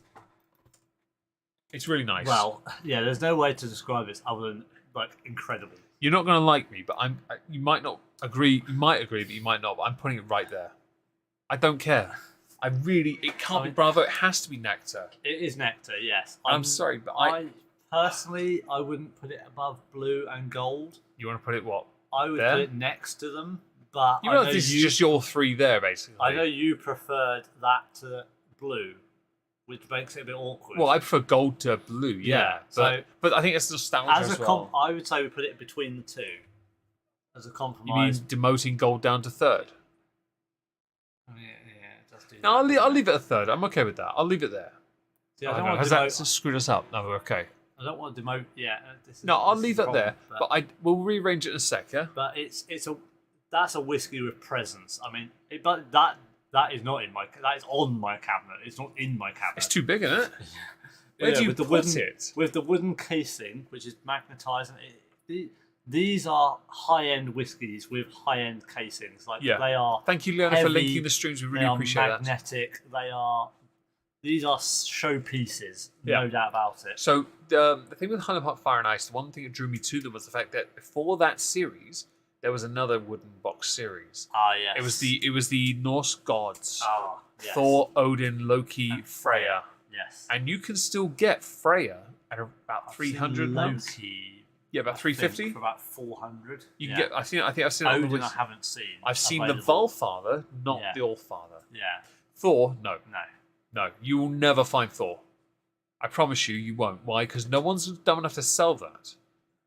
40,000. That's not actually. Now I'm going to sound really, really like upper class here, but 40,000 is not that much. No, because Singleton 52 costs like 24 grand.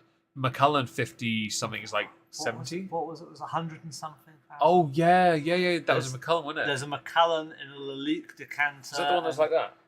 Yeah, that's like 100 and something. Oh, wait, remember the years ago the teardrop bottle? It was a Glenlivet. Oh yeah. Oh that was 52,000. That was about 52,000. That was beautiful. I wanted that. Yeah. Teardrop shaped bottle. Amazing. Think about the teardrop bottle was the top on it was what you drank out of. Yeah. It was a little metal like teardrop tip. The reason I removed the fire, by the way, is because we would then have a problem of where do we put the fire next to the ice. That's another reason I removed it, because I didn't want that there. Yeah, because I felt that we've been going for 3.5 hours. I've saved us about 20 minutes of arguing. True. Okay, after essentially 8 shots of Tullamore rum cast, which is now all gone. Viking Heart. No, we have Viking. We both have Viking Scar. Yeah, you have Scar. Okay, so I'm going to pick next. I've got 2 to choose, both age statement based. In fact, Dave's Aftershock. If only we had time to tell you the story of Meg's birthday. Which one? The one where we all poured the remainder of our drinks into your pint. You would think. That was 22. That was 22. That was the blue bar. Dickheads. Yeah. I didn't want to get drunk either. I didn't want to celebrate. I didn't want to get drunk. And what happened? I ended up back in my room with my friend sleeping in my bed with me, telling me about her monument. With my friend sleeping next to me, telling me about her first sexual conquest. I'm like, bitch, I just want to sleep.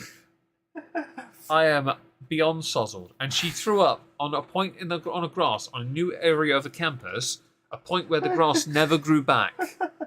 How corrosive. It's like female dog piss. Grass does not grow back if it's there. All right? She literally... And I've still got photos of that where it blew chunks. So I took a photo thinking, yeah, this is cool. Shut up, bruh. And let me get a selfie. Yeah, friends of the family did as well. Yeah. You did that before you helped him. He did a lot up like that. And he did the bosh and then went... And then next day when you did soft play, I went and dug it up so the dogs wouldn't get to it, and I put it in a raised bed. Oh, soft play was an experience. He wouldn't have been as hammered had you not had chick hiccups.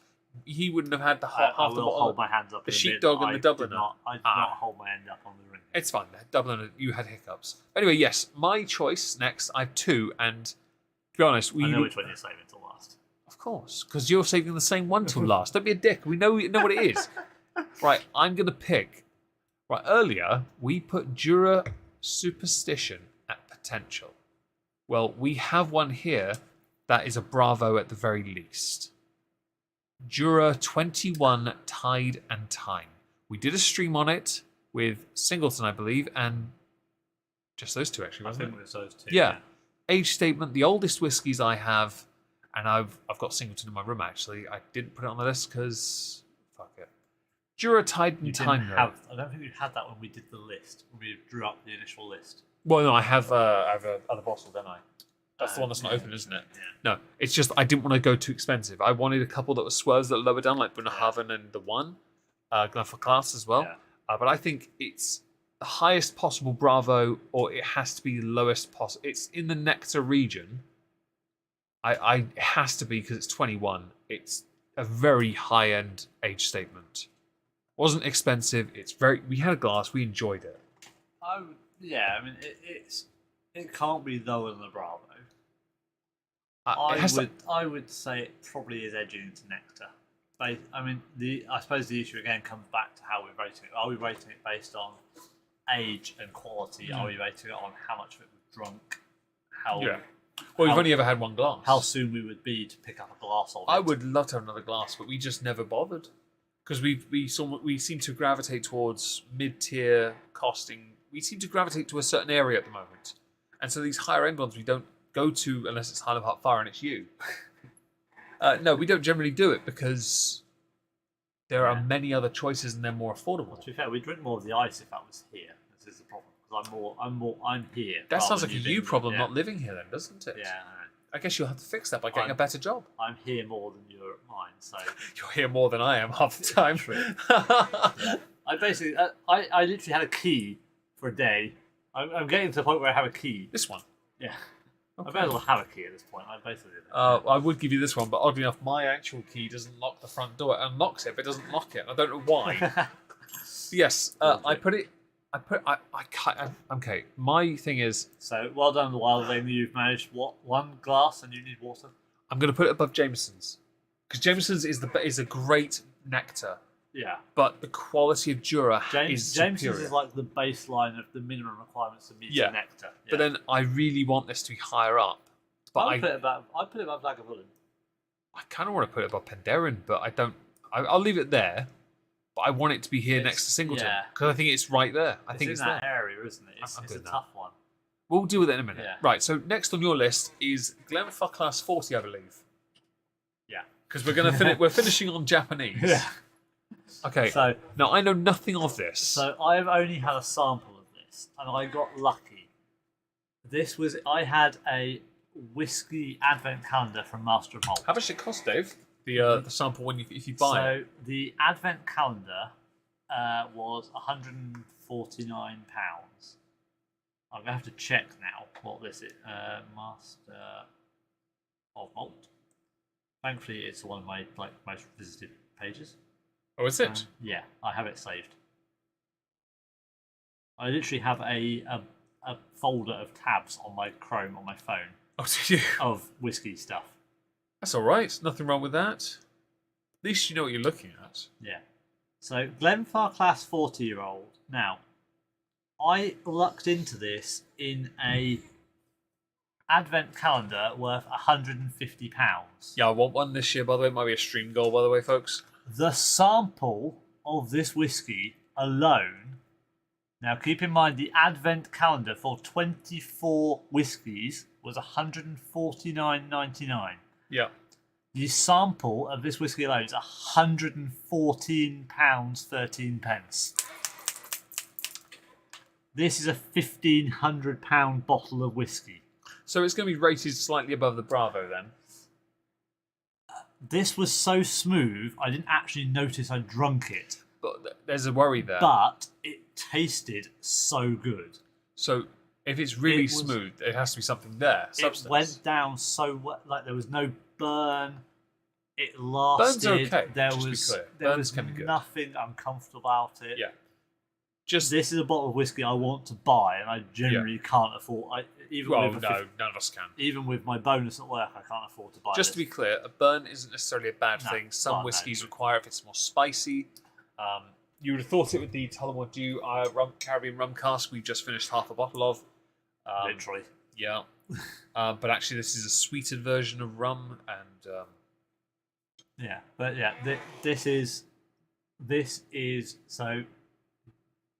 this is the best whiskey I've ever had.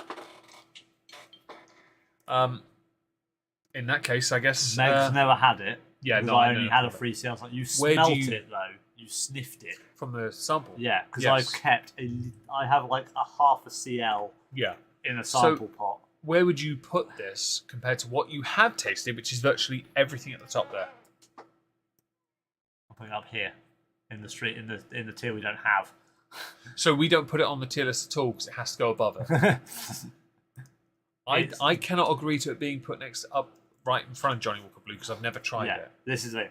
That is the best whiskey I've ever drunk. Okay. Meg's never had it, so this is going to be the problem because we cannot put it there based purely on my tasting. So it has to then, because of that, become. But why? just why? For the sake of it, then Glenfarclas Class 40 is not going to be listed then for this stream. I don't think it's fair. This is the problem because you've not had my other one either. But No, I haven't. I would rank Glenfarclas 40 here. People can't see it on the stream. Right. Above Nectar. Sitting up here. It is better than anything I've ever had before or after having this sample. Okay. It's literally the best whiskey I've ever had. But owing to the fact that Dave's only got the sample and I've never tried it, we will not rank it on principle. It wouldn't be fair. So for the sake of it, but why? Yeah. But not to troll it, only because we cannot rank it. Yeah, we can't actually rank it. Okay, well, I'm gonna. I feel like based on the way the 105 is, you would probably at least have it in Bravo. I would have it at the top Bravo at the very least. But if I will trust you on this, because 105 is not an age statement. 40 Glenfarclas are known for being very high quality. So anyway. neither of us are 40 years old. This whiskey is older than we are. Yeah, it's actually older than. Yeah, I'm only 37. Yeah. Okay, so I'm going to let you put your last one because I have tasted this, haven't I? Or is this the 12 I tried, isn't it? You haven't tried this either. Oh, god damn it! This is the problem. This is the problem. So the second best whiskey I've ever had is this. Right, you cannot rank that above Johnny Walker Blue. You can't. Unfortunately, well, I would. So this is Hibiki 17. You are so expensive. Now, I've only ever had this once. I was lucky enough, I went to New York on holiday with one of my friends. We went to a whiskey bar that was near the hotel. And is this the New York holiday I was meant to go on? Yeah. Okay. Yeah. I'm not salty. Who's salty? Sorry. That's all right. Well, it's New York / gigs in Cleveland. I'll cry about it later, don't worry. So, went to New York with my friend. Boulier's fine. We went to this whiskey bar and we were talking to the barman. And I'd said about, obviously, having had Hibiki 12, and I'd love to try Hibiki 17 because they had it in a bottle. I asked how much it was. The barman told me, and I was like, yeah, no, I can't afford that. And then my friend, bless her, said that it was my birthday, because legitimately it was. And the barman asked for my ID, so I showed him my driving license. He came back 5 minutes later with a double of, I'm air quoting, Hibiki 12, because his manager was there. Yeah, he gave me a double of Hibiki 17. Oh. Is this another one we can't rank, then? Unfortunately, yeah. Okay, so... But this was literally... So, Meg's had Hibiki 12. I've had a small amount of it, yeah. So, think how good Hibiki 12 was. I don't remember. But I do remember Japanese whiskey generally, and you'll get to it in a second, actually. Japanese whiskey, the quality is insane. So, even like Akashi Tokinoka Hibiki and 17. Now, the reason this is on there is because I do actually own a 5CL sample of. I should actually Google how much that is. Oh yeah, please do. Google the samples and Burns Meg admit it. I like Bouillet. I bought it as a birthday whiskey or birthday bourbon for my 33rd, I think. I'll confirm. Bouillet was... Hibiki 17 is not on Master of Malt. This might be a moment or two. Bouillet Bourbon Standard was my 31st birthday whiskey. I have on my list 4 whiskies that were destroyed. One was Talisker, Johnny Walker Double Black, because obviously once you go black, you never go back, and Proper 12. The other one was a novelty peanut butter and jelly whiskey spirit drink, which was trash. So Hibiki 17 is about £1,200. I don't know about the sample because I can't find it. But yeah, Hibiki 17 is about £1,200. How much is it?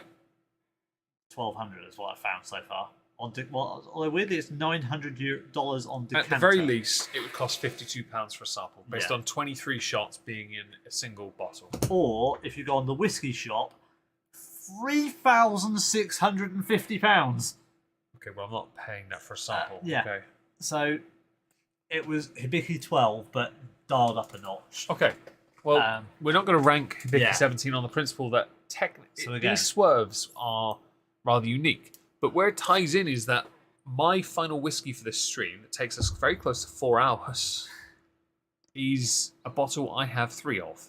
It's one I'm quite sentimental with because it's my 100,000 play button bottle. It's what I won a raffle to get. It's what my sister got me for Christmas a few years ago.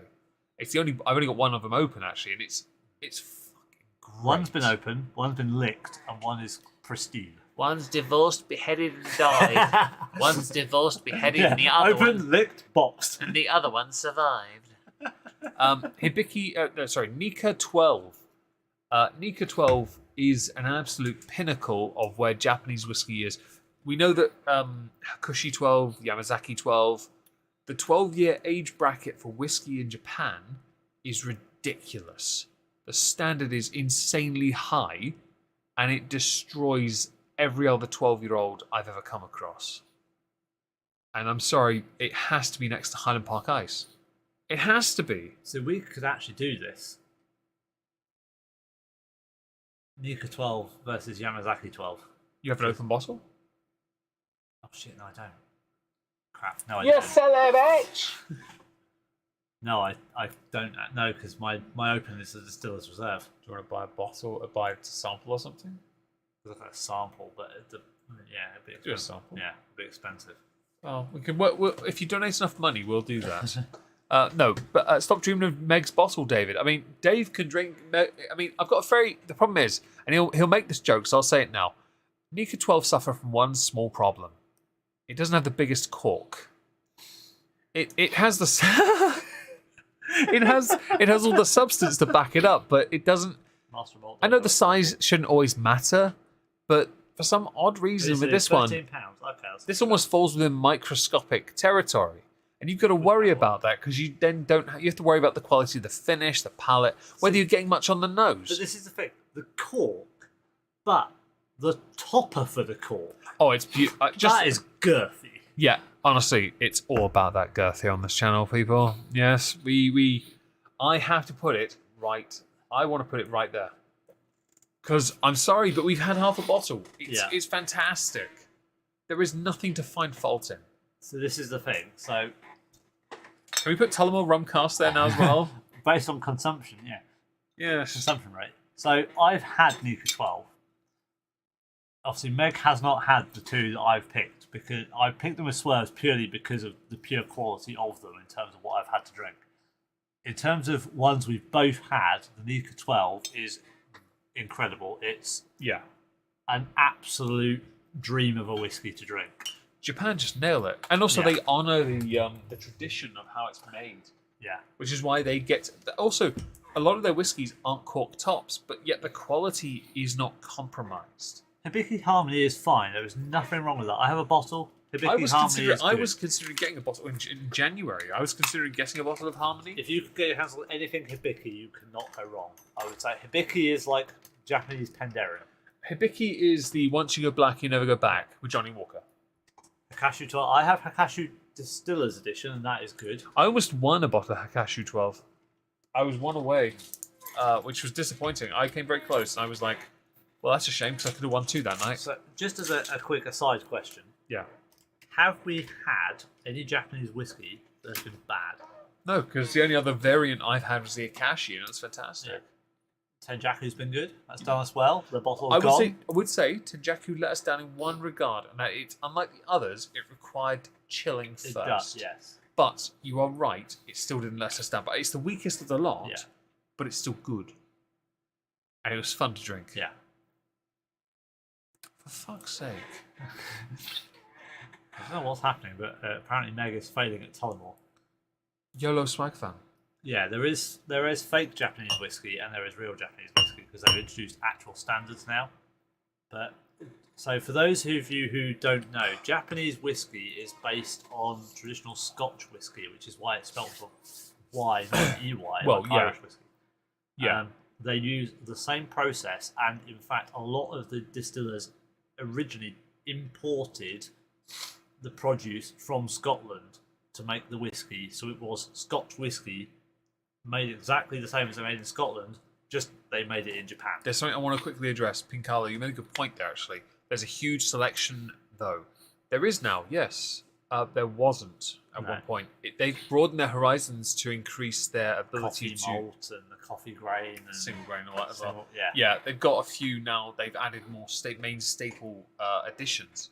Nika 12 is not a part of that. Nika 12, you can't just buy that anymore. You have to buy that It's limited edition, and they don't sell it anymore. So the bottles. I bought my bottle for £100 or 110.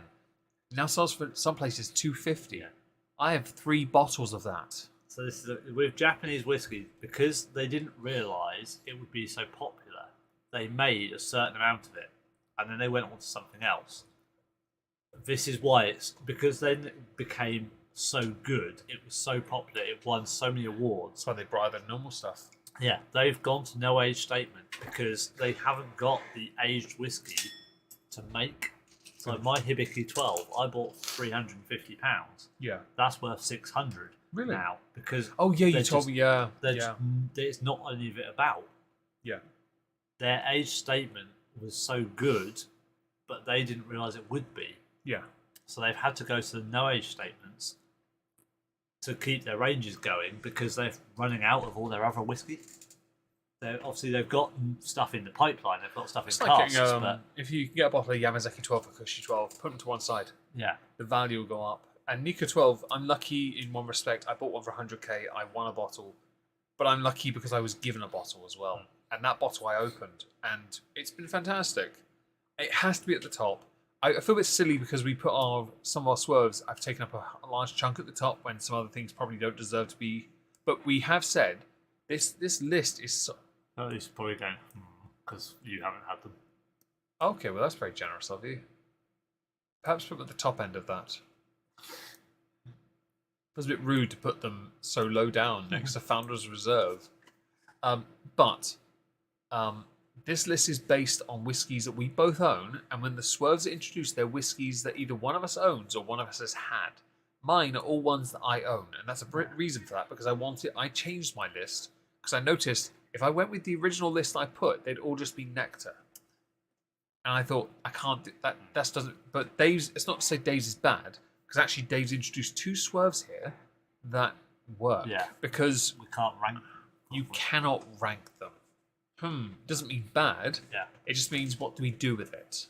And in the case of, I still maintain there's one or two changes I'd want to make. Hey Clubman to me is a mixer, and it becomes a Y. It's a good whiskey, but it's bleh. It's the easiest. It's so easy. I've got a bottle in the cabin still, but only because it says "Love from David." Yeah. It's the Christmas one that It just is- happens it to is conveniently from- have your name on It it. is from his husband, yes. It can, I saw it in Tesco and I was like, Dave's name? Bosh. I think if I'd make any changes, I'd move Haig. I'd probably give. Are you gonna put Keith further up? No. No. I'd move her down one. You're gonna send Keith down. No, I moved her down one. She's underneath coffee. Keith's going down. She definitely goes down. She goes down before coffee. Definitely. Or after coffee, depending on how you read the list. I mean, depends on how alert she wants to be. Could be sloppy. I think Tullamore belongs where it is, although I might argue, while it's a baseline. Based on the demolition of this one, I'm going to say we move it up a little bit. Maybe with Abalawa as well. Oh, well, over there? Oh, sorry, Fiddick. Fiddick. Okay. I'm glad you can read. I Yeah, thought you were sorry. illiterate for a moment. It there. was the picture. It's because it was the picture. I was trying to work out which one it was. I can agree with that. I can agree. Tullamore deserves to go up a little. I agree. I think. Annoyingly, I feel a bit sorry for Okentoshi, but I do think it is the Bravo baseline because of its affordability. Most of the time, it's £22. Well, look at the list here. You've got the baseline for Y Jack Daniels. That makes sense. Yeah. The baseline for is that. I think Yeah. that I think it should be Fidic 12. But you're moving Fidic 12 down. I think it's unfair to Livit because I think the Livit Founders Reserve is For reference, that was Meg. That was not me. No, I think I did not move that. Well, no, I want this to be here though. To be honest, I think that works there because it actually makes some sense. Livit normally trumps Fidic. It makes sense. I don't think Hague Club deserves to be in home. She's getting drunk. Our sloppy. Ooh. She are not keeping up. Right. I think Talisker can't really. It's not fair to say Glenkeith deserves to be the what could be a potential because we haven't done enough of it. Yeah. Talisker Sky, I don't think that's fair. fair. Again, for the money, it's good for the money. You are. Well, I think I paid 27 for mine, but I don't think it's fair to have Talisker as that either though because we haven't had enough of it. I think it has to be something else. But then what could go there? And I think we're stuck with that. St Andrews is the baseline. Yeah. Absolutely. I think Bushmills has actually earned its place further. You're not drunk. Right. It's totally not. It's not. It's right in the middle, actually. So that actually was a fantastic entry. Yeah. Aukentoshi is definitely the base standard for Bravo. Jameson's is a literal Irish nectar. Yeah. There is as is Pandaren, because that is literally Welsh gold. That's what it translates to. It does. There are other Jamesons exist that I would rank up here as well. And I haven't had the 18 yet, but I know damn well it'll be up here.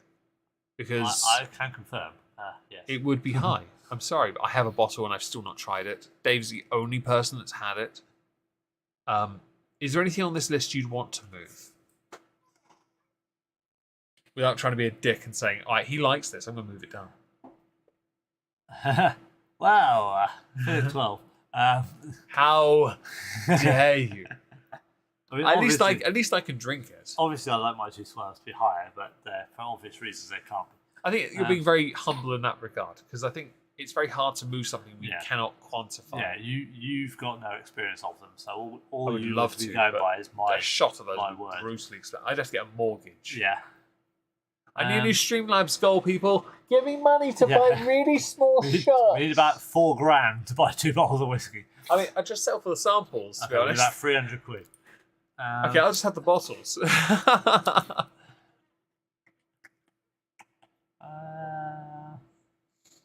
I think I'm okay. I mean, ignoring my swerves. I don't mind this. I might make one more change. No, I mean it's pretty good, isn't it? I think it's pretty fair. Yeah, I think the only thing sometimes, one thing you might notice, folks, is that with the list in question, you'll notice age statement doesn't play as much of a part as you might think. For example, La Santa trumps the Quinta Ruba, but we don't have as much experience with the Quinta Ruba. Yeah. But that's not to say we didn't get enough of a gauge on it. But the Quinta Ruba is lovely, sweet. But then port finish. The Nika from the barrel is no age statement. Yeah. The 105 is no age statement. Yeah. The Zaig is no age statement. The Sassenach is no age statement. But this plays no age statement. A huge factor is that age does not indicate quality. Although when you've got 2 Johnny Walkers on the Bravo and the 15 trumps the 12, there is differences. To be fair, we've got what we got: ridiculously old, 18, 12, 15, 10, 15, 21, 17. 17. Sorry, 17. Yeah, that's a 10. That is. There is a lot of age statement up at the top. Just to be clear, Dave was doing the nectar tier. 16. Obviously, no age statement. 16, no age statement. Dave's doing the nectar tier, and he mistook the Highland Park Ice for 15, which is the fire. 17 for ice, which is cast strength as well. His is the highest rank cask strength of the lot, which is actually 2 away from what was once mine, is now his, also Singleton 15. But age is not necessarily an indicator of quality. Youth is not an indicator of failure. It's very much a case that this is subjective. It is based on what we've experienced. Yeah. And I am okay with this list because I'm quite happy. To be fair, I think what the list shows is we're quite lucky in the fact that we've managed to compile a list of God knows how many whiskies this is. 54. 54 whiskies. Now, bear in mind, we both own over 100 whiskies each. Yes, and we've come to an agreement on a list. Our tastes are obviously similar enough that we've been able to do this. I mean, we could be a bit cheeky here, and we can't really add it because our glasses are dirty. But there is a bottle in this room that has never been opened and is brand spanking new, and neither of us know what it tastes like. There's actually two, but I don't really want to add the second one because I feel like it's blasphemy. Yeah. I don't want to add the famous grass, toasted cask. I've had that. Oh, okay, I have not. That's a potential thing. Yeah. Yeah, but the only other one we've not had is the Tomatin. Yeah. I bought a bottle yesterday, Tomatin Legacy, which is voted the world's best whiskey. Have a soaker. Pure well. Obviously, because we've already used our glasses, we can't actually try anything with it because it's tainted with. Yeah, we've used the glasses and we've used the. We used the glass that happened to have the whiskey in as well. Where's all the rum gone? It even says on the bottle. We have a rum. horn left. Hello. There's a drinking horn and there's. Unless you want to go to the bathroom and quickly rinse our glasses out, we could do a glass of Tomatin and find out, or Dubliner or something. I don't know. A poll on YouTube. Ladies and gentlemen, press 1 in the chat if there's any of you here still after 4 hours and 5 minutes, 3 hours and 3 minutes for Dave, who would like to see us try one last glass, a single, of Tomatin. Press 1 in the chat if you'd like us to do that, and press 2 if you want us to sod off and go to fucking bed and spoon. I'm the big spoon. Or press 3 if you've just abandoned all of your life force and But the interesting thing here is a blind taste test on something we're not familiar with, even though we've had 4 doubles of Tullamore and 2 glasses of Johnny Walker Blue, and that's not including whatever we had at dinner. Tenjaku. And Tenjaku and a sip of Johnny Walker Black. That was do it. Oh. Go on then, Dave. Get the glasses. We have 2 ones or 2. 3 ones or 2. Do we have any water? No. Literally the water from the sink. Can we just put whiskey in those and just live with that? Ashoka, C stream image. Okay, Ashoka, the answer is yes, because at the top here we have Nika 12, which is what I have 3 bottles of. Dave has put the Hibiki 17 here in the low down because I haven't had it, so we can't quantify it. It would actually technically be above Nectar up here somewhere, but we can't quantify it. Nika from the barrel here as well. We have Nika 12, Nika from the barrel, which we've ranked high because I have it and he has it. It's amazing. And what's the other one? I don't know. I think that is the end of the Japanese. Yeah, because we don't actually have. We have different. The annoying thing with the Japanese ones is Dave has ones I don't have, and I have ones that he doesn't have. The thing is, for this list, it's whiskies we both have minus 5 swerves each. Go on, go rinse them out. Which one's mine's this one? Yours. Yeah. Okay, fantastic. So I'm used to you not being here anyway. That was a dick move, wasn't it? Yes, we rank the Japanese whiskies high because we feel that the technique, the style, the quality, and the result actually are quite high. And I can say that as someone that has literally in my room 2 unopened bottles of the Nika 12, why I have to say literally is a mystery to me. It is an absolutely sublime whiskey, worthy of its place in 3rd of our nectar tier. Yours, Mine? Okay, right. So Dave's going to shut the door first. Thank you, Dave. We are going to have, to finish the stream, a glass of a whiskey that we've not opened, we've not tried, we've sniffed it briefly. Tomatin. Last year it was voted Whiskey of the Year. What? Oh, it's still... Oh. It's one of my hands. Watch yourself. Yeah, Tullamore. I've just jizzed on myself. He's dewed on his hand. Wait, that sounds wrong. Are you sure you want to say that? I'm going to get demonetized. It's 4 hours. DEW. Someone's going to approve. You. It's 4 hours, 8 minutes, David. Not bad. That was Oh, go on. You have another go. Here you go. Crack cork. Oh. I just can. So, this is going to be a single sample to finish. Thank you, Mr. Bay of Dave. You, as always, are splendid. We've never had this whiskey. Neither of us have. It's an award-winning whiskey. It was £28 in Tesco because I couldn't get Johnny Walker Green or Jura Pale Ale cask. No, it's all out of that. And Dave is clearly sober enough that he's able to put the bottle back in the box properly. So clearly, fuck me, how much have we had today? Yes. Think about it. That was a double of Tenjaku, 3 singles of Johnny Walker Blue, and 8 singles of Tullamore rum cask.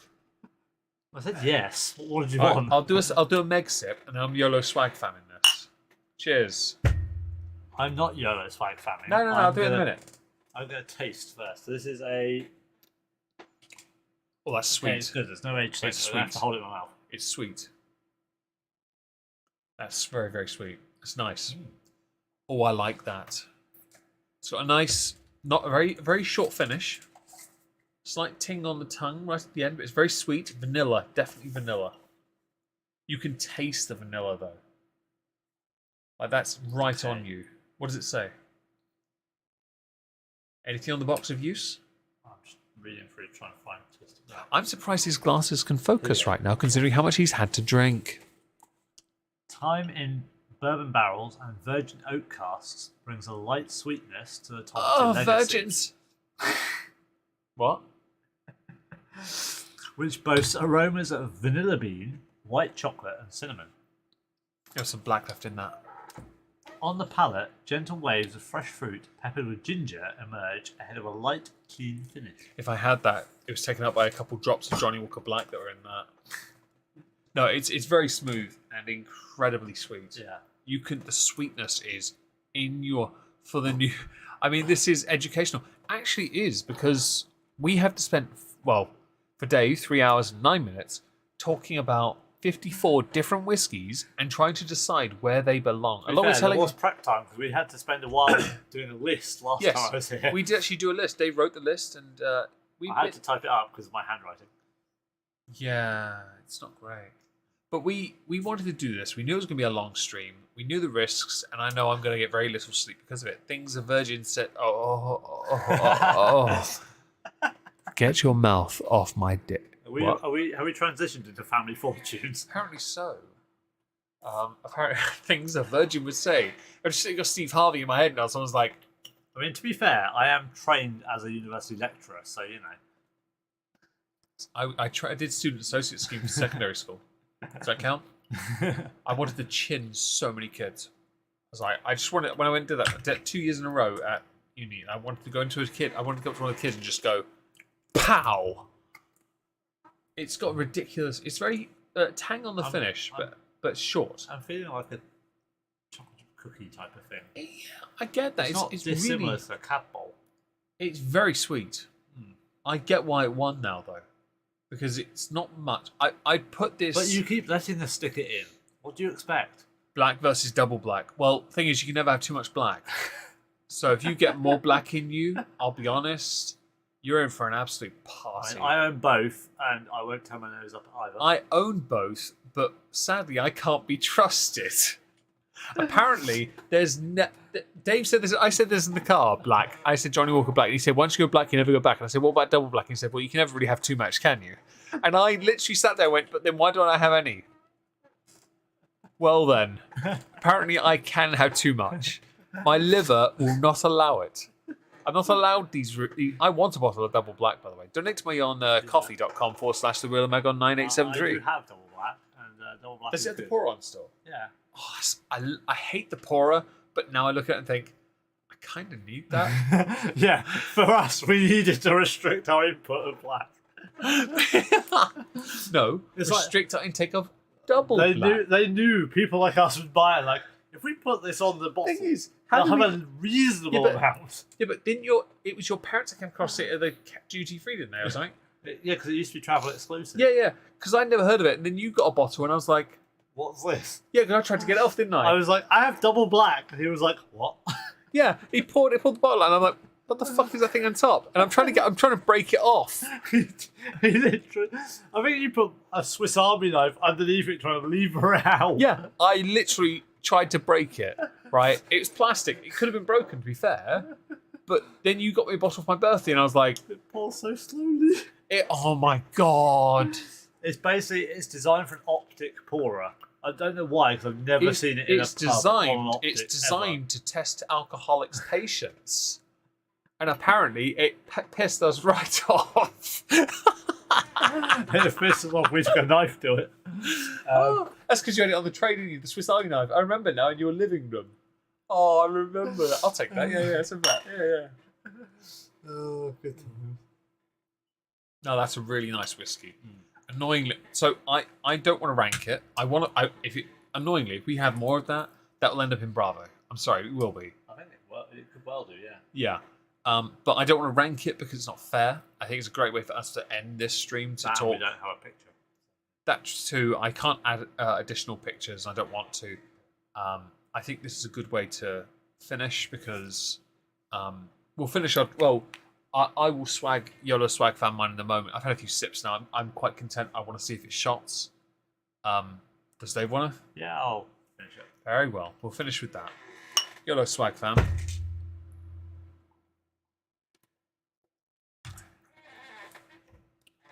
That was too easy. That went down. I didn't. Wait.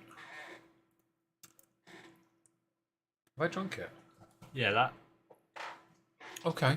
All right. Well, goes down very nicely. all right. Well, I'll move us back here because this list is for those who want to take a screenshot of this. Please do. If I get rid of the this, please someone take a screenshot of that, put it on Discord for us because we're going to forget about it. And We haven't got a save button over there. I'll put my computer to sleep so I don't forget. I'm on here tomorrow. I've got to be on here tomorrow anyway to work on a video. Yeah. I'll bring us back here. Oh, Dave's not on. Oh, hang on. There you are. Oh, yeah. Oh, look, there's Dave. Dave has arrived. Well done. So late than never. Well, you got here eventually. Yeah. Oh, 30 likes though. Nice. So, 114 views. yeah, but 11 concurrent viewers. I'm surprised anyone is still here at this point. I mean, we are hitting a niche market now, 1:45 in the morning on a Saturday night. Oh yeah. We've been here a while at 4 hours 60. It's might be one of my longest streams. Last time I did a stream that was 4 hours long, I got a bit of a bollocking because towards the last 2 hours of those streams, so most of it, I sounded like I was mental. And to be honest, yeah, thank you, Leona, for the screenshot. I appreciate that. Dave will, of course, remember that. I won't. To everyone that's joined, thank you for sticking around because we've really enjoyed this. Yeah, this has been fun. Even- Apologies on my behalf for being late. You know what? You had stuff to do. I fully understand. It's quite all right. I was going to bollock you, but actually I know what you were doing, so it's fine. And it needed to be done. Yeah. We are here tomorrow. Yes. Shit. We might be regretting this decision. Because we're doing We don't make good life choices. What's the next one? So we are here tomorrow doing a international whiskey No, stream. it's not tomorrow. It's later Today, yes. This evening. Oh, no. Join us this evening where we will be sampling some non-Japanese international whiskies. Well, actually, Oh no. you say that, but if memory serves, I had said that I've got a bottle of Suntory Toki. Okay, right. So mostly non-Japanese, with one exception. If you- International whiskey. If you've ever seen Keenan and Kel, we'd like to end with the following statement.